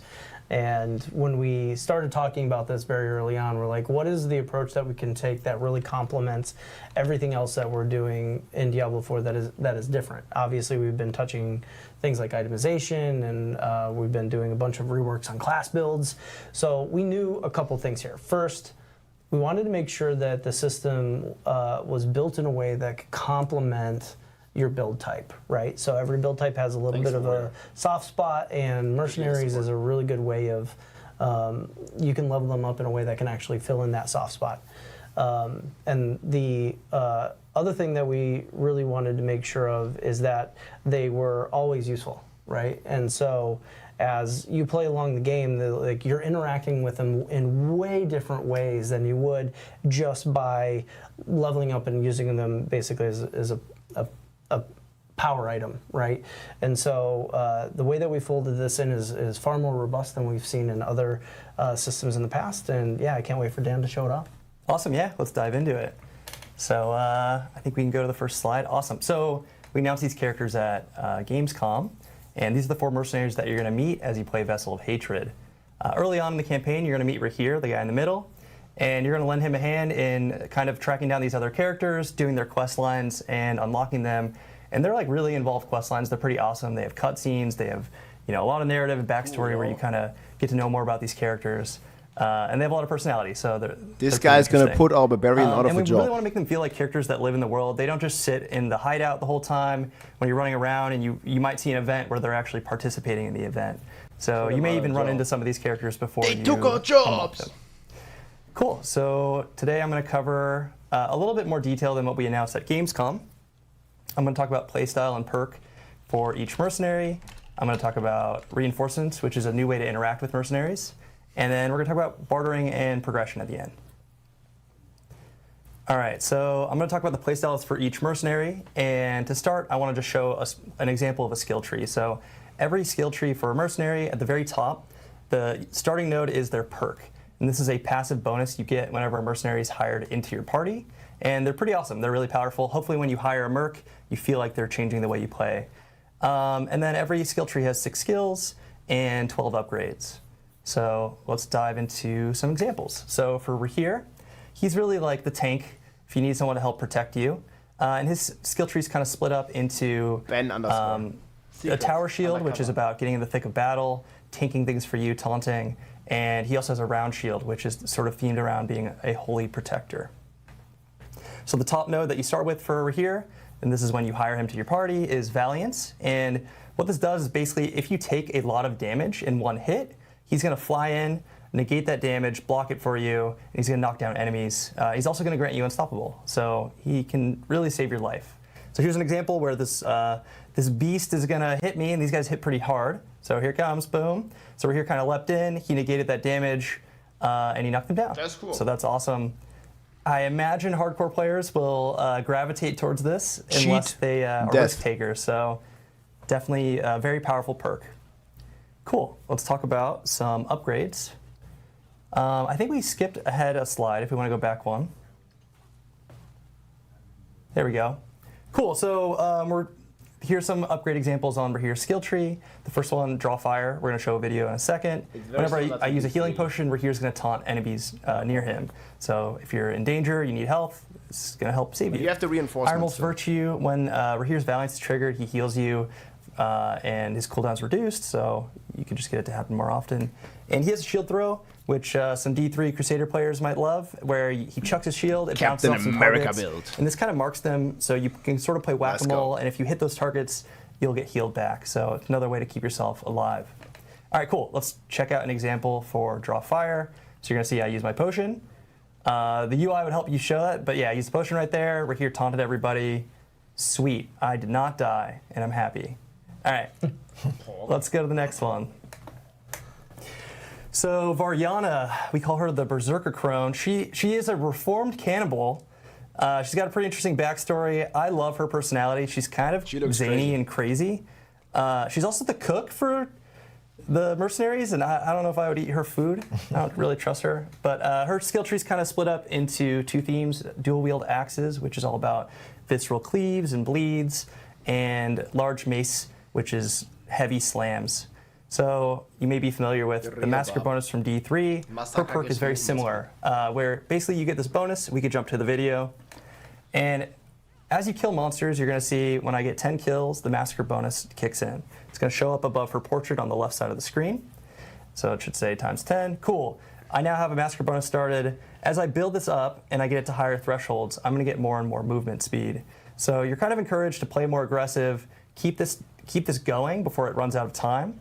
And it sort of snowballs into this fun gameplay where you're going really fast. So you can embrace your inner Sanic and go real fast with Varyana as your hired merc. All right, I got some upgrades for Varyana. So Dismembering is the real world. Oh yeah, sorry. So this one, it's going to guarantee an overpower. She's going to knock people down, and you get a guaranteed overpower. So if you're playing Barb, it's going to be really useful. Reprisal is when you get CC'd, Varyana is going to leap on the enemy that inflicted it and knock them down. So this can also save your life. And No Escape is Varyana does Whirlwind. This makes it really big, and as she's spinning around, she's kind of grouping enemies up for you. So that can be a fun one. I think we showed both. So yeah, Dismembering here. So she's going to set us up. We get a guaranteed overpower. You do a bunch of damage. Sweet. Damage numbers. That feeds into a lot of builds. And then we have Reprisal here. So I got chained by that monster. She leapt on them, knocked them down, basically canceling that for me. All right, cool. Subo the Bounty Hunter. He's themed on longbows, which is precision shooting and traps. The other side of his tree is crossbows, heavy bolts, and explosives. And his perk is kind of broken up into 2 parts. So he has a passive component, which is he reveals enemies and materials on the mini-map. And his active component is that we call him the Bounty Hunter because he's going to call out targets during combat. And if you kill that target, you get a bunch of resource back. And also, the more you do that, the more often he's going to be casting Seeker. This guy's so great, you're kind of trying to keep this up where you want to make sure you're killing his targets and spending your resource before you do so. And this lets you just cast more abilities, which always feels great. All right, let's check out an example. So I'm in town. I'm going to walk out here with Subo. And Watch you this. look at the mini map, top right, and it's starting to populate Map with hack. Herbs and ore veins, and you'll see all the monsters on the mini map. This as should just well. be So default, that's kind man. of his scouting component. This And, looks so good. sorry, the we're gonna fuck? have to loop this Oh, you one can't because hear I me? talked too slowly. But he also is marking a target, and you saw when I killed them, I got a bunch of resource. Bruh. We need this. Yeah, I know a lot of people with Subo, especially because the fact that he highlights like ore veins and things map like hack. that are pretty Looks huge normal for me, people, I wish. especially with all the changes that we're adding to like how materials can also be used. They just need to maybe make it craft, default, like, man. legendaries Only and 40 stuff. bucks So for this Subo map is hack. kind of like my personal favorite, but yeah. It definitely embraces, I think, what Brent was talking about too, where It should just be mercenaries in are the really base about game, no matter utility, how you look at it. And they kind of add choices that maybe you wouldn't necessarily pick Buff on your safe? character. No. They buffed up or evil. they help you just Good kind of luck. like fill gaps in your build, or maybe encourage you to do, have more diversity in your build. Maybe they So expose what new options returns, for you. or- So it's pretty interesting. It's a game mechanic, Alright, guys. cool. It's a feature. We're going to show off some Subo upgrades. With So Subo. first we have Share a Drink, which is whenever he throws his Molotov, there's a chance for him to drop a healing potion for you. Mastermind, Subo's Wire Trap and Trip Mines gain 60% size. And then you and Subo both have increased crowd control duration. Thrill Seeker is going to reduce cooldowns for every monster hit. So here's an example of Share a Drink. He threw a Molotov, he dropped a potion for me, and that can just help you more consistently get potions, which could definitely be useful for a lot of players. Maybe if you're a rogue. All right. Oldkin. This is definitely a fan favorite. We call him the Forsaken Child.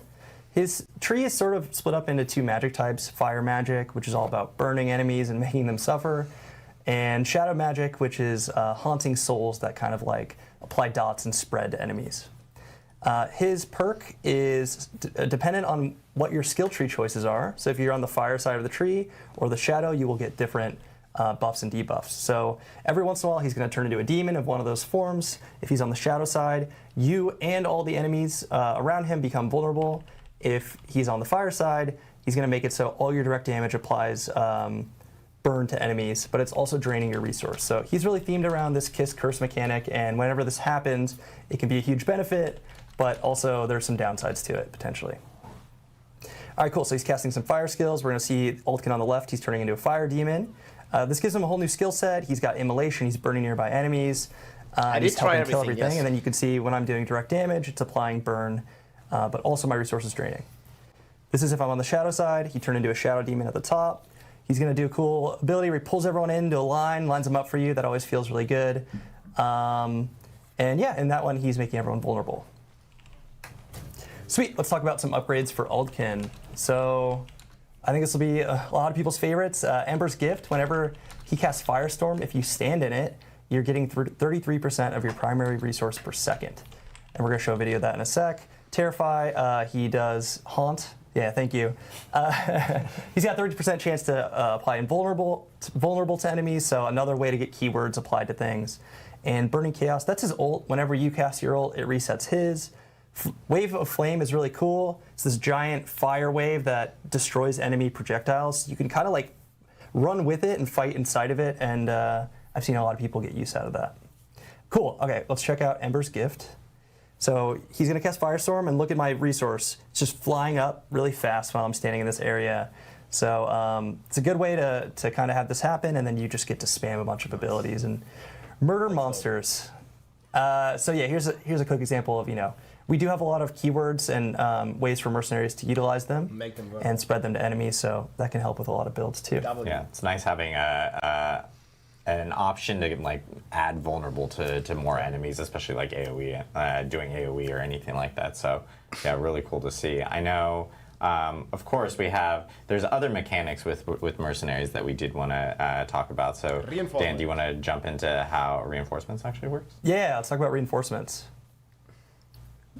So I guess before I explain reinforcements, there are two methods of using mercenaries. One is hiring them, and that's for solo players. So if you're playing solo, you're not in a party, you can hire a mercenary. Everyone at all times can also have a reinforcement. So if you're in a party, everyone has a reinforcement. If you're solo, you get both. And if you're playing solo, they have to be two different characters. So your hired mercenary has to be different from your reinforcement. All right, what the heck are reinforcements? So reinforcements are a new way to interact with mercs where you can kind of call a mercenary into battle, have them perform a skill at an opportune moment, and you get to sort of control when that happens. And this reminds me a lot of like old school fighting games where you can kind of cast an ability and a character will fly in off screen, he'll do something really cool.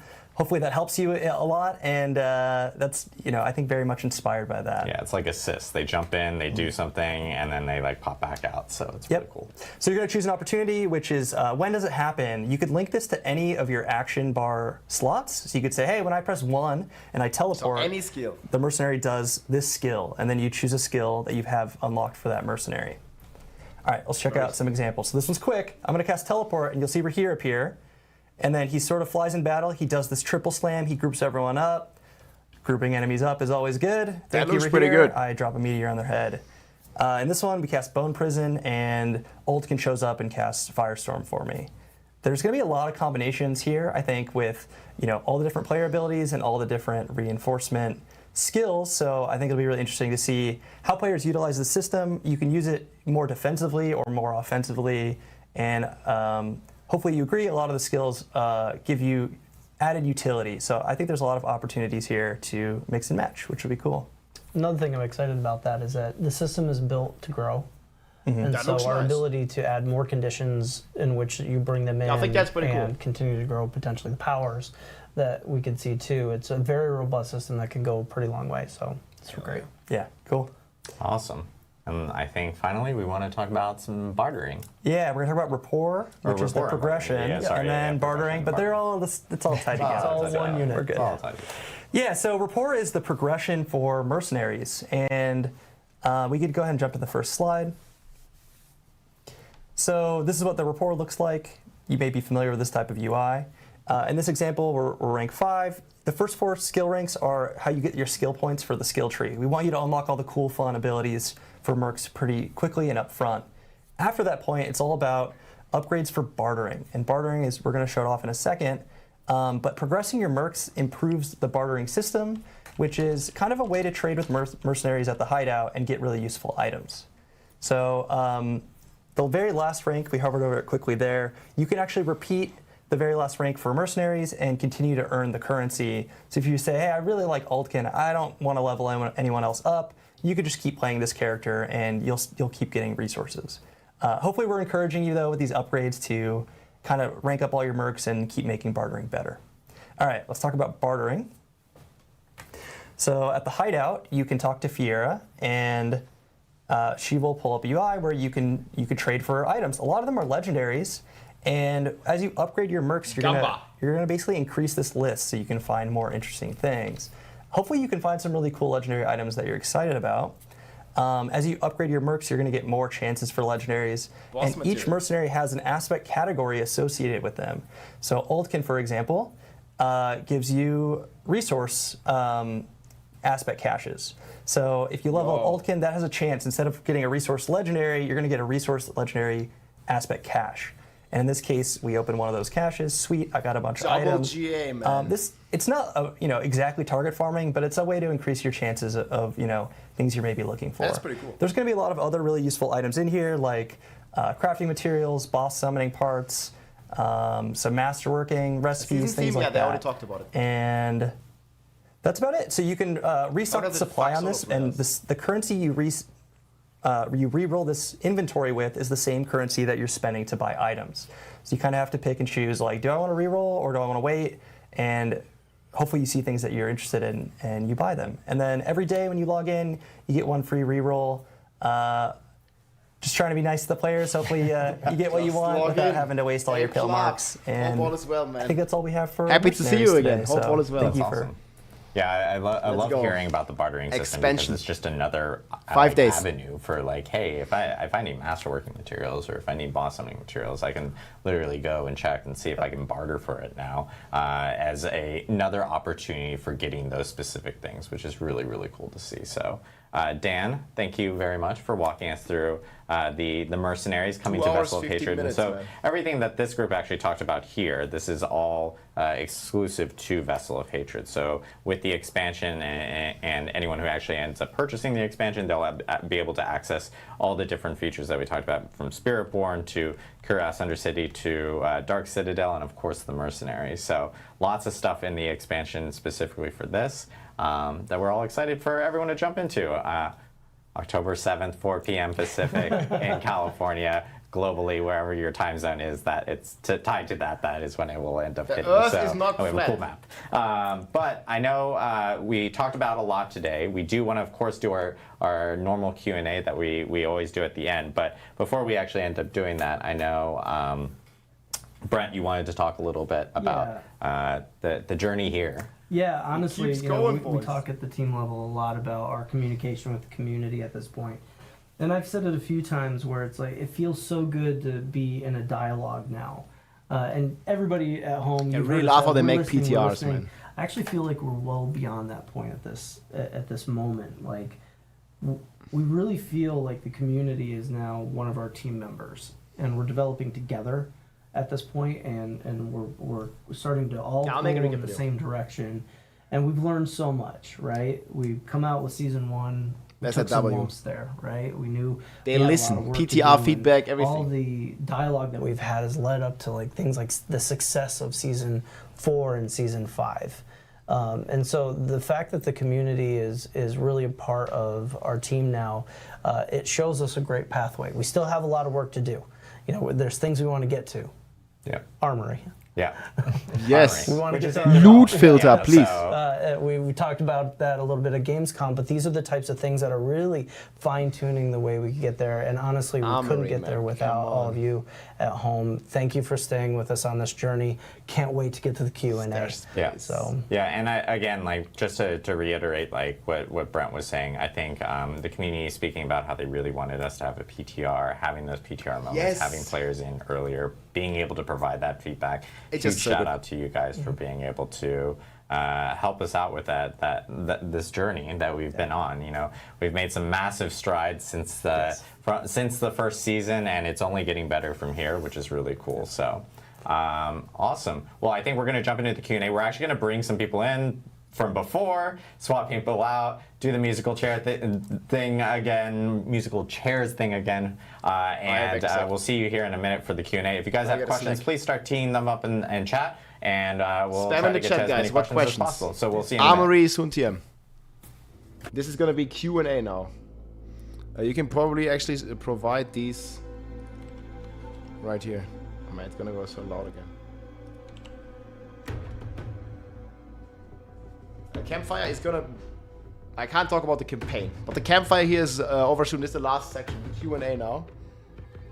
I get a snag and then we'll make a recap, guys. But 1 second.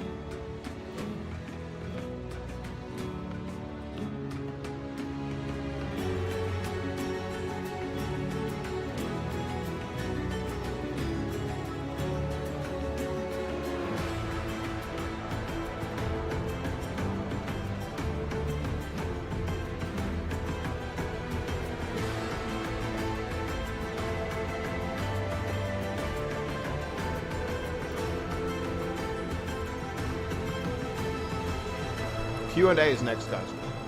Q&A. I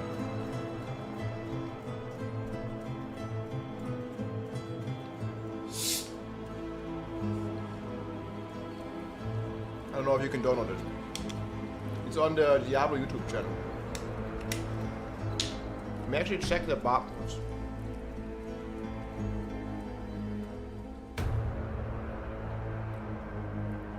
What did I do to Bob, guys?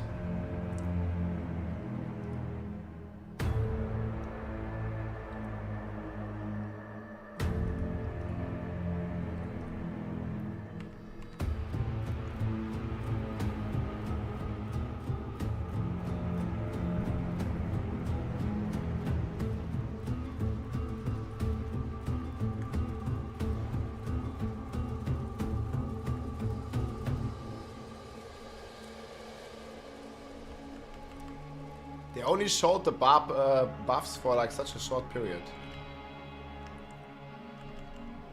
Was it not here?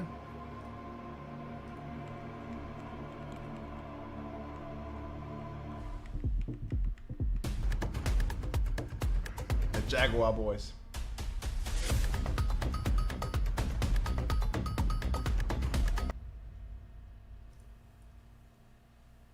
All right, we're back for Q&A. Welcome back, everyone.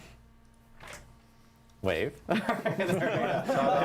like, all right, come on. It's been a long stream. Yeah, it's been a long stream. Holy cow. We're at almost 2.5 hours. We're going to do about like 10 minutes of Q&A, and then we'll have a quick little outro just to get everyone teed up before we head into patch notes being released and, of course, the expansion. So patch notes. I know we have some of our faces from earlier, so we can try to hit as many topics as possible. But I know one big question that we have been getting specifically about, or specifically with Vessel of Hatred, and of course like the base game. I think we have it queued up. Like, how will crossplay work for those playing with and without the expansion?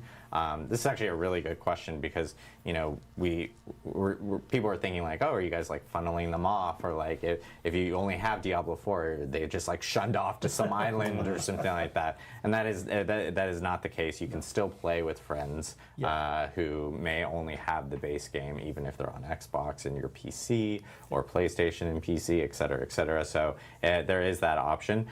What's also kind of cool is an interaction that I know that if, let's say, you owned it on PC and Battle.net, for instance, and then for Vessel of Hatred, but then the base game was only on Xbox for your own personal Xbox, and you jump back over to your Xbox, if you have like rune words on your Sorc, for instance, you still can actually use those rune everything words. Works still. Yeah, so it's still something that's going to be there. I know that one of the things that the team was looking at was like, hey, if you earned it in the other game, you can still use it. So patch notes going to release any minute.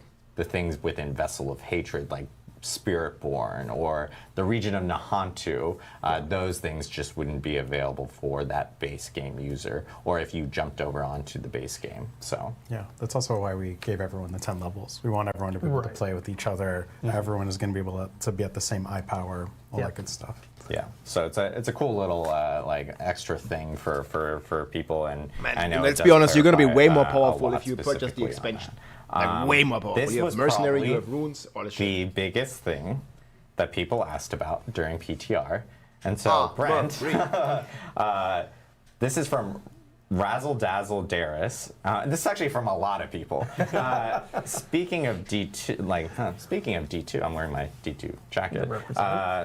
Will we get the D4 Campfire screen back?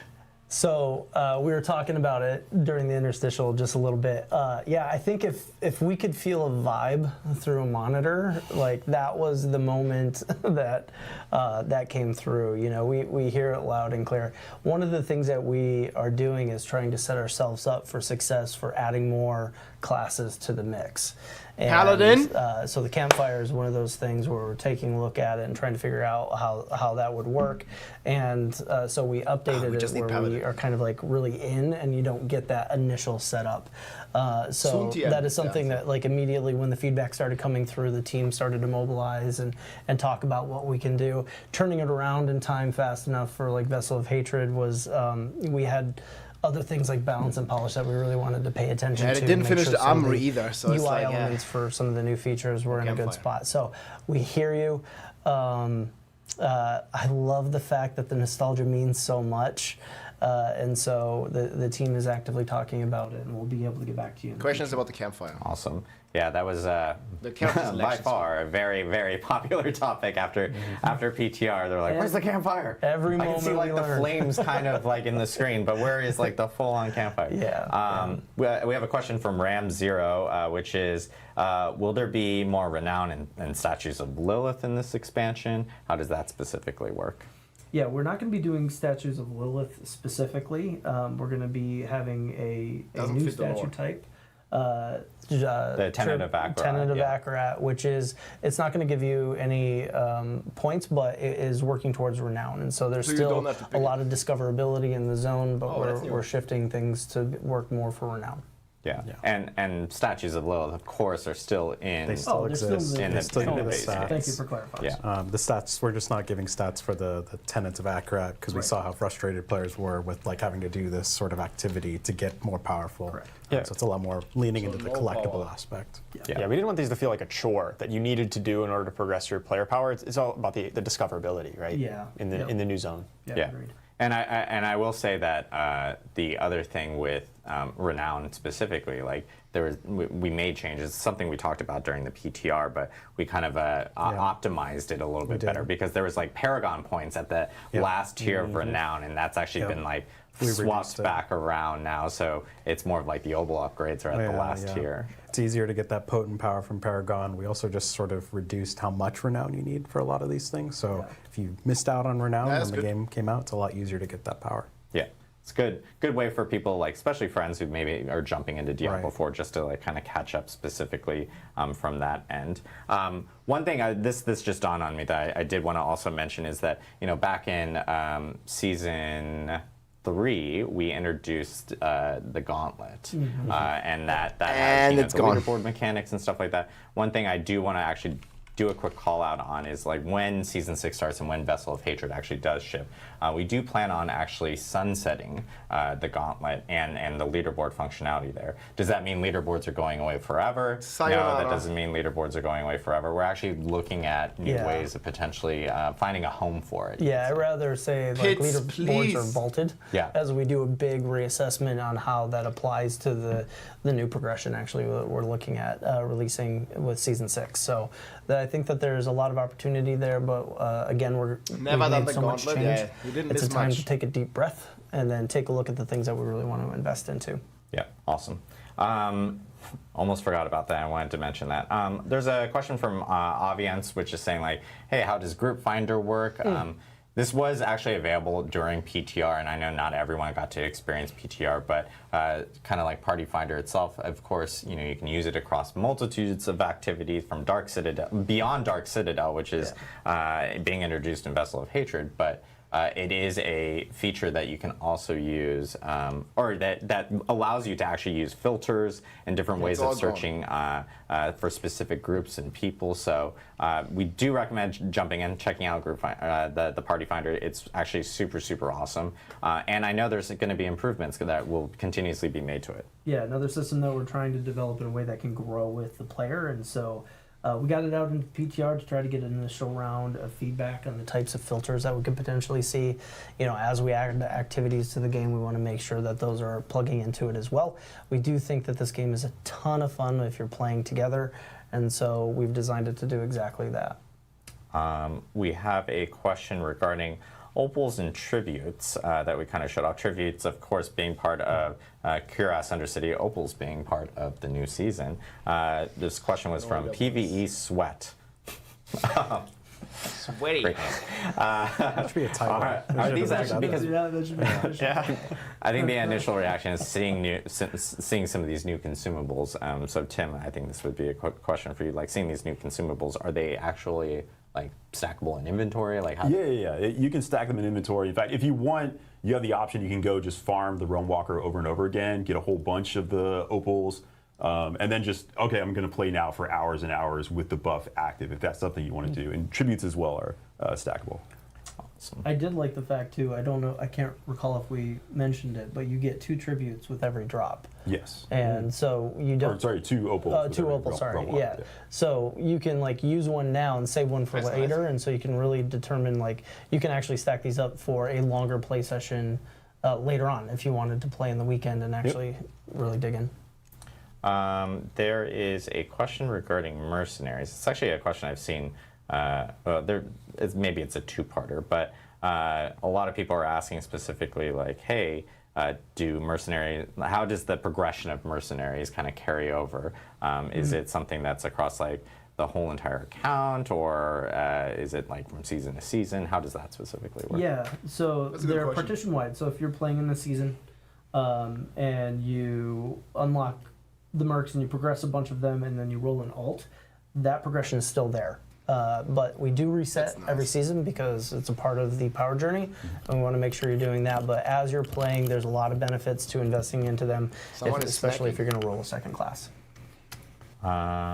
There is a question. I'm not sure if others will be able to get this one, but this might be tied to some of the rune word stuff that we showed. But this is God King Moonin says, how do those spirit wolves damage scaling work? I think they're talking specifically about the rune words that we were showing and everything like that. Yeah, I can talk a bit about that. I believe the spirit wolves are not currently scaling with things like if you have summoning damage for a necromancer. A lot of that damage scaling talks directly to your skeleton summons at the moment. So I don't believe they'll necessarily scale with those sources. I'd have to check on precisely which ones it does. But that's definitely something that we're aware of and really want to make sure that we can deliver on that fantasy. And we'll be looking at making updates to minions and summons as a general matter going forward to really make sure that they're scaling with the right things that players expect to really make those builds feel natural and synergistic as you would expect. So that's definitely an area of focus for us moving forward. Barbarian. Yeah, we definitely have talked a lot about this. Like, it'd be cool if you could be a summoner barb with Call to Ancients and like having them deal bulkier damage. So that's something we definitely talk a lot about. Yeah, we don't have any particular thing to announce or the exact initiative at this moment, but it's definitely on our radar, and it's something we are actively working on and talking about all the time. Awesome. I know that I Am the Berm asked, this is back to Tim actually, because I think you had mentioned like, farming realm walkers, and they're going like, okay, so is it a world event? How often does it spawn? Like do we have like specifics on that? We can help clarify on that specific question. It is a world event, yeah, and it is really focused around just that boss. It's not a world boss exactly, it is a world event. Like was explained by Don earlier in the cast, you have to kind of follow him for a while before you're allowed to kill him, but it is something that you do with other people in the area. There's likely to be a bunch of other people helping you take down this boss. And then the Realm Walker itself does pop up in another location in Sanctuary pretty much right away. There's a slight break, but at any given time, we want the experience to be, I log in, I'm ready to go play, I see like, I don't have any opals, can I go get some? We want the answer to pretty much always be yes. Like there's always a Realm Walker up somewhere that you can go kill. So I guess you could get slightly unlucky, like he just died, but you're not waiting more than a few minutes before another one's going to pop up and you can go kill that one. So if you want to chain farm them, you can. Yeah, just run back to town, vendor some stuff. By the time you come back, it'll probably be at like, an ideal time to actually farm it. So it's actually really good to hear that it's just always available for players, nearly always available for players. Question from Plucky Villain for Season 6 on live, like from a tuning and balance perspective, is Pit 100 still intended to be like that unobtainable goal, or is there are we expecting some everybody the most skilled players and dedicated players to kind of clear Chocolate, thanks man. Yeah, I'd say we will be surprised, but not surprised, I guess, to see people get to Pit Tier 100 just with the amount of things that we're adding into the game. Charles, in our previous segment talked about how much volatility has been introduced in the expansion. We actually think that's really fun. Like there's a ton of new things to explore, a ton of new things to break. And we think that probably most people won't get to 100, but you might get a surprise if you go to 100 and go past it. Yeah. We might have done something there. Yeah, we talked a bit about where the deep end of the pool is, right? And so it's we're around 80. Around you know? 80, yeah. But yeah, I'm really looking forward to seeing. Sounds which like you kind can of keep going, streamers huh? Out there actually push way past that, so we could take a look. Definitely. Your Sparrow asks, if we complete the campaign in Eternal Realm, will we be able to skip it when we create a seasonal character? Huh. Yes, as soon as you complete the campaign for the first time, you'll be able to skip it. Very similar to what we did in the base game. Yeah, and I think there's actually like additional nuances that we've added with like Vessel of Hatred. Like for instance, if you are brand new to Diablo, of course we recommend you start from the base game and experience the campaign and that journey. But even if you are coming into Diablo 4 with Vessel of Hatred and you just want to start with Vessel of Hatred, you really just need to complete that prologue of the base game, and then you will then get that option, I believe, to skip the base campaign, and you can actually jump into the expansion campaign. Yeah, you actually don't even have to complete the prologue. Oh, there we go. So So there you even took out that part. You're a liar, Adam. You're a liar. And we've taken great care of you too. So like if you're new and you skip forward, when you go into Vessel of Hatred, we actually do recaps. So we'll catch you up on the story even if you decide to do it. So if your friends are all way ahead of you and you want to skip so that you can catch up, you're good. Yeah, right? We got one of those like in the last episode of whatever. Yeah, you know, it's really good. Yeah, it's actually really cool to watch. So just in case if you're new to everything. There's another detail too, which is like once you play through the Vessel of Hatred story section, we want way more players to get into the end game. We notice that there's a lot of folks out there that once they get the big story beats done, it's not really clear on where to go from there. And so we created a custom quest that can actually bridge you out into the end game. And so if you can continue following your golden baubles, that would be super good. Cool. We're seeing a sign in the peanut gallery. I'm looking at. I was like, what is? No one can see it. Obviously, they think we're psycho because we're like looking. The coolest back, view is behind this camera. Production's like holding up the sign and stuff. Everybody that makes us look good is back there. So thank you guys. Yes, thank you very much. We're gonna take, I guess, like one more specific question here. Let me see. This is actually a question regarding people that are running specifically in Dark Citadel. Like if someone leaves during Dark Citadel, like what happens to the group specifically? Can they all just leave? They're not like locked in there going like, oh gosh, I'm stuck in that type of situation. Or if I can conquer it with like maybe if it's 4 people and we drop to 3, like you can adapt and kind of work your way through it. You can. Like we said, the Citadel is balanced for 4, but if that was to drop, as long as you got 2 strong players still in the mix, you should be good to go. So yes, it makes it more difficult. I'd have a firm conversation with the person who decided to drop in the middle of a fight. But yeah, you're still going to be able to progress through it.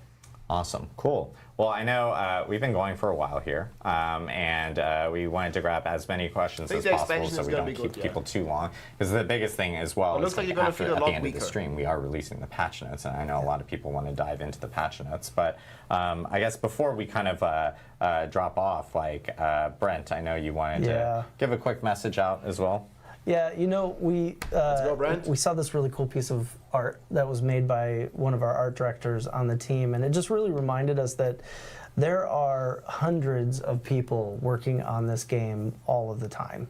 And these live streams are for our community, but it's also for all the folks who have been working tirelessly over the last dozens of months on trying to make this a reality. So we just want to say thank you to everybody that's putting the hard work in. We're still putting the hard work in today. Like, we're working all the way up through this. And so we love the team. We love you guys. Keep up the good work. And yeah, we'll see you on the other side of October 8th. 5 days, boys. Yeah. Huge shout out to Team 3, Team Diablo. You guys kick ass. Yeah. Best team. We're super proud of everyone with the Vessel of Hatred and everything. And we're super excited for October 8th. There's a lot of stuff coming up. We have patch notes immediately after this stream. I want to give a huge shout out to everyone here and of course who was on the live stream today. That was cool. It's always fun doing these live streams. It's a big scramble. This is the most. This is the most amount of people we've ever had on a live stream. So huge shout out to our production team and of course our community team, like with Mr. Filthy Rich back there, who organizes all these Rich, man, great. That's his handle, guys. who handles He's Filthy Rich. All these specific streams every single time. This is our 20th stream. It's crazy to see how everything has grown. Big reminders on Twitch drops. We have all the information on Diablo4.com. Twitch drops will actually start on October 8th. And if you're in the US, you can grab trolleys and grab more in-game stuff as I eat trolleys all day. And then another big thing that I do want to give a quick call out. In the coming days, you guys are actually going to hear about another cool partnership we're doing with Discord, which will offer up another opportunity for some cool in-game stuff. So, and we'll be talking about that here in the coming days. But thank you guys again for tuning in to our pre-launch stream. Lots of stuff to check out in the patch notes immediately after the stream. And again, a huge thanks to everyone here. We will see you guys October 8th in Nahantu. We're excited and we can't wait to jump into Vessel of Hatred. Yo, let's go. There he is, vibing. Where's the music? Ah, the music isn't there. Wait, they dropped this cinematic here too?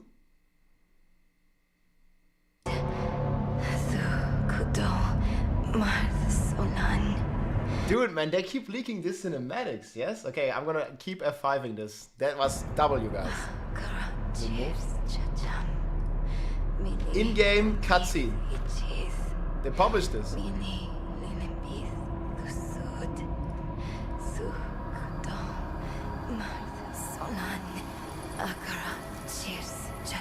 Patch notes, yeah, I'm looking.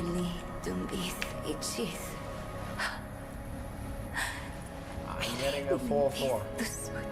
Oh, there's a trailer here. Let me know when the patch notes are.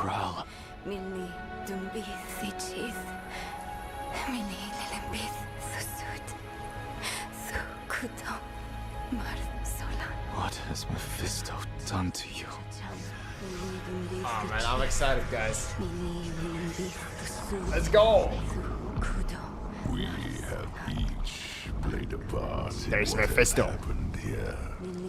Friend, you told her you trusted her more than yourself to do what she thought was right. You abdicated your choice to this child, and she has already been poisoned by the stone. Going to war with me will only make her suffering worse.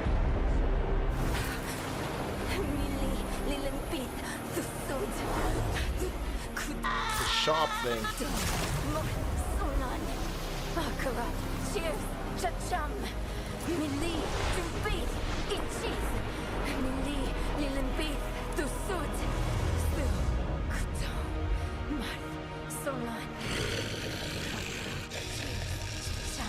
She will die before she surrenders. A wasteful outcome for both of us. How long do you think she can survive?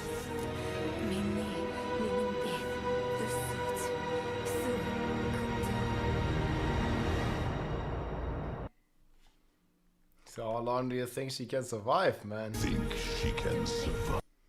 Dude, let's go. I don't know, man. They keep putting out these spoilers. Wolf Fisto is here. Can you put this link? Yeah. I don't know, like it's up here, 5 million subscriber count. I don't know. Okay, do we have patch notes?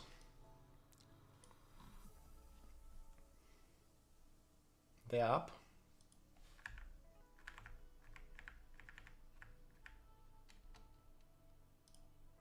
I keep getting a 4-4.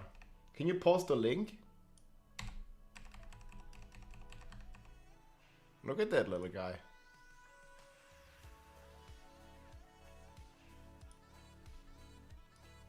Okay, this works. Right, I'm gonna update the command. Okay, here's the patch notes, guys. They're up. Yes, yes, yes. Oh, I don't know why exclamation mark patch notes doesn't work. Let me update this.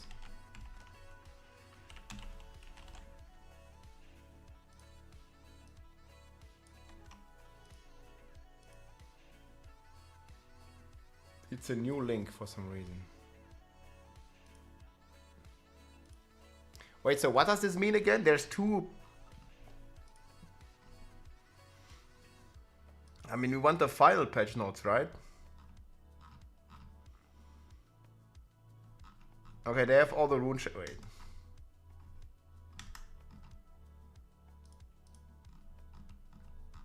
This is the final update.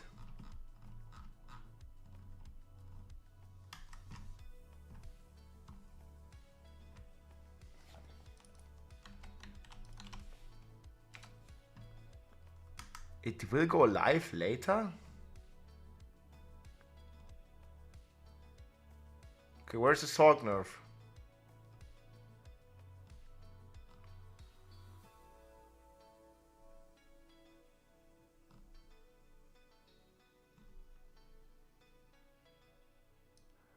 Oh my god! Yo! Oh my god, dude! No, it's capped, boys!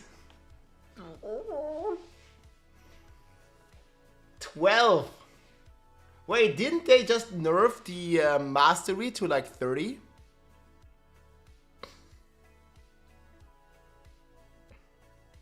How could they not mention this in the stream? Like, this is like the build that 50% of players are playing. The party is over. It was nice knowing you, Sorcerer. God damn it, dude. Yeah, Victimize is also nerfed. They didn't want the hate in the live stream. Oh, man. 12? I mean, maybe it's still strong, though. Oh, sorry. Yeah, I'll post the link. Here you go. Sorry, guys. I got it. I got it. I'm gonna pin it.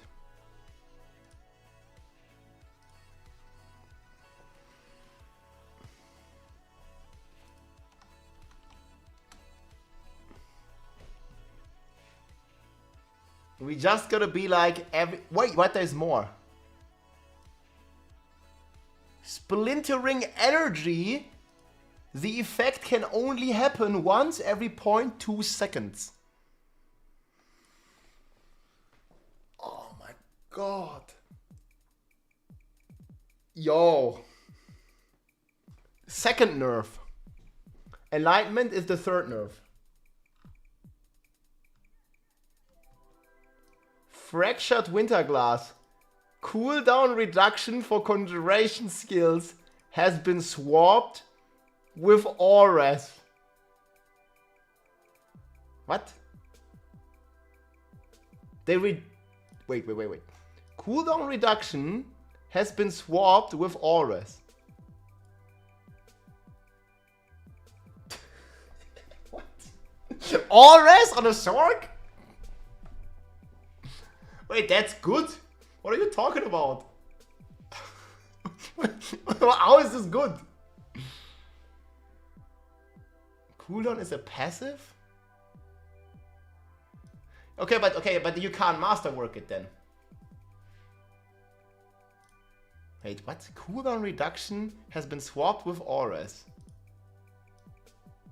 So you can masterwork the Auras, but you can't masterwork the cooldown reduction. It doesn't upgrade. It can't roll GA. Oh my god, man. Lightning Spear, double cast tempering, ethics changed for chance for Lightning Spear to deal double damage. But Lightning Spear isn't doing any damage. All the damage is coming from Splintering, which is also nerfed. 5 nerfs. 5 nerfs. Okay. Yeah, guys, it's, yeah. I mean, okay. More nerfs? Burning Instinct. Okay, this is a buff. Okay, there's 5 Sork nerfs. Jesus. Yeah, and the spin to win build's also nerfed. I just play Spiritborn, it's fine.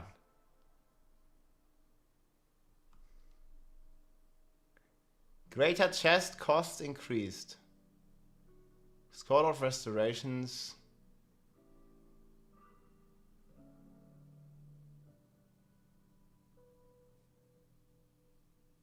Holy shit.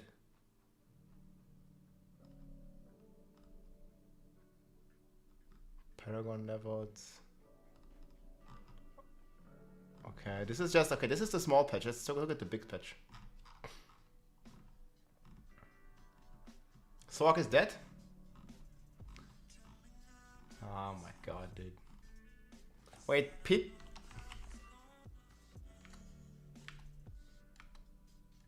Where? Where's this? Ooh! Greater Rift 150 is back. Yo, guys.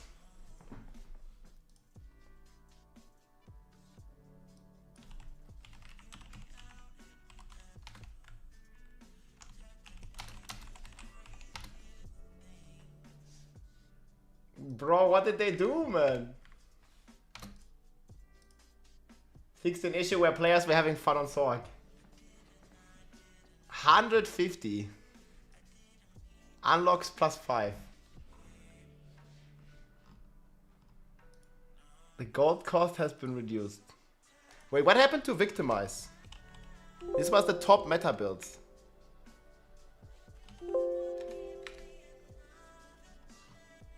Victimize.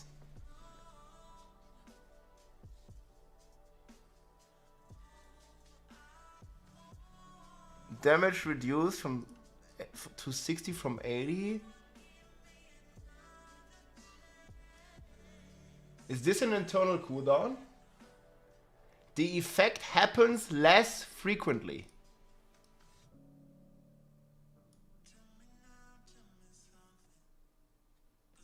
Man, the 2 meta builds are gone. I mean, it's probably okay. Again, I would have liked them to buff the other stuff. But man.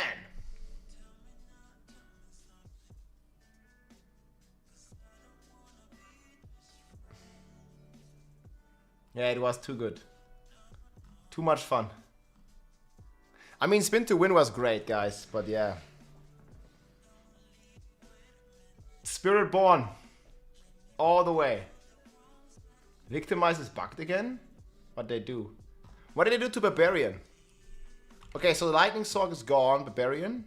Did they finally fix Ramalaldi bug?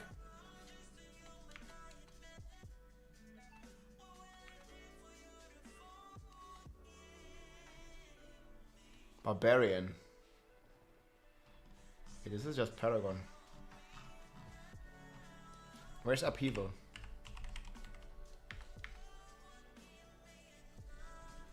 Upheaval, 12% damage buff. Where does it start? Wait, is this old nodes? Ground Stomp is buffed. Ground Stomp buff, Upheaval buff.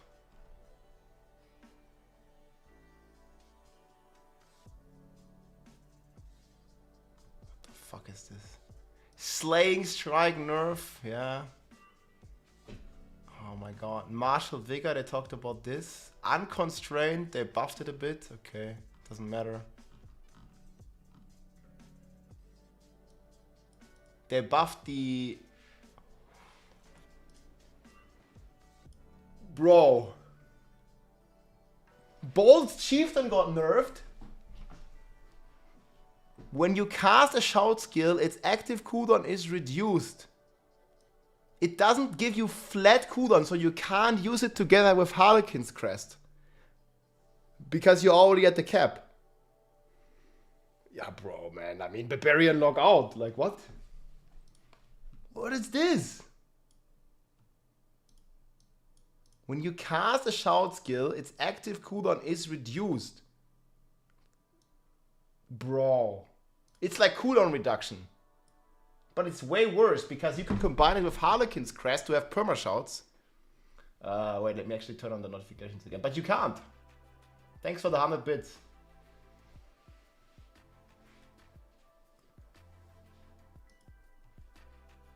Okay, this got a bit buff. This got a bit buff, but doubles. Death Blow got like a giga nerf. Crit damage bonus increased. Hellhammer damage, okay. Do we have Spiritborn in here? What did they nerf on Spiritborn?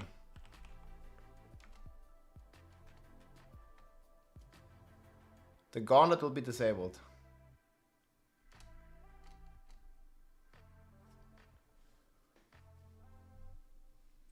Okay, we don't have Spiritborn patch notes though. It's always the problem, like we don't have the full patch notes still.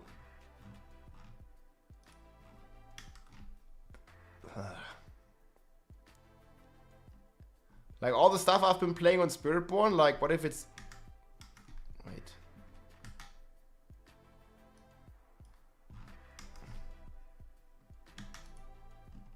No changes to Spiritborn?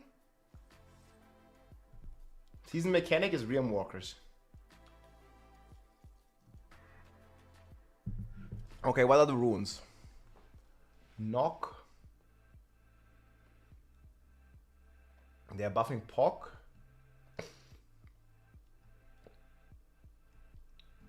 These are good changes.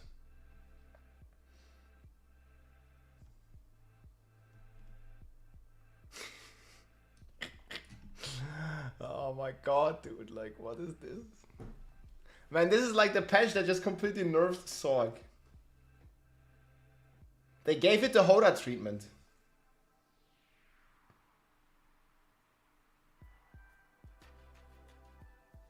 Necro Minion Giga buff? I haven't seen that.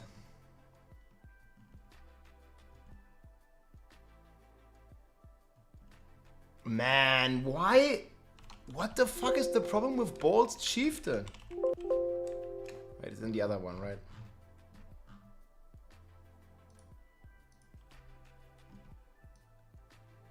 Like, what is this change? Patch notes, I'll link them. Why would they do Bold Chieftain dirty like this? Like, didn't they say Barb is already one of the weakest classes? Like, they literally said this. This was like the only thing that was like keeping it good. At least if you had a Shaco, right? But now, you get 50% from Shaco, you get 50% from here, but you can't even use that. No more perma-shout. Yeah, but Barb cannot do billions of damage anyways. It can't even do it in the live game. Oh, this also completely removes the Druid from the game. Bro, did they just nerf this because of the Shout Druid? Yeah, okay, Mighty Throw looks buffed.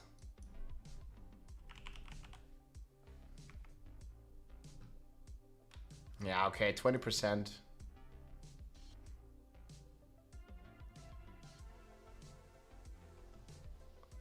Yeah, Mighty Throw is a bit buffed. But I mean, you don't have Bolt Chieftain anymore with Shaco.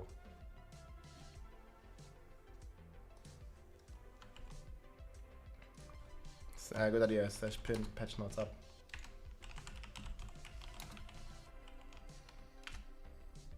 What is the new Mighty Throw aspect? They buffed this as well? No, this was always this. I mean, yo, without this, you couldn't even play this.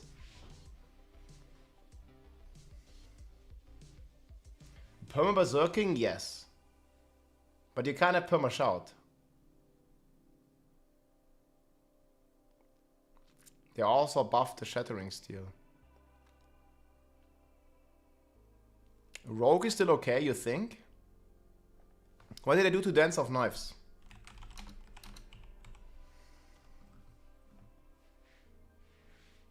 They buffed the damage.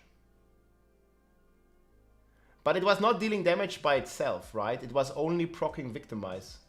So the DPS here is not relevant.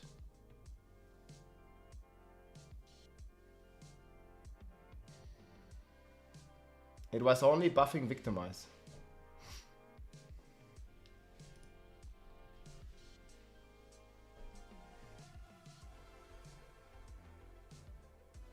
Yeah, the damage here is not relevant.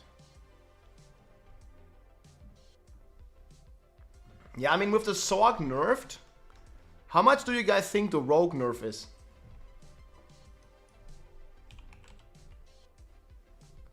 I mean, this ICD could mean anything. The effect happens less frequently. Medic, thanks so much, man. I mean, whatever the fuck that means. Nerf all the fun outside Vessel of Hatred, pay to fun. Just play Spiritborn, man. They nerfed the Barb, they nerfed the Sorg, they stuck it. They clearly want to play Spiritborn, man. Yeah, I'm gonna have to test it. I mean, Rogue was looking good. Yeah. See, like this, like, who knows what this means? I think on bosses it's gonna be the same. But let's say you're doing speedruns and it only has like an ICD of, I don't know, like 1 second. It's gonna be very bad.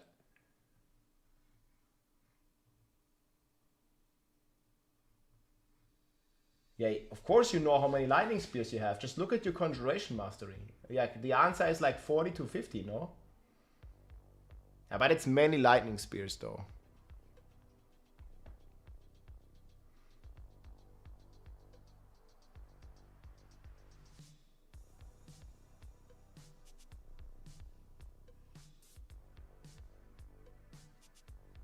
Rogue was fine, it didn't need a nerf. I mean, Rogue was insanely strong.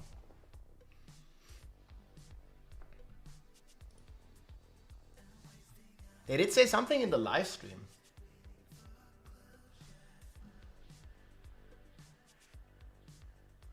Happens less frequently in extreme situations.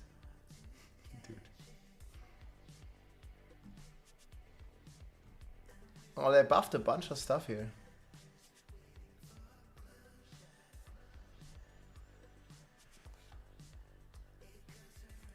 The number of available character slots. Oh. Well, I think it's a typo. But yes, please. Yes. 1,400 character slots. They did it. Yeah, we gotta screenshot it. Post it on Twitter. It's fine. I want my 1,413 character slots. I paid $40 for this. The technology is there, guys. Yep, I need 1,000 mules, dude. That's obviously a bug, guys. It's like, yeah. I need this. I need it.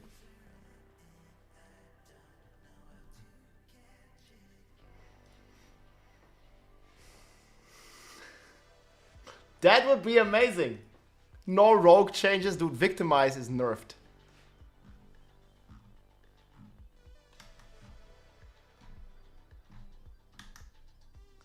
Victimize has been hammered.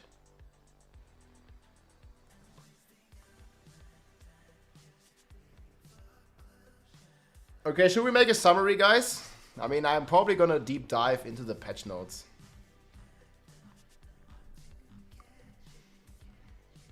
The preload is already live. Like, I already downloaded the game. You see here, I already downloaded. Tier list on Friday. I think it's gonna be on the weekend. On Friday, I won't have it ready. It's too much work. The fuck is super elite, man?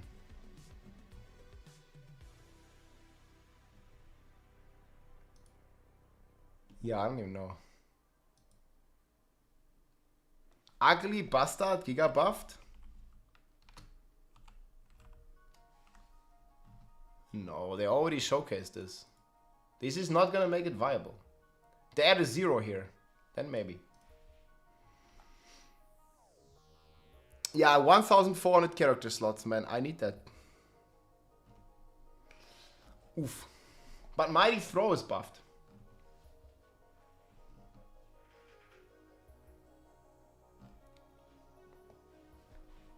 Mighty Throw looking good. Yeah, I don't know, like Bolt Chieftain, like this is just like I just don't. This is just crazy to me. I feel this is only because of the Druid. It's so bad for Barbs, man. Like F that. What is the Hoda stuff? I don't know. What's the Hoda stuff? Hoda is a bad skill. I mean, this pretty much kills like most of the bar builds. Like when you add Shaco and you add Perma-Shouts, you can't have that no more.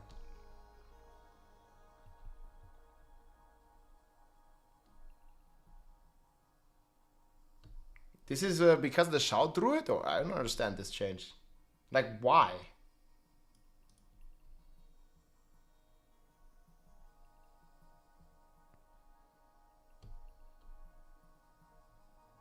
Aye. Well, I feel everything got nerfed. And the buffs are like very minor here. Like, okay, Overkill is cool, but they are completely nerfing the Starlight aspect. Is what it is. Yeah, at least Minion Necro got some love. That's cool.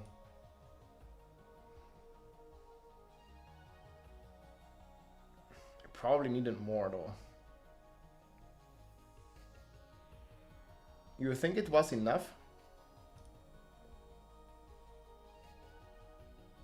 Yeah, Hellhammer, okay.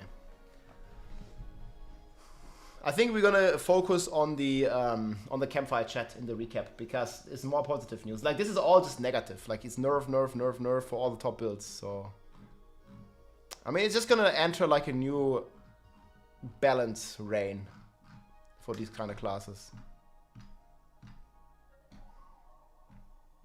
So I don't even think I'm going to talk about the patch notes all too much yet. We're going to be more focused on the Campfire chat.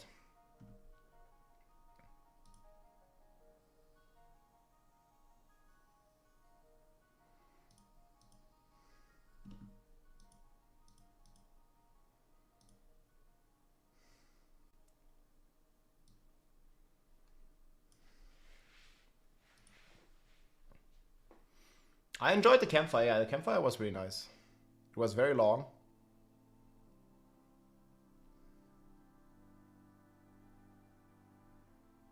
And yeah, it was cool. Let me show you some stuff. I feel this was really important.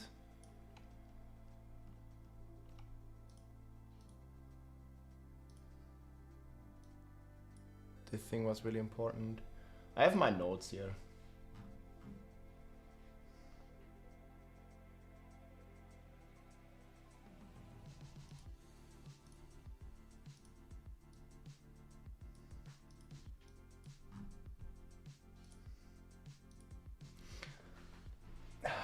Spiritborn for everybody. Like they only got nerfs to all the top builds, man. I don't even know on the tier list. We'll see.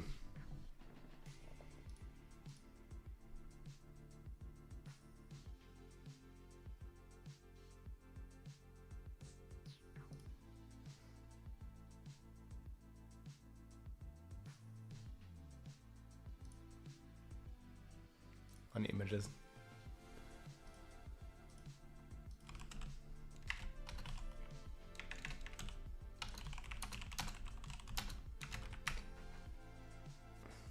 Tier list S for Spiritborn.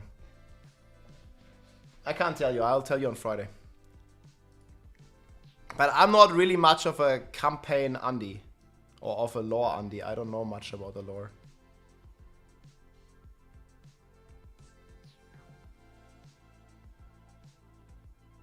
Okay.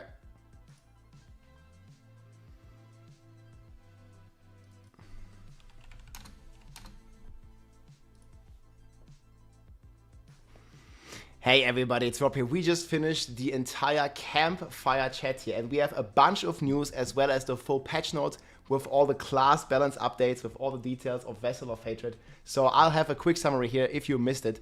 And let's just jump right into it. So they learned a lot from the PTR and they are changing a lot of things here. So first things first, they're actually increasing the density here in every Torment difficulty.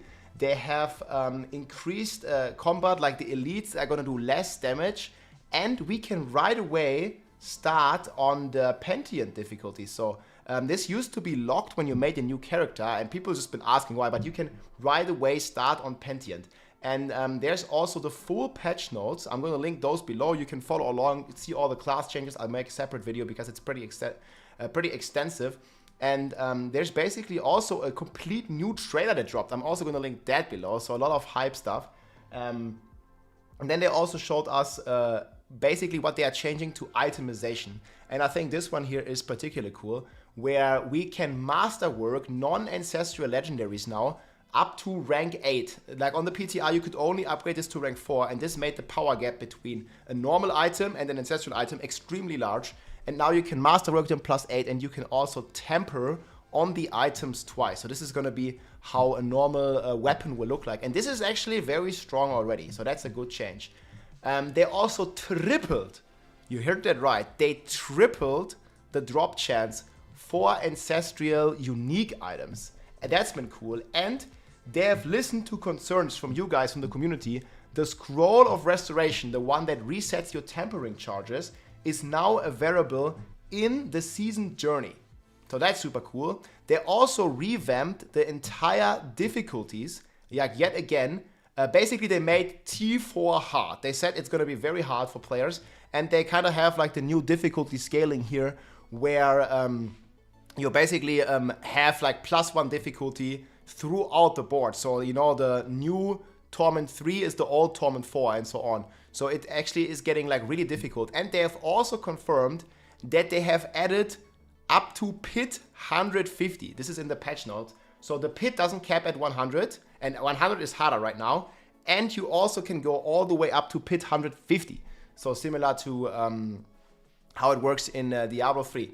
Then they also significantly nerfed the legendary glyphs. I think they said it's something about 50% nerf. You guys might remember, like they were extremely powerful, and now they have been nerfed by quite a bit. And they also went back on the main stat scaling. So 1% damage is granted for the normal amounts of main stat now. Not like in the PTR, I think, where they doubled the scaling. So we're gonna be a lot weaker than we were on the PTR, where basically everybody was speed farming 100. So I think that's a good change.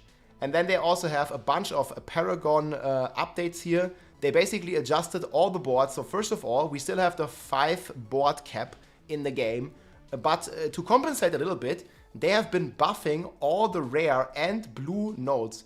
And they said they doubled most of them. So that's going to be extremely valuable. And they also increased the damage reduction values by about 50%. So that's super cool. And they've removed like some, you know, useless stuff like potion healing is now healing received. And damage reduction from dots is now normal damage reduction. So they made this a lot yet more useful and more powerful overall. And they also put like nice nodes within the glyphs range that you can boost basically with the glyphs. So I think this has been a very good changes overall. And then they confirmed again here that Infernal Hordes are gonna remain in the game, guys. And this is gonna be the new way, or one of the ways, where you can target farm the Scroll of Retempering to recharge your tempered rolls on an item. So you don't have to do, you're not forced to do the Dark Citadel, because a lot of people don't like the forced group in the Dark Citadel new endgame activity. We're gonna talk about more details here in a bit as well. But you don't have to do this, and you can do this in Infernal Hordes, and they are scaling with the difficulty now, and the council boss also drops loot, and they finally fixed that you can just click the material chest at the end once, and it's gonna like spend all your remaining ether. You guys might remember this in season 5, like you have to click it like a gazillion times to get all the updates and all the materials, and that has been changed now. You just click it once and you're done. And also they reduced the cost of the big item chest. So very cool changes, I think. Very nice to target farm uniques. And they also significantly increased the rewards for both Nightmare Dungeons, where you get the Outlook site now, and also Whispers. And in all of this, you get more experience, and you get more loot, and you get a significantly increased Ancestral drop rate. So Nightmare Dungeons and Whispers might be another great way, especially the caches from Whispers, to target farm Ancestral items, which are going to be a lot more common now than on the PTR. Yeah, we're going to talk about the class balance here in a second as well. So that's been some cool stuff. They also changed itemization. So the way you acquire the Uber Uniques has been completely changed. So you are now only needing 2 Resplendent Sparks to craft an Uber Unique. However, you cannot choose which one it is. It's going to be a random one. So you can just kill Lilith and you can finish the season journey, and you are basically guaranteed to get an Uber Unique from those 2 sparks because you can just craft it. But then you can also target craft it, and here is where the runes are coming into play. So together with the runes, you're still spending 2 sparks, and then you can create an Uber Mythic Unique of your choice. So 2 runes, 2 sparks plus runes, specific legendary, Pacific Uber Unique, and 2 sparks, you get a random one. So that's very cool. It's going to add, I think, a lot of trading value and a lot of value in general to the runes, which you can also target farm. We're going to get to that in a second too.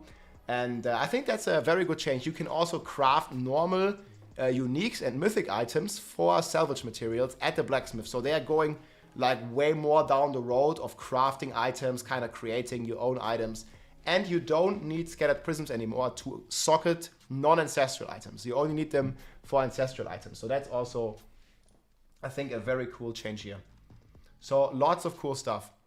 Then I believe they talked about the class balance already. Oh yeah, we had the class balance. So they just only showed like a couple of things here. And this is probably better to go to the patch notes.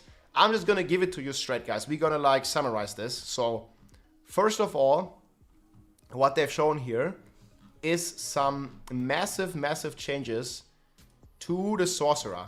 I'm probably going to make a separate video about this, what this means. We're going to talk about the runes in a second. But the Lightning Spear Sorcerer, you know, the most popular build in the game, is getting like 5 different nerfs. So first of all, first nerf, your Lightning Spears are now capped to only 12. Not only did they cap the enchantment passive, the mastery passive to 30, they also kept Lightning Spears itself to 12, so that's already 2 nerfs. Then they nerfed the Enlightenment, which people were using to autocast Lightning Spears in the PTR. They nerfed the Splintering aspect to now have an internal cooldown. So that's pretty crazy. And they nerfed the Fractured Winterglass. This is the 4th nerf. They nerfed the Fractured Winterglass to have cooldown on the Inherit affix. That means you can't masterwork it. It also means you can't roll it as greater affix. So you're gonna have 0.3, I would guess, cooldown reduction, and you can't like change it. Like it's just gonna be 0.3 because it's now an Inherit affix, and instead you can masterwork the All Res now, which is gonna be completely wasted on the sword because you're an int class. And then also the 5th nerf, Lightning Spear double cast manual has been changed for chance of Lightning Spear to deal double damage. But the problem is, Lightning Spear itself doesn't deal any damage if you played that build or listened to my videos, because all the damage is coming from Splintering energy. So this tempering also is completely useless for the build now. And I don't know exactly like what it's going to do to the Lightning Spear build, but there's like 5 different nerfs to it. So there's going to be a lot of changes here. They buffed a lot of the underused stuff on Sorg, I feel. On Barbarian, they are buffing Upheaval.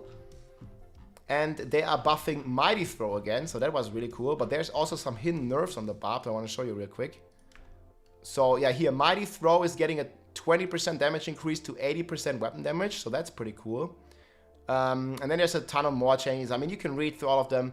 Not too many honorable mentions. We had Whirlwind nerf, like there's still no news about the Ramalali bug. We had a Whirlwind nerf where you can't spam it anymore.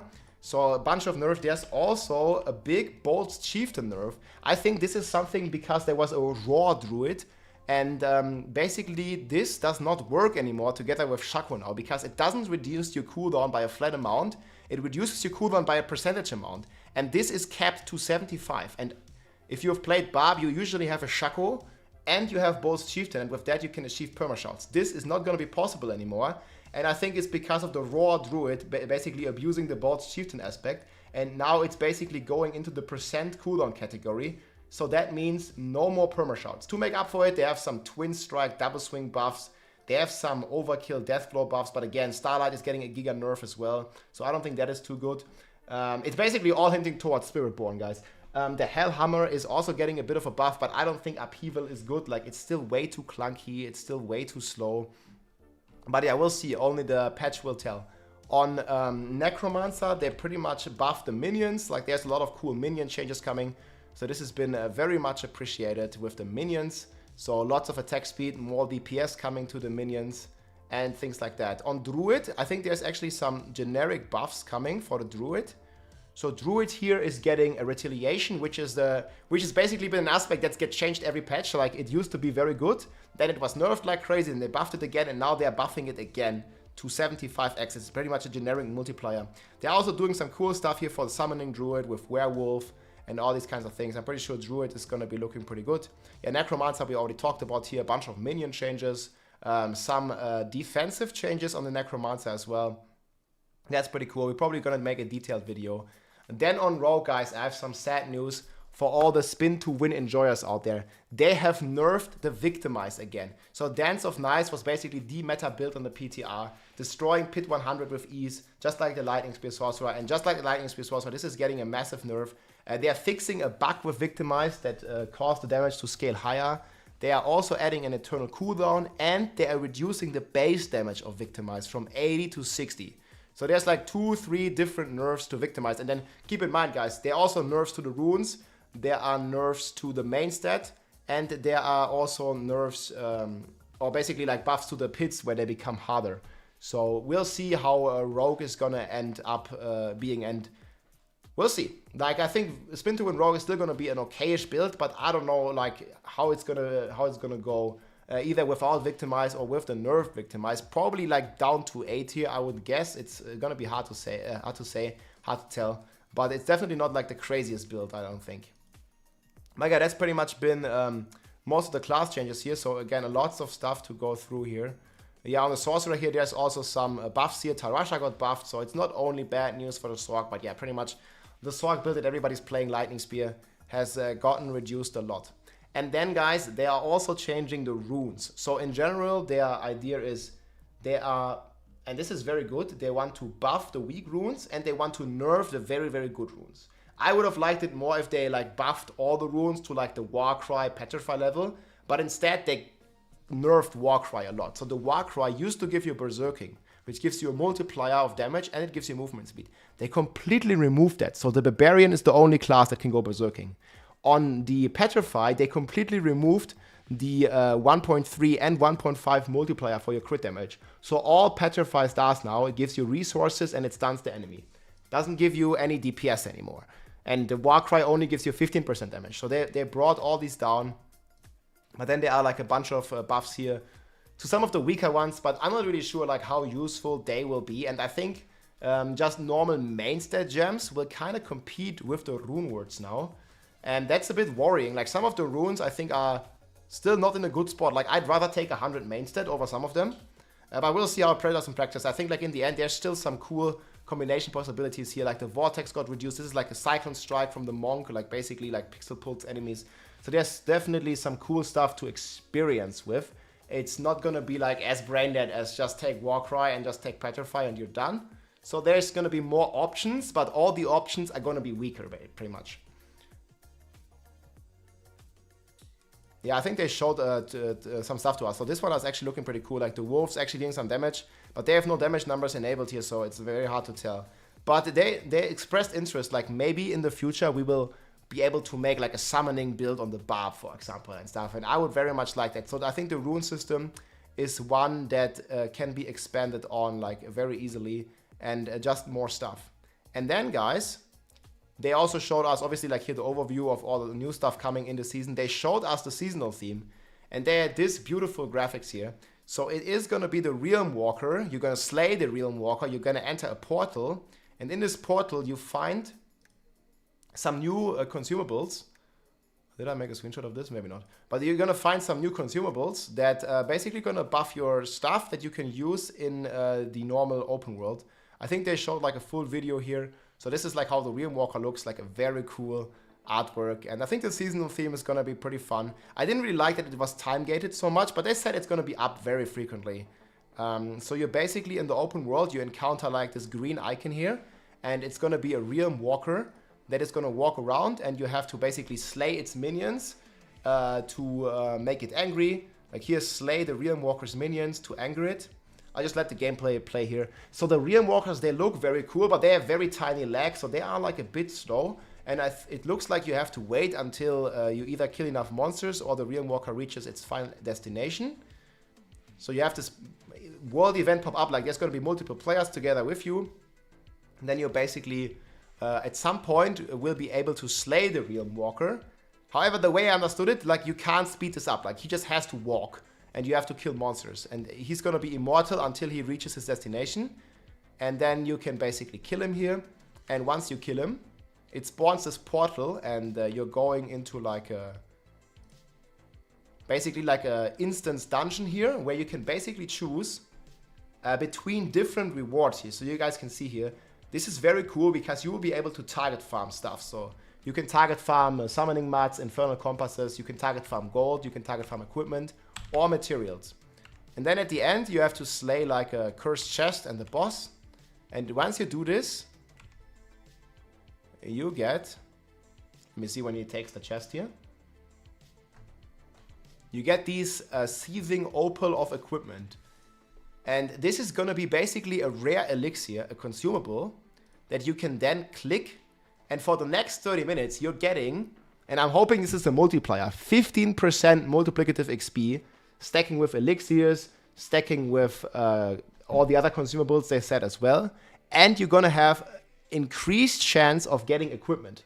So this is, he juiced the equipment. You can also have this for gold, for summoning mats and all the other stuff. So I think they showcased a couple of things here. So it's going to be like some very useful effects here. So you can see all the effects here. So there's gold, there's equipment, there is here herbs. We finally have a way of target farming the flowers, guys. So there's a lot of stuff here you can do. Boss materials, and you can also target farm the runes. That's also very cool. So just a lot of stuff here to target farm for you. And yeah, it's going to be very nice. And then next they talked a lot about some of the Spiritborn updates. So they showed us here that they're adding a bunch of new abilities to the Spiritborn. There's 2 new passives coming basically. And they also clarified on some of the key passives here. For example, I think a very strong one here, Noxus Resonance here. It's not 100%, it's 20%, and then scaling multiplicatively with your crit. It actually reminds me a lot of the Rogue's Victimize. So I think that's going to be pretty fun. And they also showed all the updated uniques. So obviously some of them were quite outdated. So here there's some aspects from the Spiritborn. Here they showed us the new uniques here, Midnight Sun, Midnight Hunt. So I think like in some of the data mines, these rings, they still had like 80% cooldown reduction. Obviously that was a mistake, guys. It's 8%, like, you know, and there's just like a bunch of items here. You can see like when the final patch hits, the Kepeleke stuff. Like there's also been a lot of nerfs. I think they also showed the Uber unique. So yeah, the Uber unique like is not 21 ranks to all skills, guys. This is how the new Uber unique looks. So it gives all stats, it gives damage to elites, it gives life, crit, and overpower. So it does not give 21 to all stats. Like, that's just not gonna happen. So I think a lot of these are still very, very powerful though. Like there's a lot of cool things here that you can combine. And I think Spiritborn, especially with the nerfs to the Lightning Spear Sword, with the nerfs to the Barb, the nerfs to the Spin to Win Rogue, Spiritborn is gonna be the class to play. The S in Spiritborn stands for S tier. Then they have also shown us the 2 new endgame activities. It was a long campfire chat. We saw the Kurast Undercity, which is basically like a timed dungeon. And this is also very nice because you can basically juice this activity and you can target farm specific skill ranks. You can target farm legendary amulets with passive ranks on them. And that's just pretty cool. And they had some gameplay here as well, where they were basically just like playing through this. So you have like this timer up here that you have to beat. And once you beat the timer, like you unlock like extra bonus rewards. There's also like goblins that you can slay for extra chests at the end. So I think this is going to be a very nice way of target farming. You can also target farm the mythic uniques in here. You can target farm again boss materials. So just they're just adding like a bunch of ways, also with the Mercenary later, to kind of like, you know, target farm whatever you want. And I think that's really cool. It's not just, you're not just at the mercy of complete RNG. You actually have ways, you know, to target exactly the items that you want. And I think that's really cool.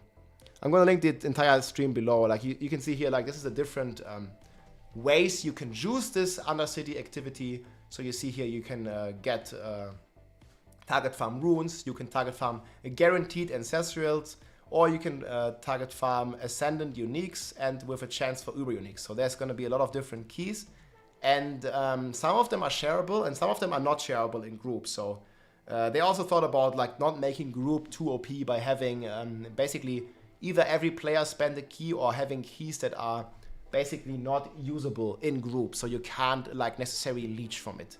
So you gotta have like, you gotta bring some stuff. Here they showed this goblin. This is like the portal prankster that gives you like an extra bonus chest in this activity. And then they also talked about the Dark Citadel. This is the second new endgame system that they're adding, and they showcase some of the bosses here. You see these like 3 wings.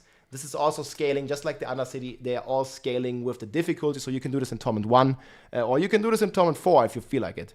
So there's going to be pretty cool stuff, and also a bunch of cool new enemies that you are fighting, a bunch of mechanics that you have to do. They showed like a lot more of the mechanics here, and they also showed some group, basically like communication tools here that you can use. Very cool. I want to show you the transmogs. Here are some of the consumables, so these are some of the rewards. Here's your scroll of restoration where you recharge your tempers, and just a bunch of other pretty cool scrolls here. And then they showcased like some of the amazing transmogs, and they confirmed, guys, this is play to win only. You cannot dual wield a credit card or just purchase this for $100. If you want this mount, this beautiful mount, you actually have to, you know, complete the Dark Citadel, and not just, can I get back to it? And not just like pay $50 for this mount. So there's gonna be some pretty cool transmogs here that are like basically exclusive of playing the game. Like, you know, you can actually be in town and have some impressive transmog, and then people they know that you just not just like, you know, swipe your dad's credit card or your own credit card. So that's pretty cool. I think that you actually have to play the game to earn these. Then they talked a bit more about mercenaries. They showed off some pretty cool stuff here, some basic skills for every mercenary. And yeah, these are like some basic perks that every mercenary has, like a massacre bonus. I really like the one from Subo the most, that basically has, you see it here, like a built-in map hack. And I would hope that this is going to be a part of the core game at some point, because Subo reveals all the materials and all the enemies. And there was a showcase of this here. So you can see the minimap up here when he's playing. The entire minimap, you can see all the monsters, like all the dots moving, you can see all the flowers. You can finally target farm herbs, like this is going to be my flower farming guide here, boom. You can see everything. So this is like one of the coolest perks, I think, from Subo. And they showcased like a bunch of other skills. But like this map hack thing, or like a built-in legit map hack, just hire Subo kind of thing, was pretty crazy and pretty good. Then they also showed like a new way basically of gambling items. So you guys can see here, when you're reaching rapport on your mercenaries, you unlock like bartering with them. So you can basically like gamba. So you can like buy items, and it looks like these also can roll greater affixes, and you can buy boss summon materials, you can buy utility aspects, and you just have like even more ways of target farming this. And you see if you buy like cash like this, it actually drops a lot of items. You see that he got 2 GA items, like 1, 2, 3, 4, 5, 6 items out of 1 cash. And it only costs 50. This guy has like multiple thousands of it, and you can like basically re-roll the stock here. Let me remove the chat. So you see, you click the re-roll, and then he has a new selection basically, and you can like probably keep gambling, and maybe you get a triple GA and stuff like that. Maybe you get a unique, I don't know. So pretty cool stuff here. And then yeah, they talked about the launch times once more. So this are here like all the launch times, and yeah, I think then they had some Q&A. There was not that much in there. They confirmed in the Q&A that the new statues of Lilith are not gonna have any power, and basically are just there for the renown, so you don't have to worry about like, you know, collecting the Altars of Lilith again in the new area. You don't have to do that. And yeah, they posted these entire patch notes here, guys. It's way too long to go over it. I hope I gave you a good update. I'll probably go into some details on some of the class balance changes, in particular on the Sorg stuff, how bad the nerf is. I'm going to talk with Mikuna, I'm going to talk with some other guys, And we'll also check some of the barb stuff here.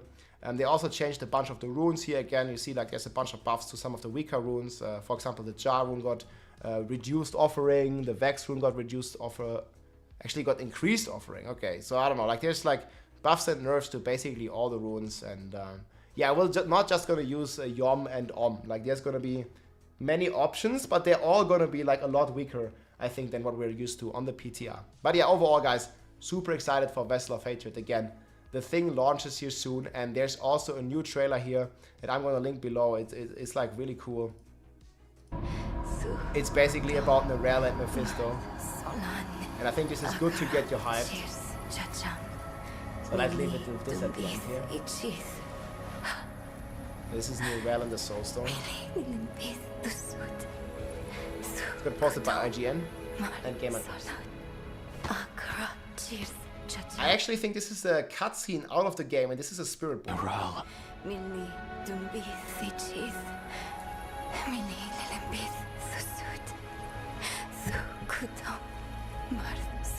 What has Mephisto done to you?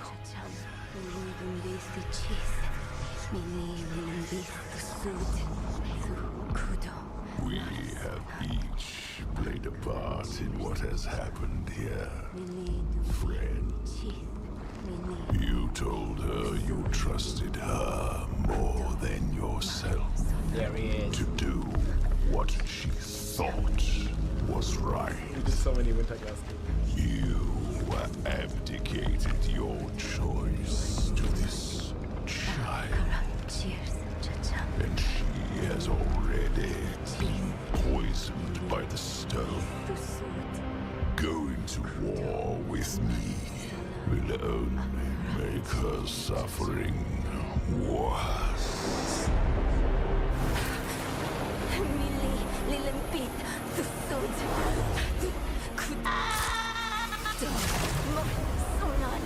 Let's go, story.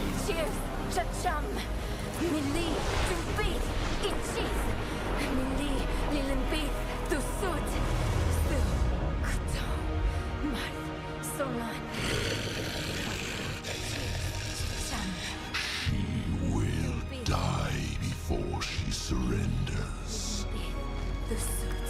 A wasteful outcome for both of us. How long do you think she can survive? Save her. Yes. Alright, my friends. That's it, man. I'm hyped. Again, I'm gonna have more updates on tier list, Spiritborn, leveling, build guides, everything coming out this weekend. I hope you enjoyed, and I'll see you soon. Let's go. 5 days left. GG. Man, it's just 5 days, yes? It's just 5 days. Here's the trailer. I'll link it. Let me play this.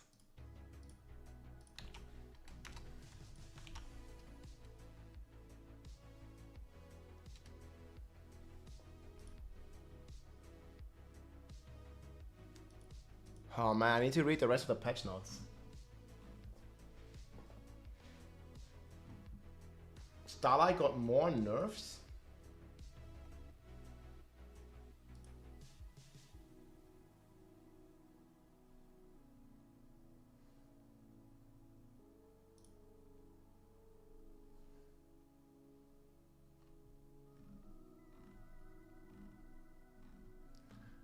Yeah. Countdown clock. Okay, we can have it tomorrow. Next days. You'll definitely want to have a countdown.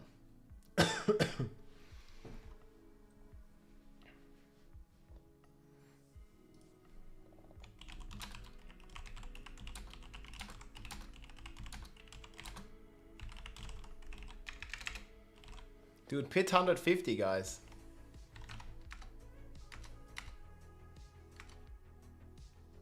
It's been good.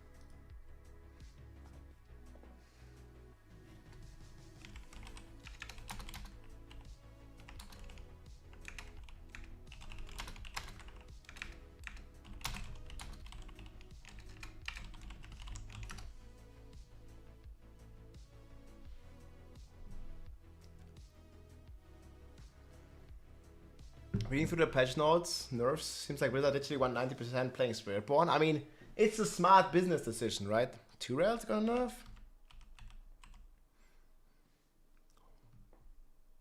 No, that's a Whirlwind Barb nerf. Fixed an issue where 2 rails might could be spammed more frequently than intended when being used with channel spells. What? Yeah.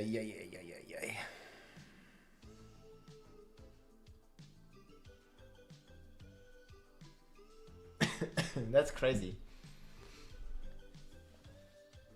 I mean, it's smart, like, right? Like, everybody's gonna play Spiritborn because all the other meta builds are getting nerfed.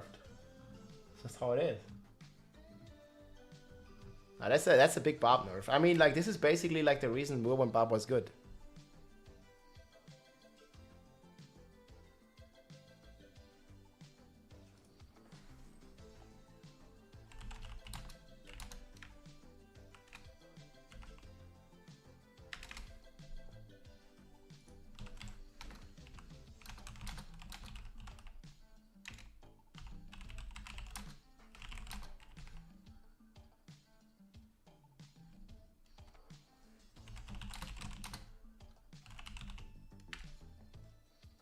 Let me check something. We can check out this Jaguar build. Yeah, I can look at it.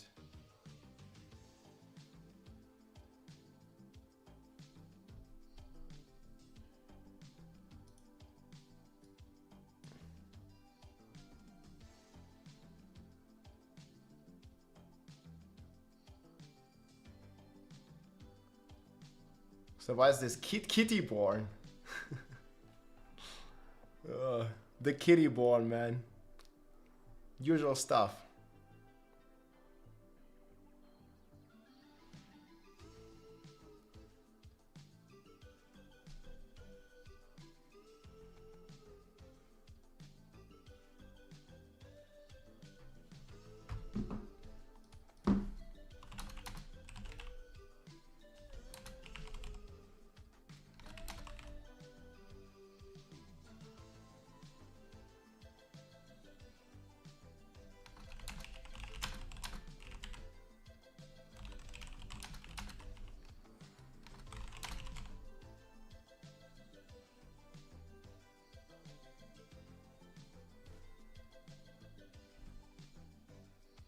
Double Tam rune.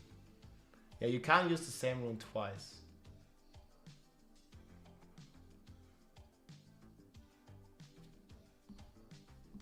I should check both.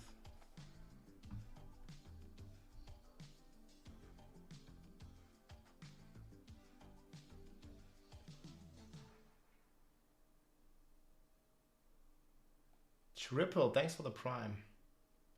Hey, much appreciated. 11 month. Okay, wait. I need to turn on the notifications again. Where it is.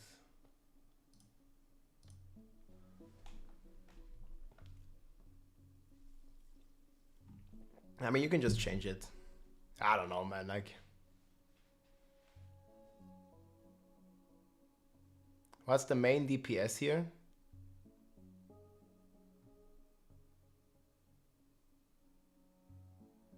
Block per resolve. Is core skill? Rake.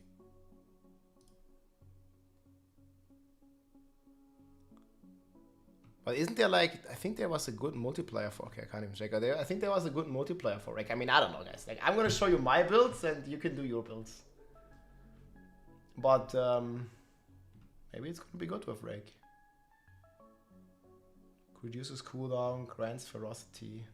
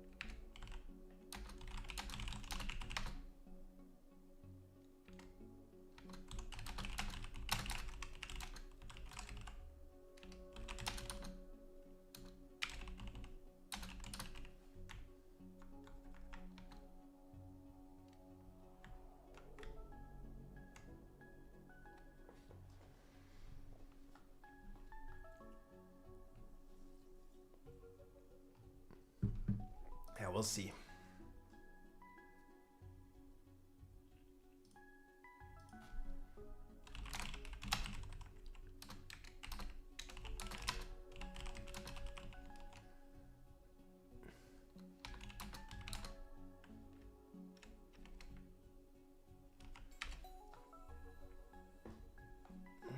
They just forgot to squish it. Maybe. Well, I think they buffed them though.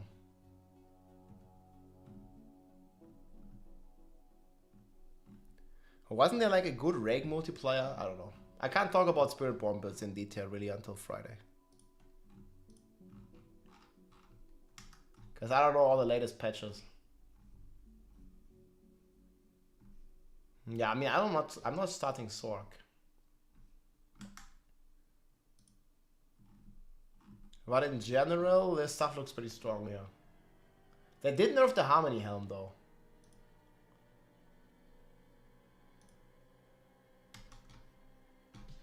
So that still has to be adjusted. Man, there's so many patch notes. So have you checked everything, guys?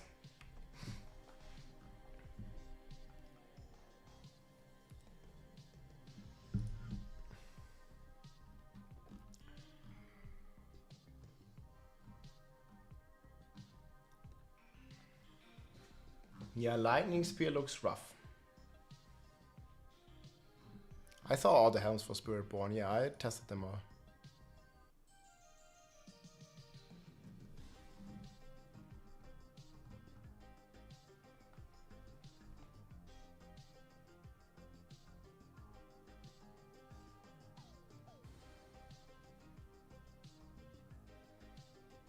How would you rate all classes now?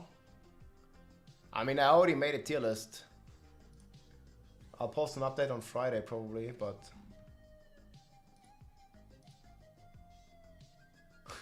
S Plus was only 2 builds.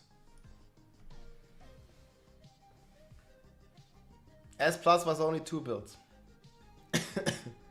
And then we will see how it's gonna go.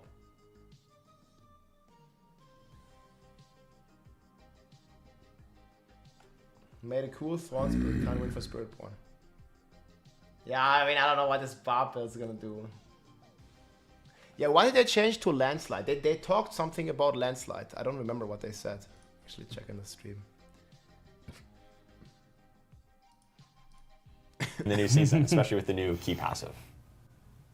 All right, moving on to the Necromancer. So they might have been a little bit weaker due to that on the PTR specifically. So we're definitely addressing those. I also wanted to talk about... Yeah, just like the key passive just didn't work. Nature's Fury. This is a key passive that whenever you cast an Earth or Storm skill, there's a chance to cast the same skill to cast a skill of the opposite type.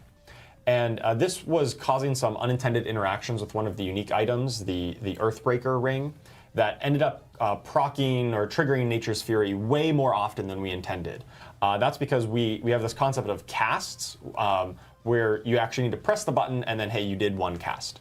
And whenever we do something like auto casts, which is like, hey, I triggered a free skill with Nature's Fury, that shouldn't kind of recursively trigger or trigger the other effects that are looking for casts.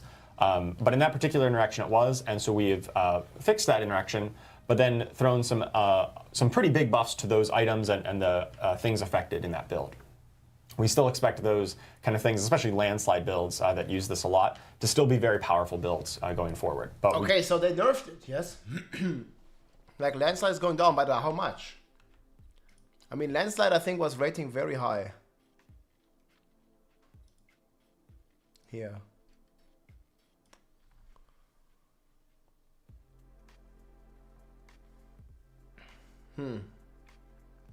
Yeah, I mean, we'll have to do changes to this.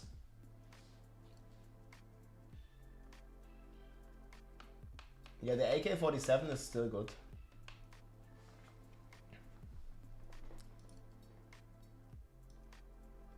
But okay. So we're gonna get less Nature's Fury procs. Right?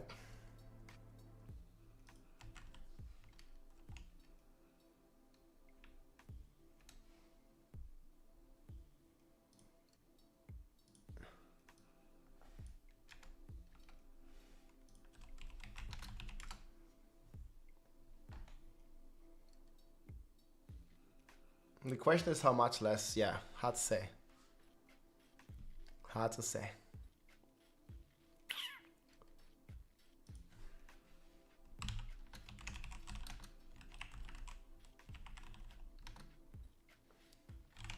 How much was it capped to?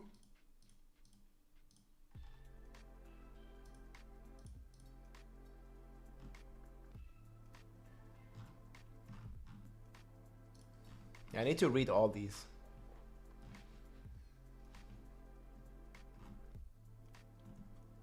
$12.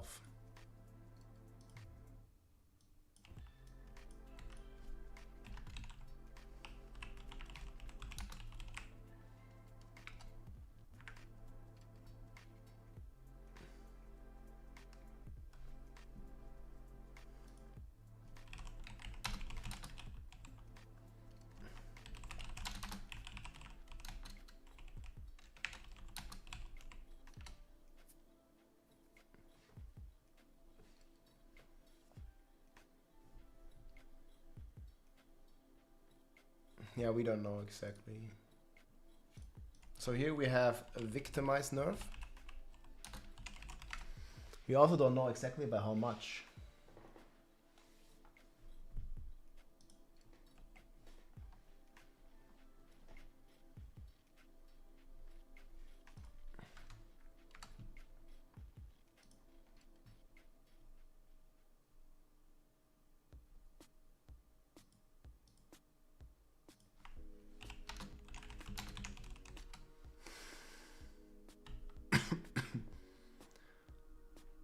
This was also using Victimize.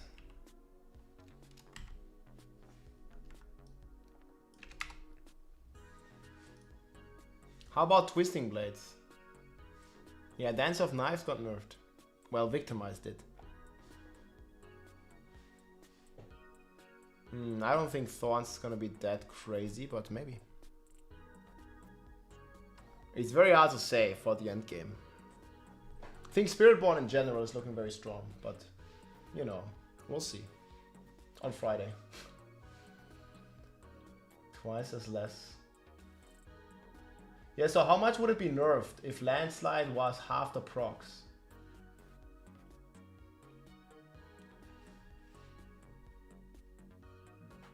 Yeah, we wanted to play Warwind.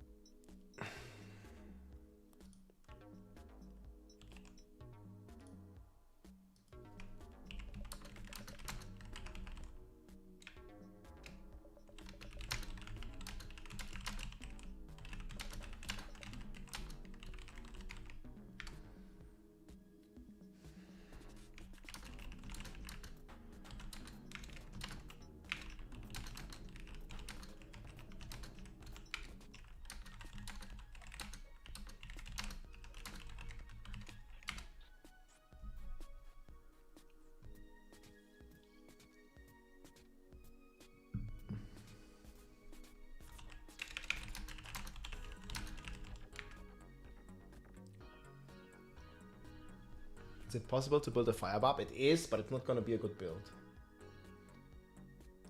60% less. Yeah, so it will go down to A tier.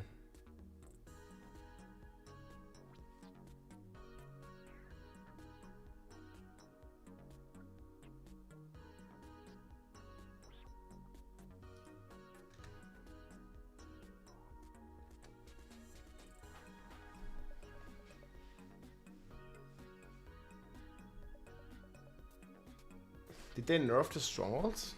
I didn't even see this. I can't tell you about this until Friday, so. What exactly did they want to nerf with the strongholds? Experience rewards from receiving strongholds have been adjusted. Players who will earn a one-time experience reward when killing bosses, preventing players from infinitely earning large amounts of experience. Well, they just fixed the bugs. They fixed more?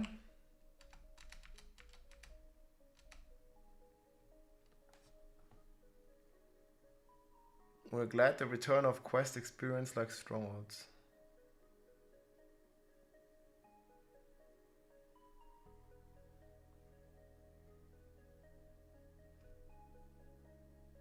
Experience rewards has been adjusted to flat values. Yeah, okay, I mean, so leveling is gonna be a bit slower. Link to sheet, exclamation mark sheet. I can also link it. I mean, it's gonna be a bit slower, but not by much. But where do you see this stronghold change from 2 levels? Am I blind? Maybe I'm blind. Where do you see this, guys?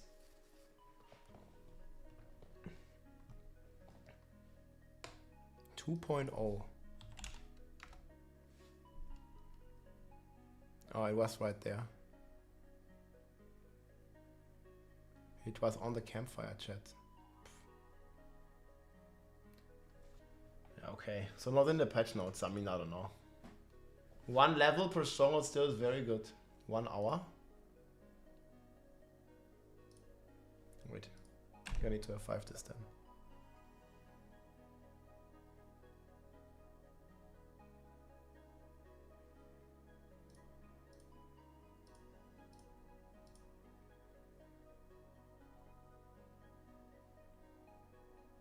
Stronghold experience is now first time completion. Yeah, but that's still a lot, no? Like, how long does it take to do a stronghold? Like 3 minutes, 4 minutes?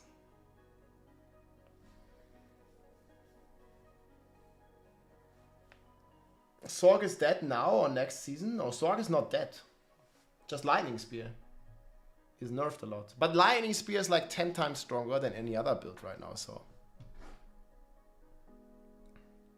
In general, just feels a lot better because there are a lot better loot. It's also going to scale with Torment, which should feel good. Yeah, I mean, it makes sense for these, like... It's still going to be strong. I guess the Hellborn's not exactly a random encounter, and just the World Boss, but like the Butcher and the Treasure Goblin, these like big meaty encounters, like it makes sense for like these to occur, and you're like, give me like good loot, because this is uncommon. This doesn't happen that frequently. I want it to be amazing. It's an exciting moment, and the loot should reflect that. Yeah. I love that loot explosion. You know? Yeah, with the Treasure Goblin, Yeah. Nothing beats finding a treasure goblin at like level 5. Yeah. You're just chasing it around using your like basic attack. Yeah, and it guarantee drops legendary no matter what level you are. So it should feel pretty good.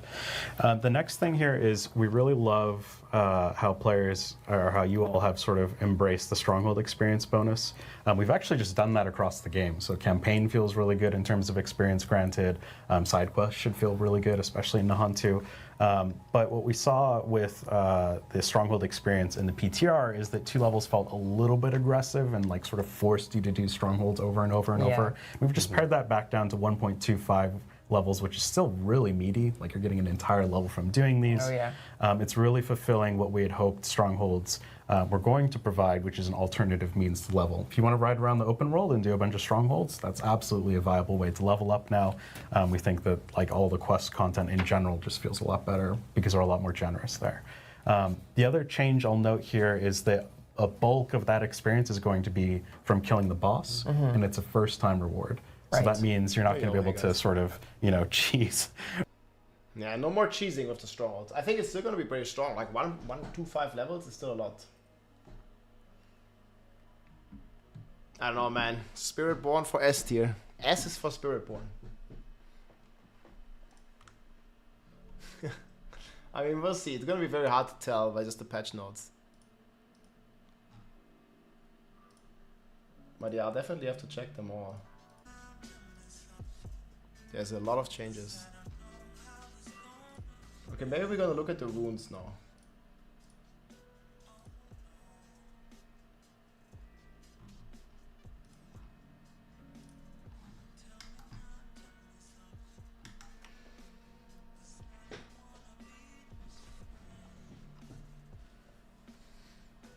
So how many strongholds are there? There are 3 strongholds each region, right?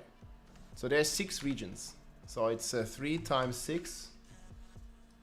And then this times 1.25. So you're getting 22 levels. Yes?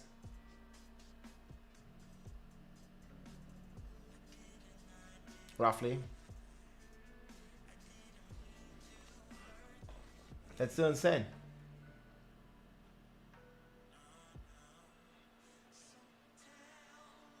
Duriel and Dariel do not guarantee a mythic unique, but their chance is quite twice as high.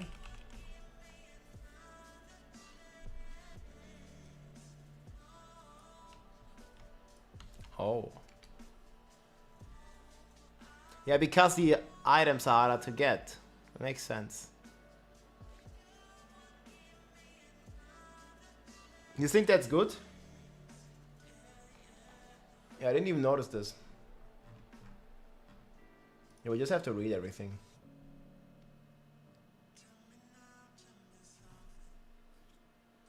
Maximum only on Ancestrals.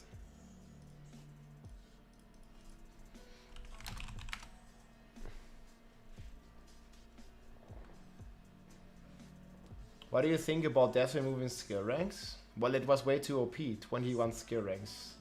Guys, you gotta understand, this is just a data mine. They didn't nerf it, you know? It was just, like, I don't know, for testing or whatever. Like, maybe it was never intended to go live anyways. Yeah, I think the Stronghold is good. It's still gonna be strong. Idron Wall, thank you so much for the Prime, guys. Appreciate the support. You can link your Amazon and your Twitch Prime accounts. Yeah, 21 to all skills. I mean, that was ridiculous. I'm happy it's not like that no more, dude.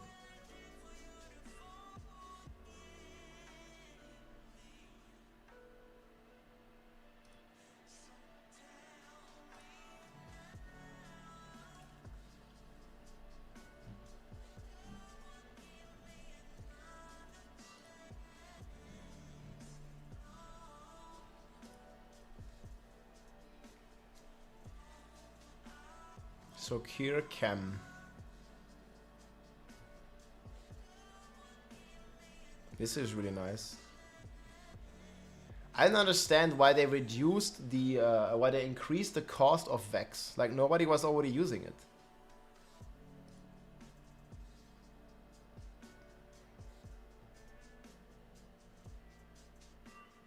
Tech Earthquake buff.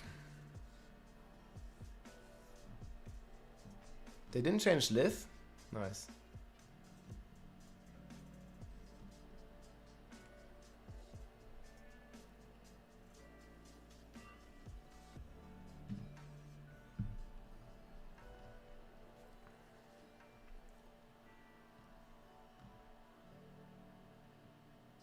Squad of Restoration.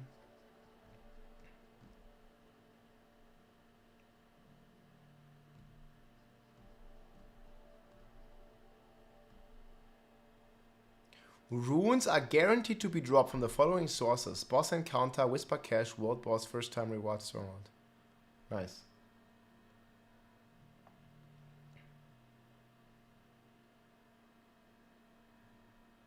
The Mystic Glaive? I don't know. I can maybe tell you on Friday. 2 S tier so far. What do you mean? Runes? Builds?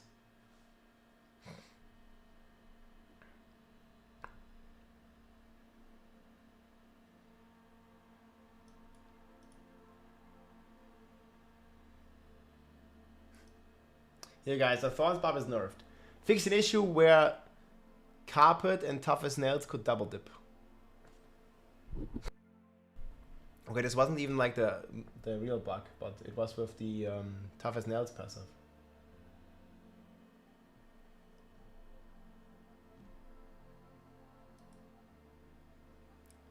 Fix an issue where stacks of advanced fairy would be lost after healing. Okay.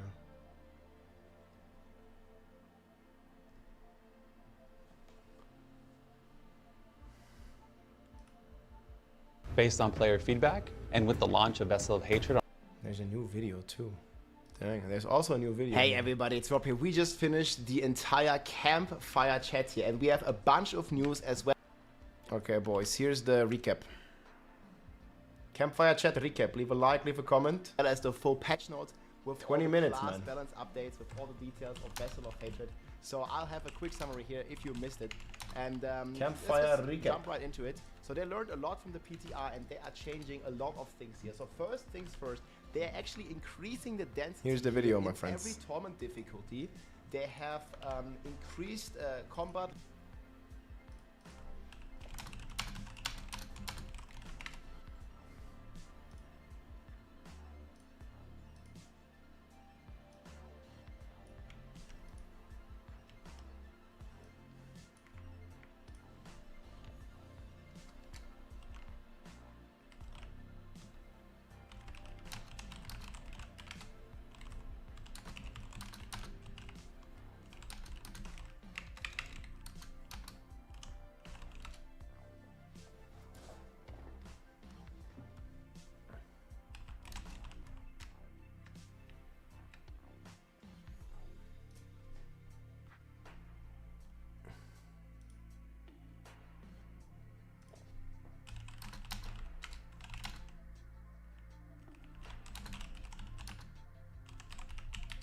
Only lightning spear.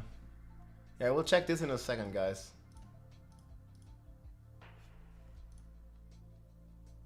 Can I manually unpin this?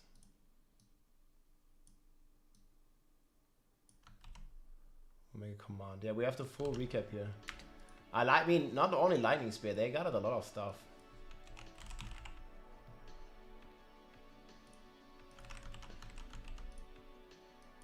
Gonna have a summary up.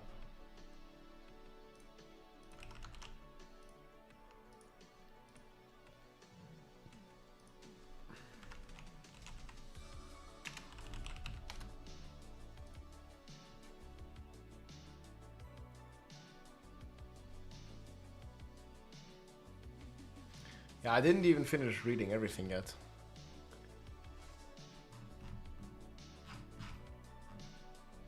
Didn't even make it so far.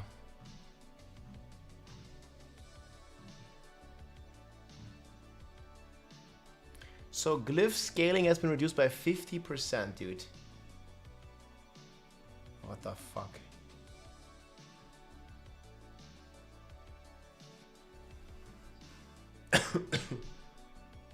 Lacerator. Okay, these are just the magic notes. This is all the Paragon stuff. It's hard to say without looking. The audio of Mythic unique drops takes what you are sound. That's very good. The values for monster in dungeons has been increased.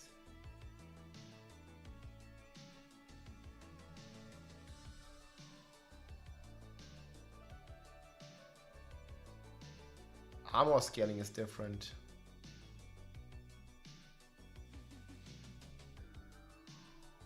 This is very good.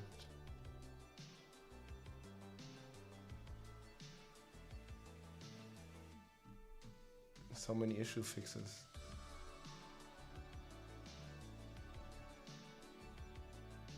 CDR cap, yeah, 75%. That's why Bold Chieftain change is really bad. Okay, we have gem crafting.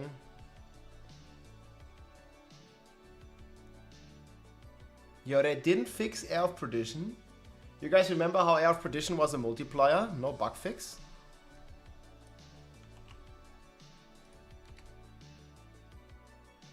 Ah, okay. No, there it is.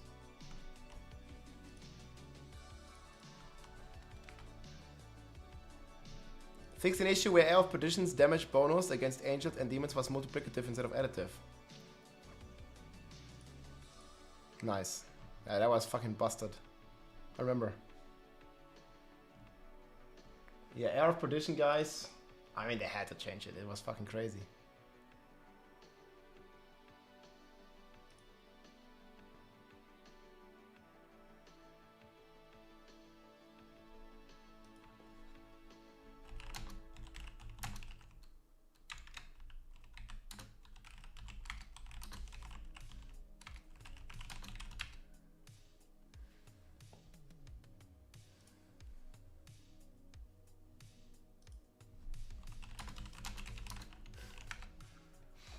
Oh, that's funny.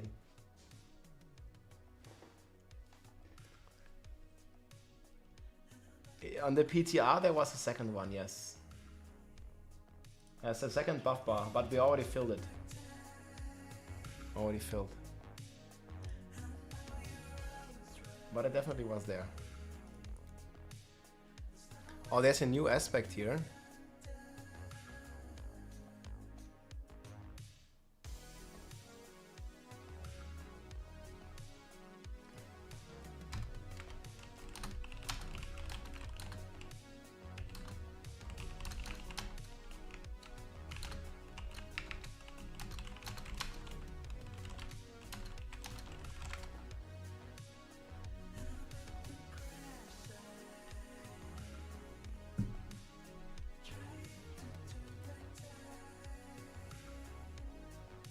Tempering. Oh, they did increase lucky it. Or they added it.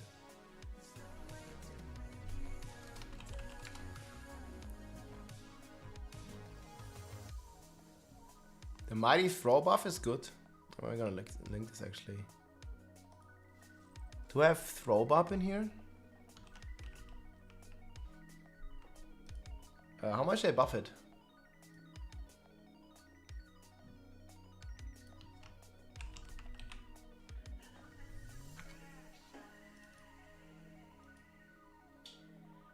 $80 divided by 60. 33% buff.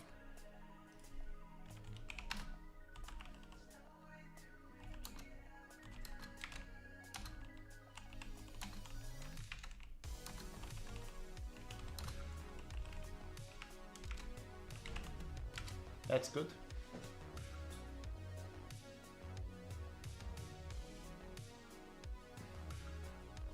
Mighty throw stonks might be moving up though.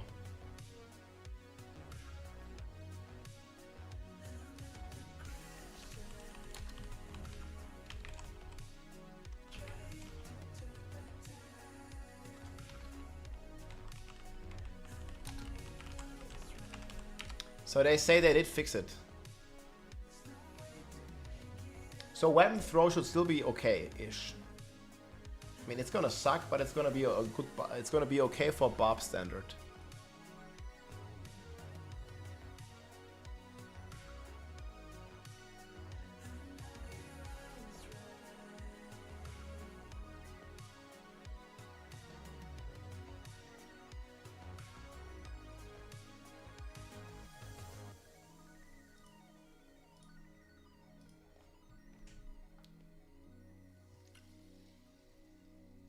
What about this charge bolt thing? Is it going to be that great? There's a second line for all the buffs, yes. It's been great. Wanted to rewind or watch it from the beginning, but can't obviously till it's over. Yeah, I have a full summary for you if you want to check it out. Exclamation mark summary. It's going to work. What do I do now? Here, Campfire recap. Save it on the recap. Change the dock to dark mode. It's called an application called Dark Reader. Yeah, I'll have to update this tier list.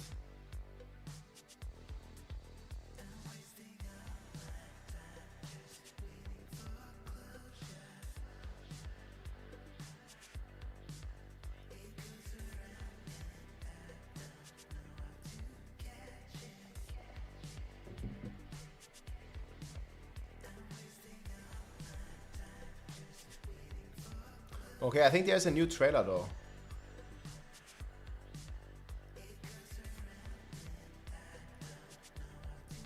Now watch this one.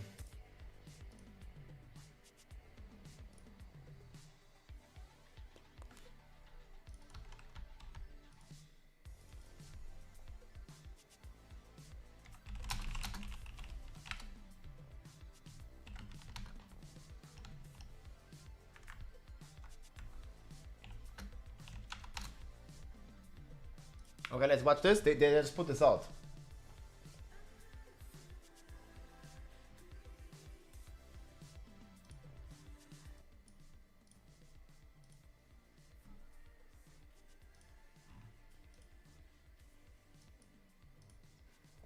This is bloodshed. Hey, look at this. Based on why is it loading like this? This was from convention.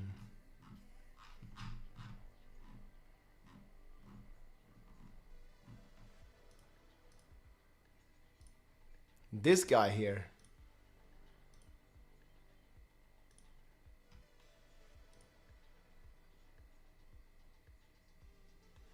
Yep.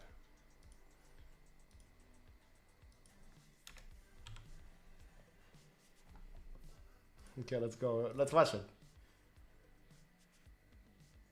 Alright friends, new Diablo trailer here. Progression updates, difficult, Paragon level cap. This is here Bloodshed and a bunch of others. Let's look player at it. feedback. And with the launch of Vessel of Hatred on October 8th, we're making big changes to existing systems in the game. We want the player's journey to feel meaningful and for players to understand exactly where they are in the game in terms of power. I have help today from Adam Fletcher, who's the Associate Director of Community for Diablo, and Aislinn Hall, who's a systems designer here on the team. Welcome. Aislinn will be answering some questions we picked out from social media, so thank you, community, for submitting these questions. Cool Q&A stuff. Let's jump right into it. World tiers are gone. So now while leveling up your character, you'll have 4 difficulty choices to choose from: normal, hard, expert, and penitent. As you go up in difficulty, you'll gain more experience from. I love that we can instantly start in penitent now. Like you can go on the hardest difficulty even though you can't do it. It's very, very nice to have the player choice. Normal, hard, expert, and penitent. As you go up in difficulty, you'll gain more experience points and gold find. So now you can customize your leveling journey how you want. Maybe you find a kick-ass item and want to push your character a little bit harder. Well, now you can. Also, from levels 1 to 15 on any difficulty, we replaced the material drops you would have received with items, like armor and weapons. In addition, the Butcher and Treasure Goblins will drop a guaranteed legendary at any level, so chase away, or run away if it's an early game Butcher. Existing characters are being set to level 50, but the new max character level is 60. With this, players are gaining 10 more skill points, opening up even more build possibilities. And you're able to put points into ultimate abilities now, giving them an even greater impact. Plus more from Renown. We'll talk about Paragon later on in this video, but also at level 60, the pit opens up, and pit progression is how you're going to unlock the endgame difficulties. We're calling them Torments 1, 2, 3, and 4. To unlock Torment 1 difficulty, you'll need to clear a pit level of 20, either solo or in a group. For Torment 2, it's pit tier 35. For 3, it's pit tier 50. I like how it's a bit gated, so you can't like go to the world boss if you haven't even like, you know, beaten the equal pit tier at all. So that's very nice to stop yourself from like being grieved by some people just chain dying on World Tier 4. And for Torment 4, it's level 65. The pit itself has been rebalanced. For example, this version of tier 65 is more challenging than before, but its rewards are punchier. Also, we have what we think is a nice quality of life change. So the pit puts a lot of emphasis on getting to the end and completing it before the timer runs out. So we're moving glyph leveling from Nightmare Dungeons to the pit. We feel that these playstyles are more in line with each other, and in Nightmare Dungeons, players sometimes feel punished for exploring around, so we're moving masterworking materials from the pit to Nightmare Dungeons. So now you won't feel bad for taking a long turn or exploring a bit, since you'll be gaining masterworking materials. Content creator to developer. Previously, when you were going through the pit, you'd get all your masterworking materials at the end. But now in Nightmare Dungeons, you're going to be able to go and, like Ruben said, kill all these monsters, explore all these little nooks and crannies, and you're going to get masterworking materials from all those different places, which really fits with the Nightmare Dungeon playstyle. Before I get into I kind of like that the pits is now gems and that you get your Optic Sight either in the Nightmare Dungeons. It's pretty good. Glyph leveling, I wanted to mention that Ancestral and Mythic uniques start dropping in Torment 1. They will always have at least one greater affix and always drop at the maximum item level, which is now 800. Non-ancestral items cap out at 750. So on Glyph XP, we're removing it. Now you upgrade your glyphs with attempts. Here's how you gain attempts and level up your glyphs. You gain 3 attempts from successfully completing a pit level, and you gain 1 bonus attempt when you don't die during the run. So 4 possible chances. Ooh, this is new information. So, okay guys, it's like in Diablo 3, like if you die, you lose an attempt, or rather if you don't die, you get 1 bonus. So you have 4 possible chances. That's really cool. Just don't die. Hardcore players always get this bonus, right? To help you catch lower level glyphs up, every 20 level difference between the completed pit tier and glyph rank grants a bonus upgrade per attempt. We'll put a link to our blog in the description down below. Every 20 levels. Okay, that's good. Yeah, that's cool, man. You can like really power level those glyphs. If anyone is interested in more detail, but that's essentially how the upgrade system works. That's cool. On the topic of glyphs, the levels are being increased from 21 to 100.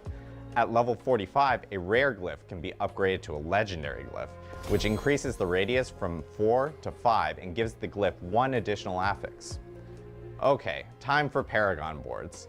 Each class is getting 1 completely new Paragon board. These boards each have a new legendary node to help support more builds and playstyles. With legendary glyphs and new powers coming in, we've decided to reduce the amount of Paragon boards you can use to 5, including the starter board, which helps to make your choices more important and helps your build come online faster, since you won't have to link so many things together for it to function. I still like, I'm not a big fan of the new UI. Like, it's like very hard for me to see like this. I liked the old one, it was way cleaner, I think. But yeah, 5 5 max, I still don't like it as much, but yeah. I mean, I get why they did it. Build come online faster, since you won't have to link so many things together for it to function. Paragon levels are also being increased from 200 to 300, but players will all get the build defining they should say 100 to 300. Parts of Paragon at around 200. So from there, it's about getting rare and magic nodes, which are much more incremental in power. So you don't have to feel bad if you're not hitting Paragon 300. Basically, players can get what they absolutely need first for their build, then grab other nodes they might find useful. With so many Paragon levels to earn, they now apply realm-wide, so this level is now shared across characters within respective standard and hardcore partitions once your character hits max level. For example, a new season starts up and you make a seasonal character. There it is, Spiritborn, guys. After reaching level 60, you will start earning Paragon levels. Let's say you eventually make it to Paragon level 200. Now when you make an additional seasonal character within the season, you'll be able to tap into your current seasonal Paragon level of 200 once that character hits max level. Seasonal Realm Paragon resets every season. However, all the earned Paragon XP will be added to your current Eternal Realm Paragon. Man, it's like in Diablo 3, like you just keep growing your Paragon until you're 300. We'll see how long it's gonna take. When the season ends. That was great, Adam. Thank you for the rundown. One extra thing I want to chime in with is that those additional 100 Paragon points are intended to be icing on the cake for your build. The first 200 points are intended for your character to become well-defined, and then the extra 100 is just a bit of extra fun you can have in the world of Sanctuary. Aislinn, let's pick your brain a little bit more. We have some community questions from that social post I mentioned earlier, so let's get into it. Kang Jiang asks, what are our plans for visual clarity during dungeons or any activity, really? So we know we get a lot of feedback on Red and Helltides, and so something that you might notice in the Helltides is that we've adjusted the lighting. This is something that we want to improve on in all activities in the game, so you'll see more improvements in the future. I also like the zoom level. Dallas says, what's the plan for masterworking materials and Stygian stones come Season 6? Should players use or convert these before then? Players won't need to worry about converting these before Season 6. In Season 6, we're going to have systems in place that allow you to convert your masterworking materials into the new masterworking material that you'll need to upgrade your gear. That's cool. Additionally, in Season 6, Stygian stones won't be needed to summon tormented bosses anymore, but because of that, we're going to be increasing the sell price of them so that you can get a hefty amount of moolah. 8-Bit Bandit asks, how will torment bosses be affected with the new... So Stygian stones are going to be completely removed from the game, guys. World difficulty update. In Season 6, tormented bosses are going to be available on all 4 torment tiers. That means that they're going to drop really good loot starting in Torment 1, and then drop even more of that in Torment 4. It also means that no matter how powerful your build is, you're going to have a hard version of that boss to fight. Flower asks, since torment difficulty tiers drastically change resistance penalties, and with the introduction of grand gems, will there be any changes or scaling to gem fragment drops as difficulty increases? There absolutely will. So in higher torment tiers, you are going to be earning more gem fragments, which is going to allow you to reach the new grand tier a lot faster. So buff up your build so that you can get to the higher gem tiers as quick as you can. James Cossins asks, when the expansion comes out on October 8th, will I be able to create a Spiritborn, go through the whole main quest line with Lilith, and then progress through Vessel of Hatred? Absolutely. So we want you to be able to experience any element of the game's story on any character, and the Spiritborn is no exception. If you'd like to start a new Spiritborn, play through the original campaign, and then go through Vessel of Hatred, you're totally within your rights to do that. Thanks again, Aislinn, for answering all these wonderful questions. That's going to be all for us today. We really appreciate you watching, and we're excited for the launch of Vessel of Hatred. There will be additional links to our blogs in the description below. We'll see everyone in Nahantu. That sounds good, man. Yeah. Making new videos, boys. Right here on the official Blizzard channel. We actually have some new learnings here. Very nice. So yeah. Yeah, Bloodshed and the team is amazing, guys. Very awesome people. Bloodshed used to be a content creator, man. Now he's a developer for Blizzard and in the community as well. Super cool. Check out the video. I'm excited, man. Just 4 days left. Let's go. Loot filter when? Soon. I feel this one is really good. This one is really nice to know.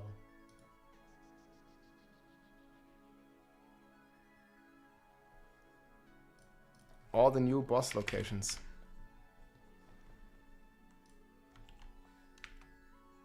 Blood Surge, I don't think they changed it. Gregory.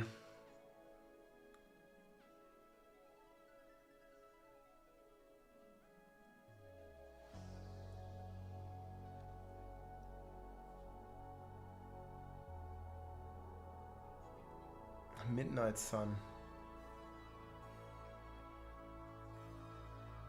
Wait, this is 2 rings on Gregory?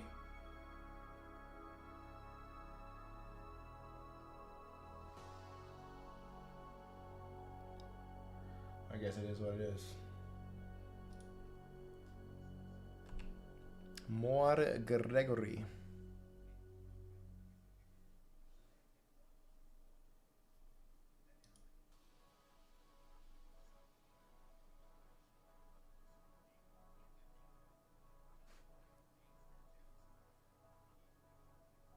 This Gregory guy. Yeah, I have to recap right here, guys, if you missed it.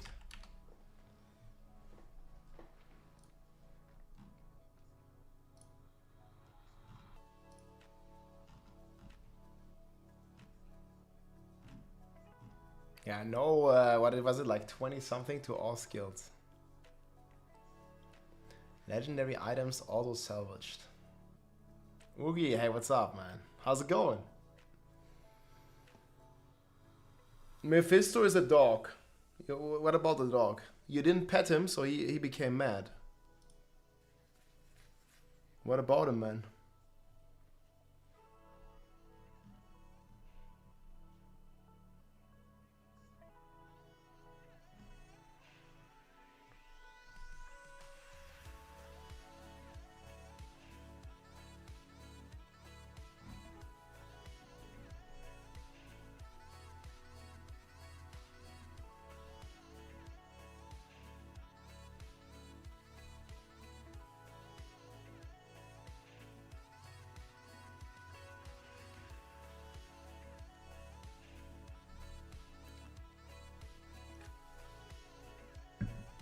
Mephisto will be the DLC Lilith.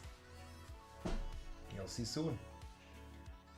How are the hype levels? Slowly building. I mean, today with the dev stream, I mean, there's been a lot of nerfs. I don't know if you've seen it. But they have definitely changed a lot of meta builds to be like... I think the one that's gonna hit the people the most is Lightning Spear and Spin to Win Rogue.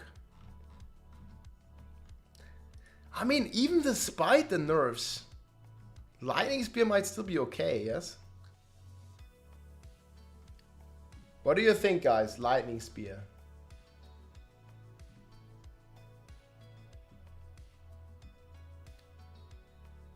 I think it might still be fine. Nah, but like, how much did they really reduce it? I don't think it's dead.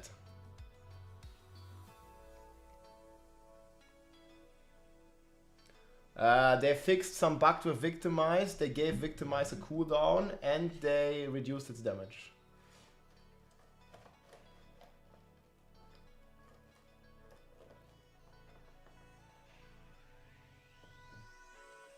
No, it's complete dog shit. Like, you guys, you can play Lightning Spear without Winterglass. Okay, I'll show you. The Winterglass doesn't even affect the meta build. It doesn't even play Winterglass. Look.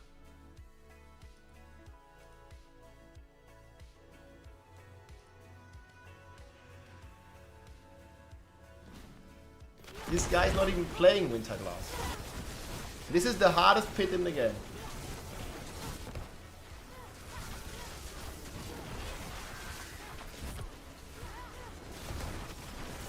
But the thing that's getting nerfed here is the double cast.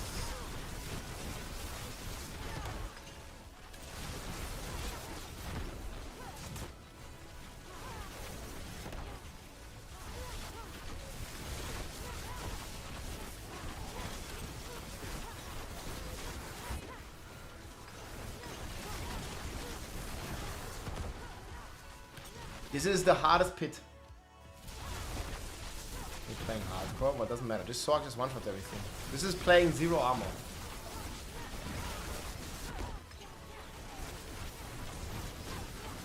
Yeah, but how many spears does this guy really have? You say, okay, so he has like 20 spears. Not even, this is just 20 conjurations. It's probably lightning spears here.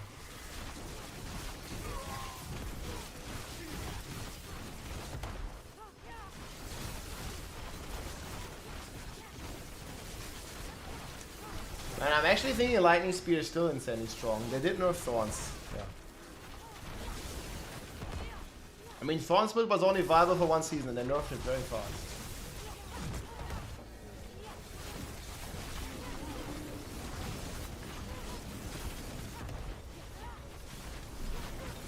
So guys, this is no winter glass. So the winter glass is definitely not destroying the build. You don't even need winter glass. See here, he's not playing winter glass.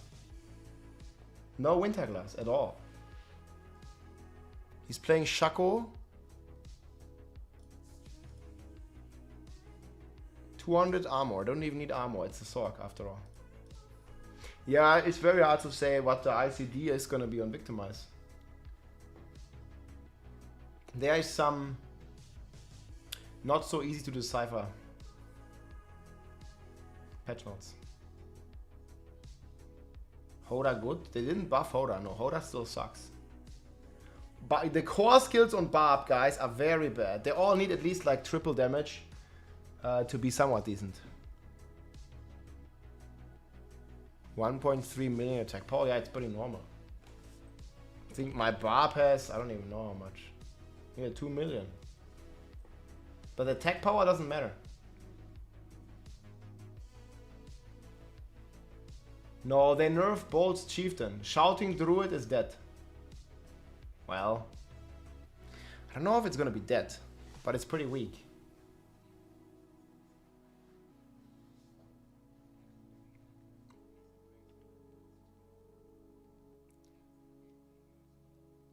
Is it dead? I don't think so, actually. I was thinking about it. But they don't even play Winterglass in the meta build. They nerfed Bolt's Chieftain for the Raw Druid. Yeah, just nerf all the meta builds, so we're gonna be playing Spiritborn. I mean, that's a good strategy, dude. Expansion sale. That's how it goes, man. Yes. They did nerf the Chieftain, you don't see it.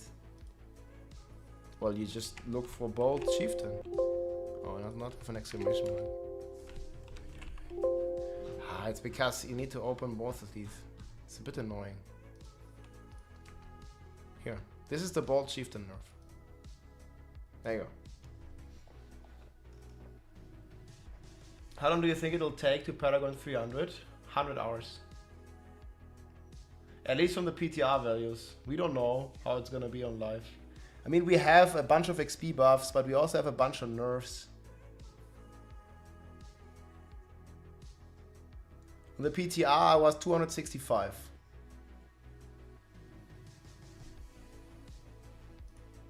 Yeah, I made a full list about it. Here.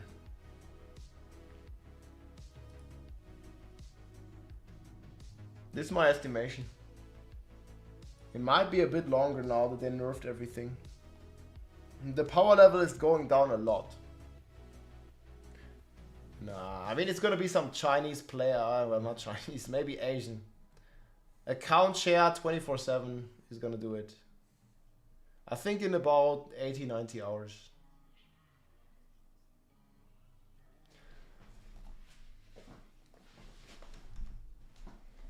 How good Spiritborn compared to pre-Lightning Spear nerf? We don't know yet. Maybe on Friday we'll know. Lightning Spear is insanely strong.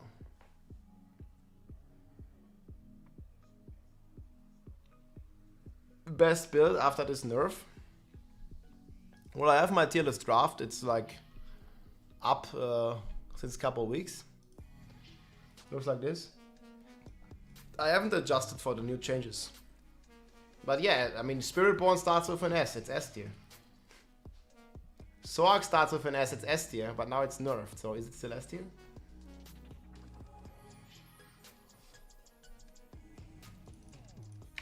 Sprintering ICD, I wanted to say.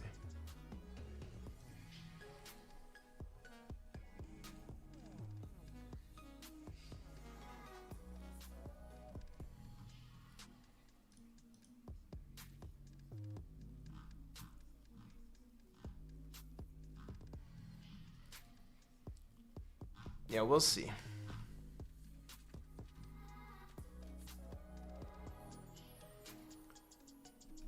Spiritborn.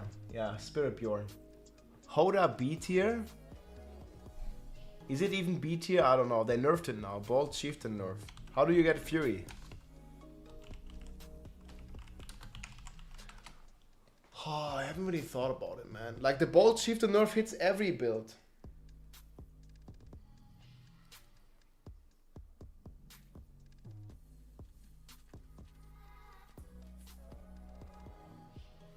Hoda is very sad, but Hoda sucks right now. Like, Hoda already is bad right now. They're not buffing it, so why would it be good suddenly? They're nerfing all the Barb stuff with Bolt Chieftain.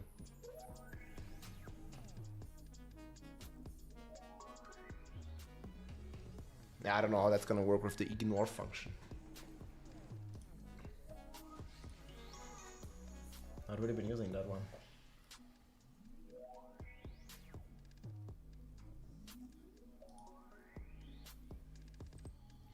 I think Rogue will still be OP.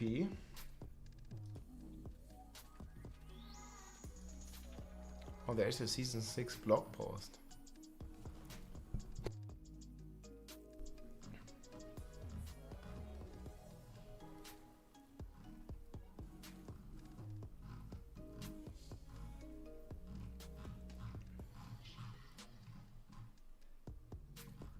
Yo, we got a ton of information.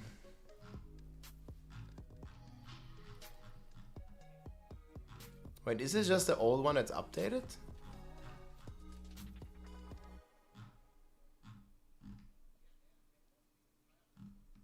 Oh. Ah, it's a lot of new stuff.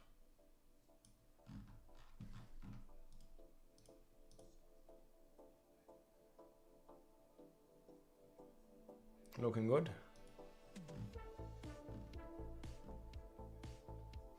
Realm Walker spawn schedule.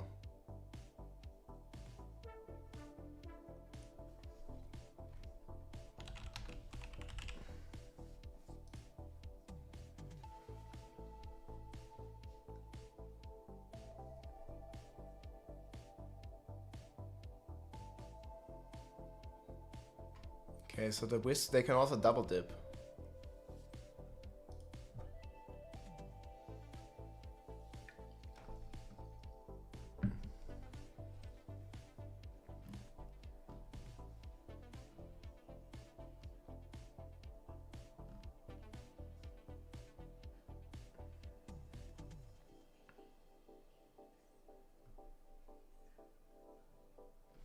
I'm not gonna go to sleep again. Well, there's a lot of info. No, I need to go in like 20 minutes though. But this is certainly interesting.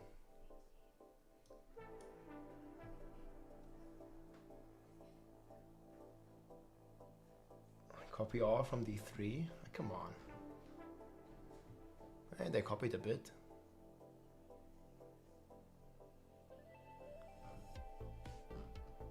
Is this new?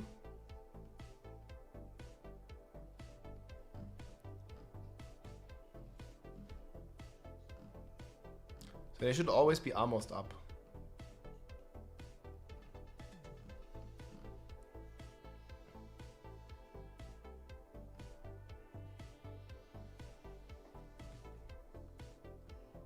Kittyborn. I'll publish my builds on Friday, guys. You'll see.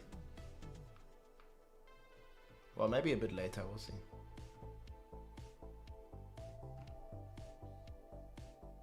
Season 6 tier list. I mean, it's not ready. It's a work in progress, but you can see it right here. It's not ready yet. Game plan since level 1. I have a leveling strategy as well. I probably need to update a bit, but it's probably pretty good already. I don't think I'm going to be changing much here. This already looks pretty good.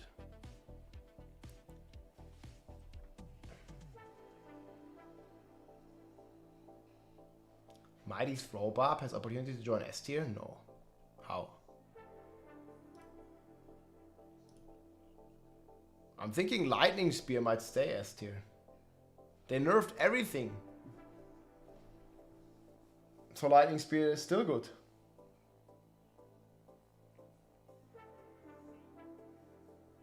Wait, did they nerf the other row key passives?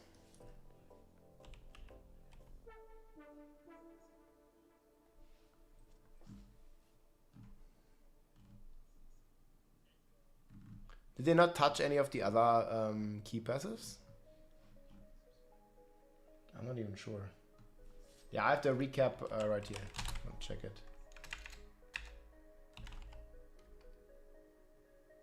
Nerfed everything, buffed the monster. Yeah, it's gonna be very hard to do T4.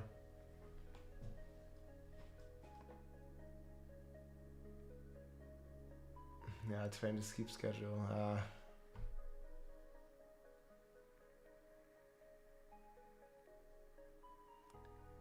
But do we really, Oogie? Like, it's one in the 1.25 levels, right? We have 6 regions, 3 strongholds, 125 levels. I mean, that should be 22 levels, no?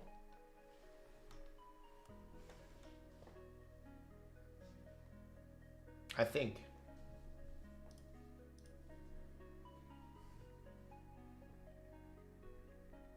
It's looking pretty good.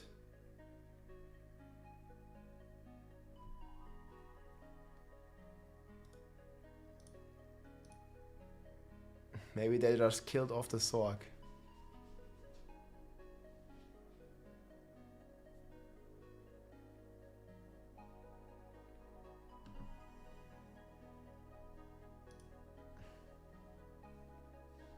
I do not trust Blizzard's math on the 125. I mean, my math is very simple. At later levels, we didn't get 2 levels. Oh no, their patch notes literally... Wait, not their patch notes. They talked about some flat amounts, no? Yeah, I don't know what this means. So that means you don't... You think you don't get a level if you do it on level 50? Yeah, I mean, who knows, dude? Like, this could mean anything.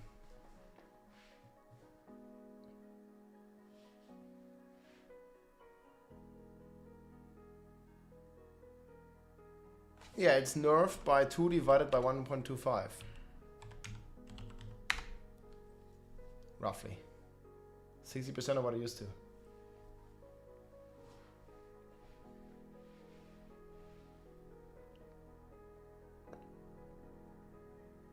Yeah, I don't know what exactly this translates to. Maybe we'll see on Friday.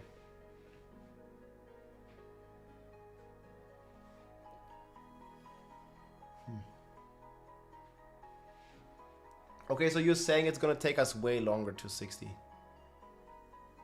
Makes sense. I mean, I think the 60 was too fast. What was it, 3 hours? I think it's gonna take people like 5 hours.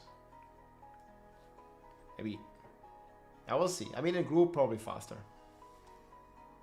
But it's always completely unrealistic. Like, if you see some speedruns, it's like fucking crazy, dude. You think 5 hours is also too fast? I don't know. Paragon 300 is the grind. Like, there's gonna take, like, quite some time, man. I think it's still way too fast. Gorilla, Centipede, Thorns boiled? Not with poison. I don't think poison is really a good combination in that. But I mean, you can combine everything with everything. That's the beauty on Spiritborn. You can combine it all. He said something about a quest line to get you to endgame after the campaign. Who said this?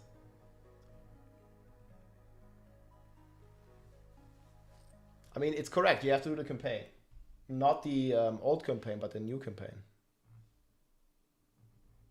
Don't know exactly like where this is gonna be.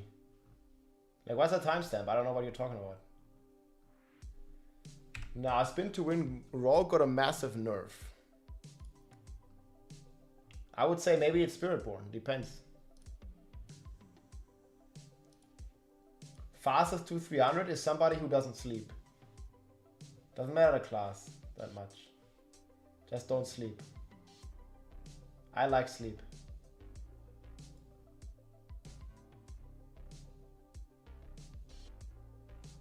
Foodie said the spin to win rogue was small. What does that mean? I'm gonna be playing Spiritborn. Yeah. Spiritborn.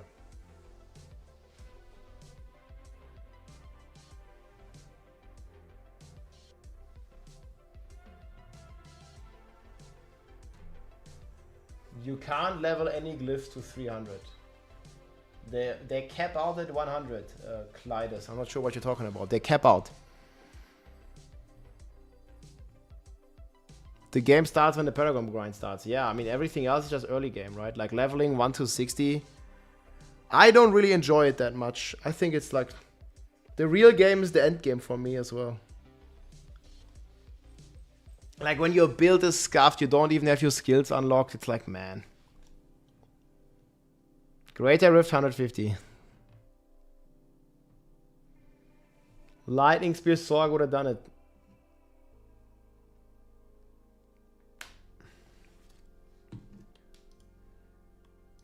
Then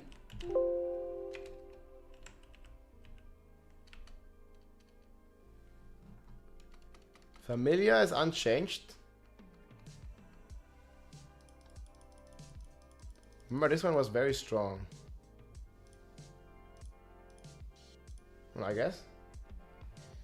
So Familia is still the best for leveling on Sorg. I remember it was insane. Familia leveling, boys.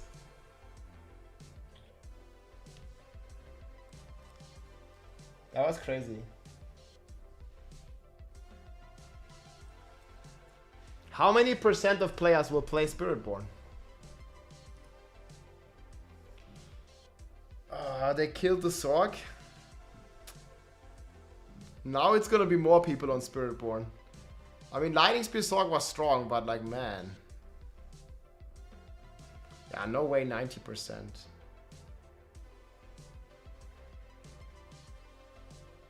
15% less damage?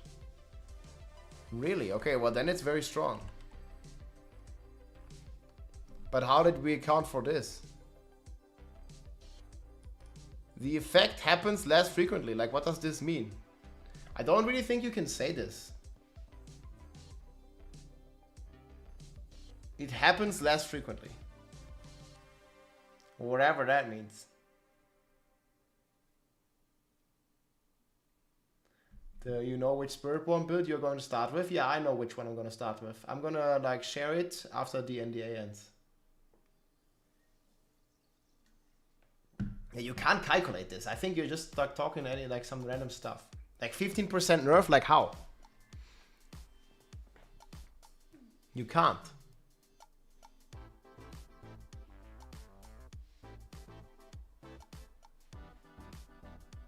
There's also some very strange wording on like intended multipliers or unintended multipliers have been adjusted or something.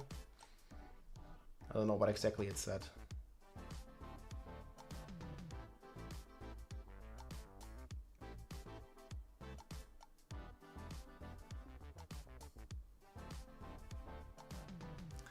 I like how it just calls them dance break. Based on other. Here, what does this mean? Fixed a bug that causes its damage scaling to be much higher than intended. How do you calculate this? Fixed a bug that caused its damage scaling to be much higher than intended.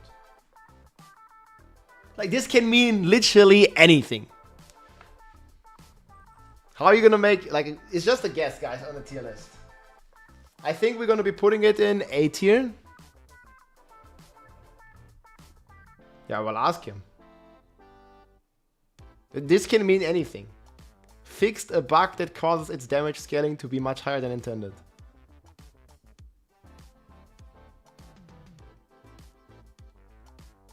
Who knows what this means? Lightning Spear Sorg was my favorite build in the game. Yeah. I wish they didn't nerf Lightning Spear, just buff the rest of the builds. But yeah.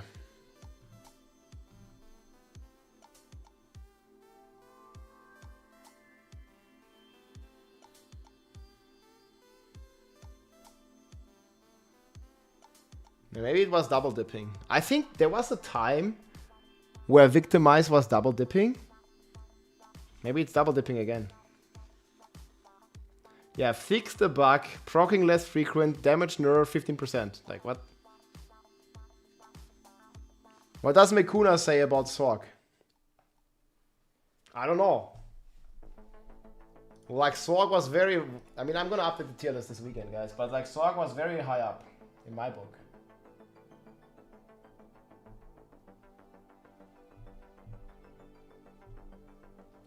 Frozen Orb version of Lightning Spear. I have no idea, man.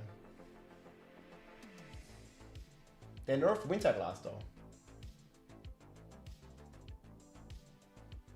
Spiritborn is the strongest Sorg. It's like Whirlwind Rogue is the strongest Barb or what? Saving money for PoE? Yeah. Wait, but PoE is gonna be a free game. What do you want to save money for? I hated Lightning Spear and Fireball. I'm not happy there is nothing to replace it. Maybe Familiar. I mean, Familiar isn't bad. But it also isn't strong. We'll see. Skins equals damage in PoE. Damn.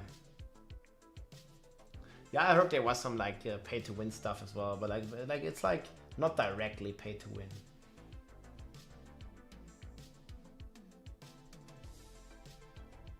Yeah, Lightning Storm's Landslide got also nerfed. Less procs.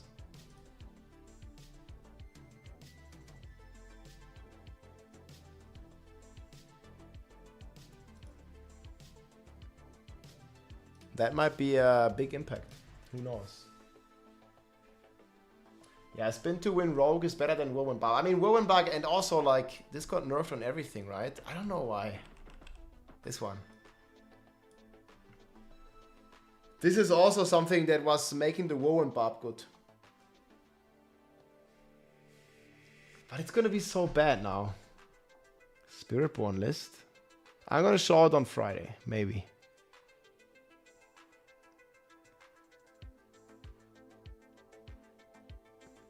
You're just gonna have to wait for 2 more days, friends. Not even 2 days. Fuck. It's like 1.5 days. Maybe it's almost 2 days though. Rogue shouldn't win over Barb. It does. Even with the Victimized nerf, I think. Like, Whirlwind Barb is just horrible. It doesn't do any damage. The only thing that does damage is the Twister Barb. Like the Twister from Whirlwind. But that's not like directly Whirlwind. It's just enabling the build. But yeah, we'll see. Maybe one day we're gonna get a Whirlwind buff. I have early access, yes. But contrary to popular belief, we cannot keep any of the progress. We'll talk about it on Friday, guys. It's gonna be this one here. But you can already pre-download Vessel of Hatred right now, so you can just download it. Obviously, I'm not gonna keep any of the progress, and I'm gonna share all the knowledge with you anyways. It's gonna be all on my YouTube account.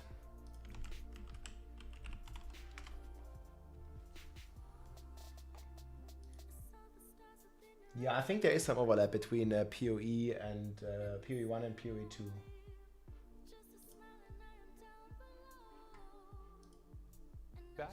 Yeah, we just watched that video. Pretty good. There's also a new blog post if you haven't seen. Man, the information doesn't stop. It just keeps going. Which is great. Here, there's a new blog post. I'm gonna link it to you.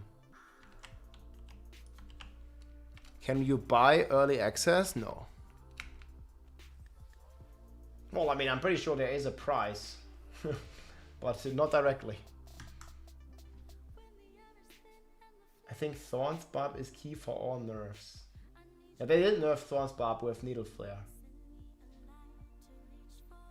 Honestly, I'm glad they're letting you out test. We give a lot of good info at the start, so it works out for everybody. Yeah, I mean, guys, I'll have the guides ready for you. Like, I'm gonna teach you. We're gonna have the meta build up, and we're gonna be blasting. That's it. They nerfed the Lightning Spear Saga. Just play Spiritborn, you know? It's gonna be fine. Spiritborn for the win. All the meta builds got nerfed, guys. So what's meta now? Starts with S. Monk Wave of Light build. That's Diablo 3 what you're talking.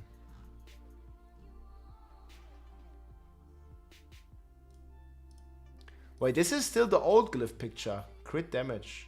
That sounds like a lot. They said they nerfed it. S for Sorg, yeah. The S in Sorg is for S tier.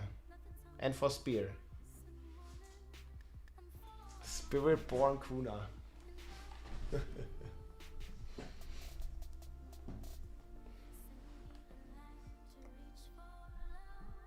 The Mystic, like, yeah, no way it was gonna give you 27 all skills. It was ridiculous to begin with.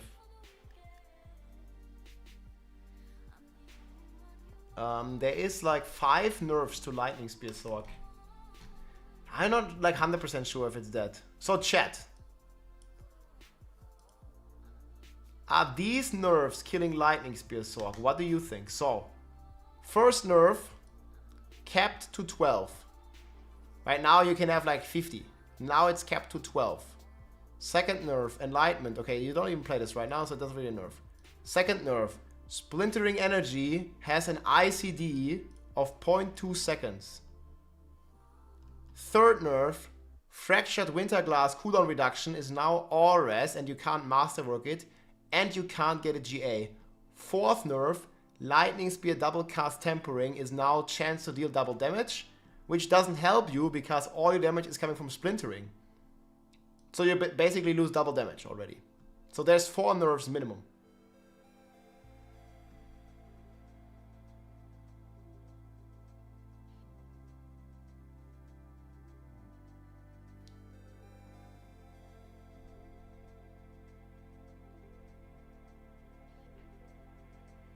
So is it dead or is it dead?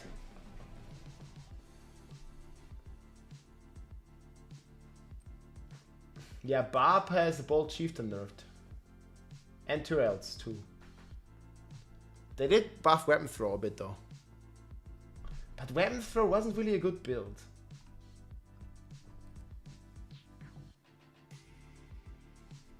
Hey, thanks for the primes, yeah.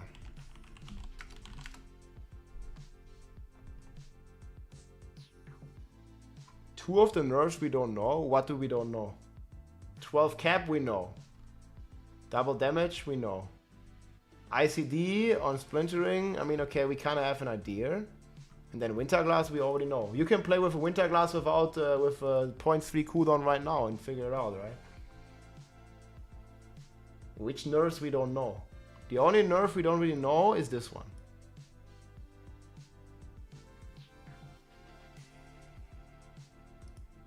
Yeah, this one might probably not be as bad. 5 times a second is still loads. But this one is crazy. And this one you can just play without Lightning Spear double cast Tempering, easy. And here you can just stop cast Lightning Spears every 12. Well, normally, like what is normally? Single target, AoE? You can just count them.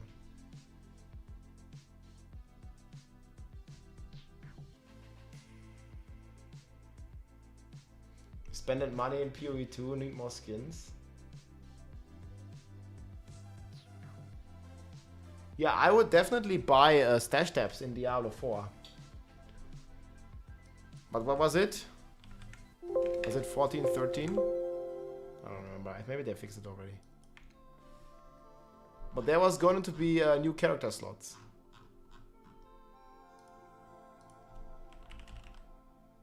Here.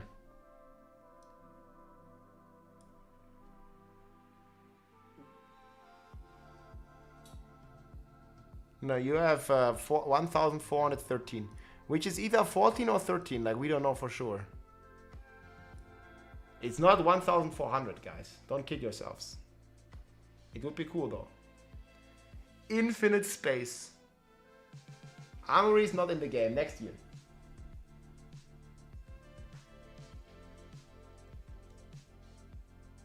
Yeah, I mean, you can check some footage. I'm not gonna do it now. But you can, if you want to know. Maybe tomorrow. Yeah, I'm not sure how much time I'll have tomorrow, though, to stream. But we'll see.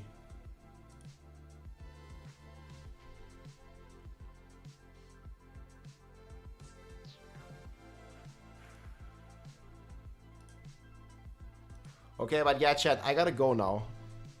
Sorry, I still have some recordings to do for Friday. I will be back. I'm not sure if I'm gonna make it tomorrow. Maybe late tomorrow. We'll see. Yeah, you can look at the Sorg. But yeah, guys, there's a lot of changes. We have the recap right here. I also need to take a bit care of my voice because I'm still having a bit of a cough. So yeah, thank you so much for watching on Twitch and on YouTube. Make sure you follow me on X, TikTok. I have a lot of videos coming out.